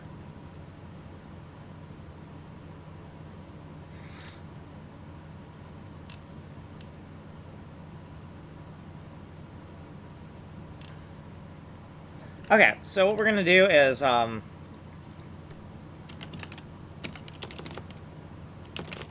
going to call this smoke test, right? So it's a very basic test. It's like, if this test fails, we have some type of horrible problem. Like some type of something fundamental about the logic is wrong. It means we've probably made, if a smoke test goes wrong, it's indicative. It can sometimes be indicative of a, what do you call it?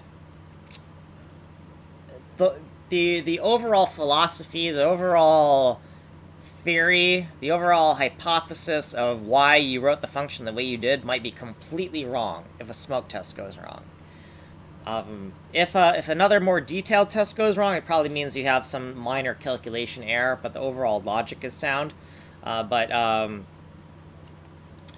yeah, so we'll just label that smoke test. And then we're going to call this a, this is still a smoke test, but it's like a looping smoke test. Looping smoke test, right? So it's still within the category of what I would call a smoke test, where it's, you know, turn on the thing and make sure it doesn't blow up kind of testing, right? Looping smoke test. Okay. So for this, now we have this big block comment that's like Bruh, comments, whatever. If this test fails, it might be because the rectangle must exist somewhere, even if the entire rectangle itself is invalid. Okay, that is true. But now we just said that again, and oh, look, we have these URL timestamps for the videos and whatnot, and oh, that was a to-do, oh god, and I don't know where that is. Let's not worry about the video URL. We're keeping a big list on YouTube of all of these videos with the correct numbering, right? So you can just look up the video number, right? We already have the IID here, which kind of locates that. So if you're familiar with the code base and you know that I've been recording everything, you can easily find where I was talking about this stuff on a certain day. So with that, let's take a look at our, let me take a look at my stream manager thing. 4 hours, 10 minutes, right? So we can just do, it is 0049 is the video ID, and the time is going to be 4 hours, 10 minutes, and 35 seconds, right? So we're not going to try to backtrack to where we just wrote this comment, because then we'd be kind of guessing, right? So when we think about the timestamps here, they're always going to be like the tail end of whatever was going on, right? Now the next thing is we kind of are going off the rails here. Where is this? So let's we can fix it in a variety of ways. I think the way I'm going to fix it right now is just because I'm being lazy right now, is we'll just write it like this, right?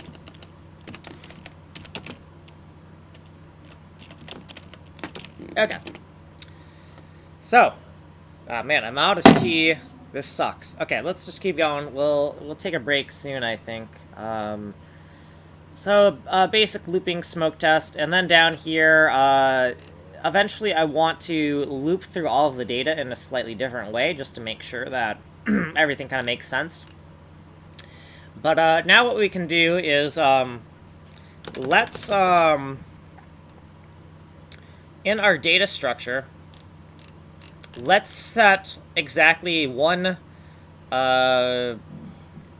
dirty, let's mark at least one pixel within every single, ooh, no, that could be bad. Okay, you know what we're going to do? We're going to just pick a random number. Pick a random number. That's what we're going to do. If you're still here,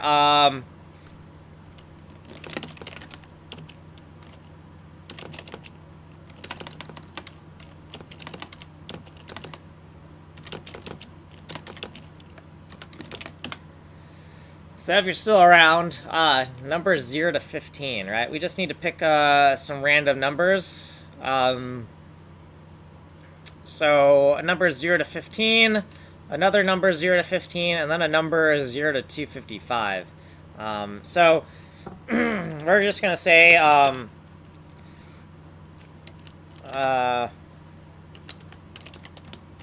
arbitrary arbitrary point test is what we're going to call this. And yeah, we're going to call it arbitrary point test. And yeah, we'll call it arbitrary point test. Let's clear Control-Alt-Shift F2. Control-Alt-Shift. Yeah, there we go. We're going to clear all our breakpoints. Put breakpoints here. This is where we need to focus right now. And we need to look at those signatures for dirty sector ask and dirty sector, what the hell is it called? Dirty sector update and,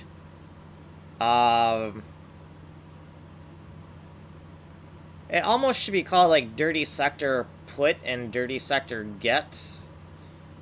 We're not going to worry about the fact that maybe we chose bad names for that. Makes enough sense, right? So right in here, what we're gonna do is everything right now should be clean. And why is everything? Why do we know everything is clean? Well, I mean, we assumed it was all clean right here. So, and we looped through everything. We looped through everything here, didn't we? Yeah, because we looped through all the different depths for the different variables. We looped through it here and made sure it's all clean. is 8. Okay, 8 will be our, is everything clean. One more random 0 to 15. And a 0 to 255. So we got 8. So you chose 8. So over here, we're going to use an 8. And we can we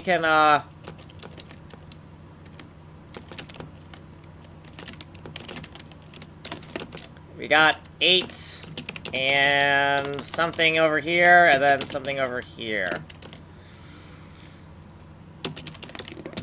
Okay. So we could probably remove this, we could shorten this commentary here. And dirty sector update, we're going to do an 8 over here, so this is going to be an 8. And also, we can actually keep this all on the same line now, right? Because we have enough room where we can kind of like 8, something else, and something else, right? So, I don't know what these will be yet. I guess, for now, I will choose something unless you override that. I'm going to choose something roughly in the middle, right? So I guess we could do 8, 9, 10. Yeah, 8, 9, 10? Sure, why not? Let's do 8, 9, and 10. I chose for you. Well, I chose 2 of them for you. Okay, so 8, 9, and 10. I think that is good enough for me. And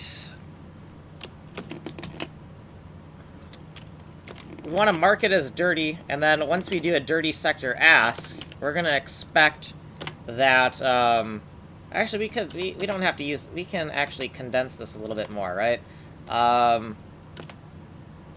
Jonathan Blow would not be proud of me. He says, I don't know exactly what he says about, you know, putting, every parameter of a function call on a different line, but it's not a nice thing whatever he says about it. He's a smart guy though, so I mean I will kind of listen to his advice at some times. So dirty sector update, and this is dirty query, I think. Dirty sector query, I think. No, it's dirty sector ask because I didn't want to write something that long, right? So if we look at that, yeah, dirty sector ask, and then there is a rectangle struct right there. So the question is, do we have a rectangle struct in here, like in this scope, or did we not make one yet? So if we look at this, I see there's a little R for rectangle. So that's probably our debug rectangle. It's a rec type, and we want to make sure that that rec is our debug type, and it is our debug rectangle. So our debug rectangle is a little bit bigger, and it's signed with all the values, just because it makes it a little bit easier to work with. So I'm a little bit paranoid because something changed, so I'm going to go Control-Z. Oh, that's what changed, so I did make a mistake. So, oh, well, I just didn't put the rectangle in. So, and R. So, R is our rectangle right now, right? Because we have R. And is that the actual variable name? Yes, it is. So, right, we're just trying to keep things kind of terse there. And let's line this up right here. So 8, 9, and 10. And this is kind of annoying here with this update and ask. So, I think what I'm going to do right here is I'm just going to define really what we're doing is this is a put and this is a get, right? If we're really thinking about what we're doing and we want to normalize these names, it's a put and a get. That's all it is. So, within this section of what we're doing, within this arbitrary point test, we're gonna glue some macros to the bottom and top here, just so we can be a little bit more terse, right? Because then we can just say put, and we can say get. And now we have a lot of room to work with here, right? And everything's nicely lined up. And the reason I did that is the getter actually needs to return an integer value, int 32. And do we have some type of value that we can use for that, or do we need to... I see this var, but this is for var 0 to 55, so we should not...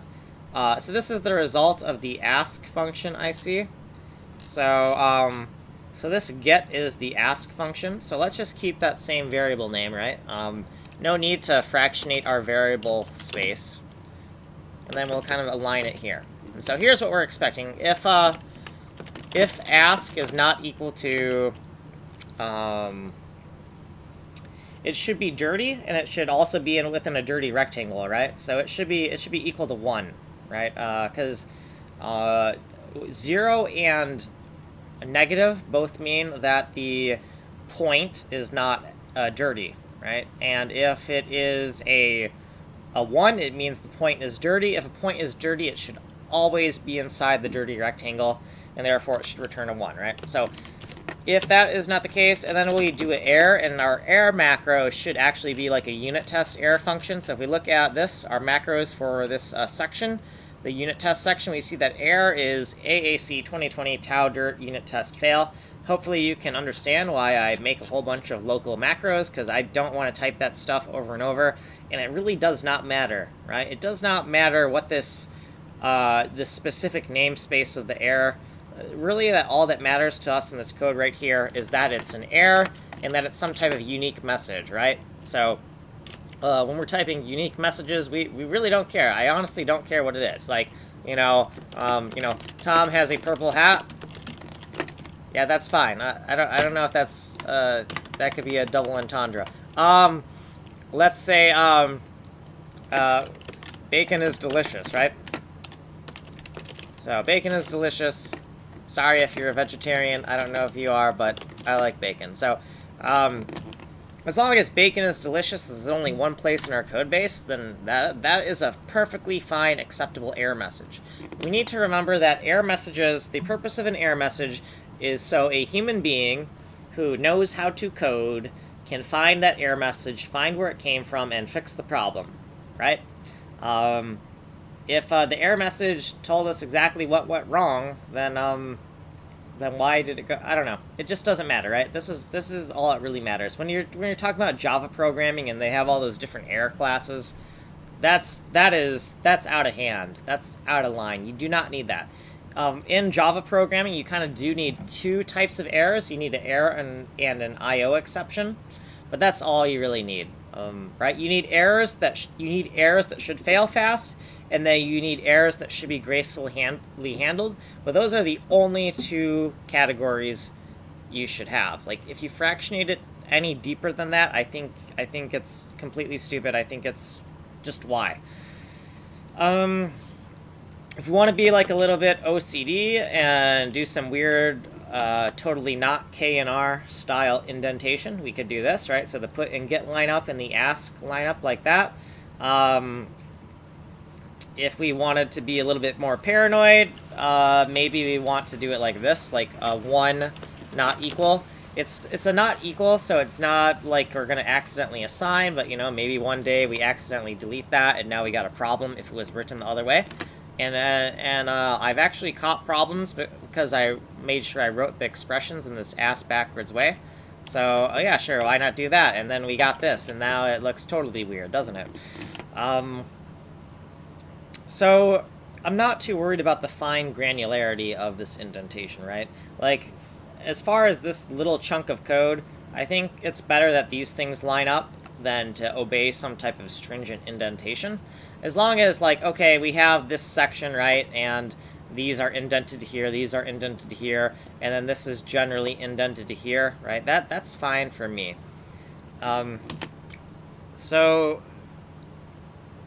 If we get through all of this, we'll see escape the loop in our logs.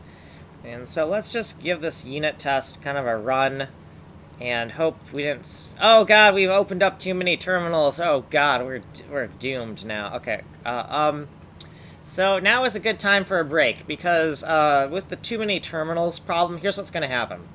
I'm going to hit Control-Alt-Delete, the screen's going to black out, and I'm going to have to restart the stream anyways. So there's no way to, like, get this back without having to restart the stream, unfortunately. So it's been 4 hours and some change, and I think my mom wanted to ask me some question when I had a break. So here's what we're gonna do.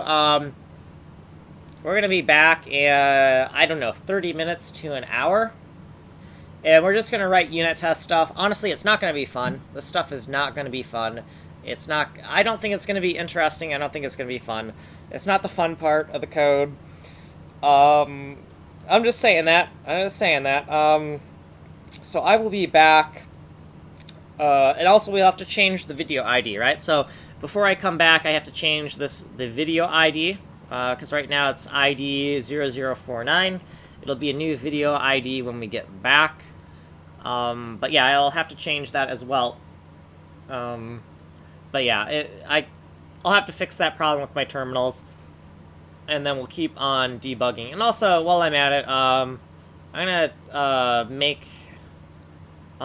make a shortcut while we're here. I want to just do some maintenance here. So let's type some phrases for a guy working on CUI.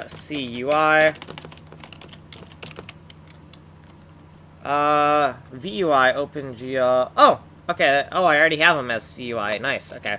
Guy working on CUI. Is this already a shortcut? Well, that wouldn't be because that's spelled wrong.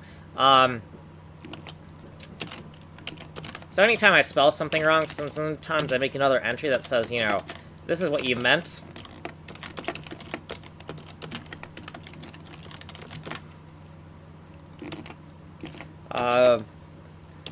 C user interface. User interface C.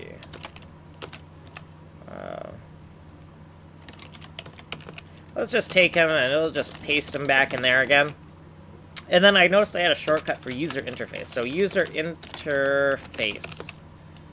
What we're gonna do is so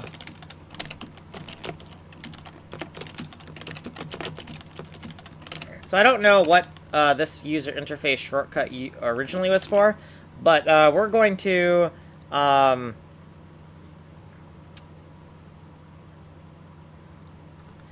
change this to user interface SOUR, or for Stack Overflow URL, and then user interface Stack Overflow URL. And then in here, we're going to ask ourselves to pick user interface Stack Overflow URL, or actually, I don't really like it being that long. Let's make another synonym.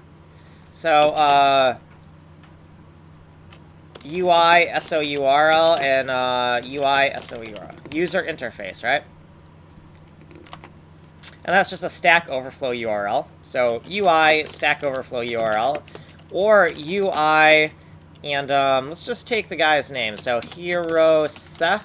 We're gonna take his name there, and when I want to find his stuff, I will be able to use this shortcut, right? Let's make sure I haven't already used this, because this seems like something I would have already made a shortcut. Nope, isn't. Okay. So then let's also take, let's invert that. So Hirosa UI, and then Hirosa dash UI. Okay, so now we have some more synonyms, where the next time I ask, hey, who is that UI guy, right? I'm going to be able to find him a little bit easier, right? We could also make a shortcut. Who was that UI guy, right? Or that UI guy, or UI guy.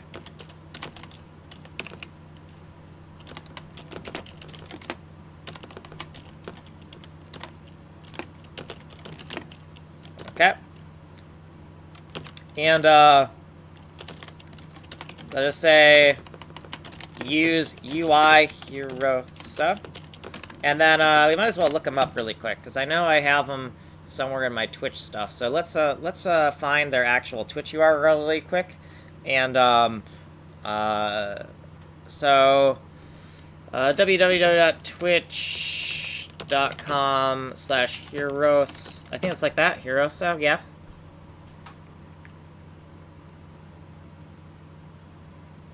Oh, hey, and they're doing stuff. Okay, so we're gonna take their Twitch URL, and we're gonna copy their Twitch URL, and we're going to put that in our shortcuts, right? So next time we're like looking for this person, we're going to be able to find them a little bit easier. And so go. Also, let's do Twitch. And let's just make a shorthand for them. Twitch Hero. Hero Twitch. And there. So now we have a little bit more information. And then every time we want to like be like, who is that UI guy? If we can't find them immediately by typing something in our shortcuts, we're gonna like make more synonyms until they're kind of like permanently ingrained in our shortcuts, right? So that we can find them nice and easy. Because I do think that their code base would be very useful for putting a UI on top of, you know, what I'm working on. So I wanna bookmark them. But anyways, I think I'm about ready to stop the stream just because I'm out of consoles. Like something went wrong and I gotta press to fix this problem right here. I have to press Control-Alt-Delete. Once I press Control-Alt-Delete, it will black out OBS. I don't know why, but Control-Alt-Delete blacks out OBS. My mom wanted some questions on something or other, so I'm gonna get out of here. I'll be back in maybe like a half hour to an hour or something. I don't know exactly, because I can't commit to things, I guess. So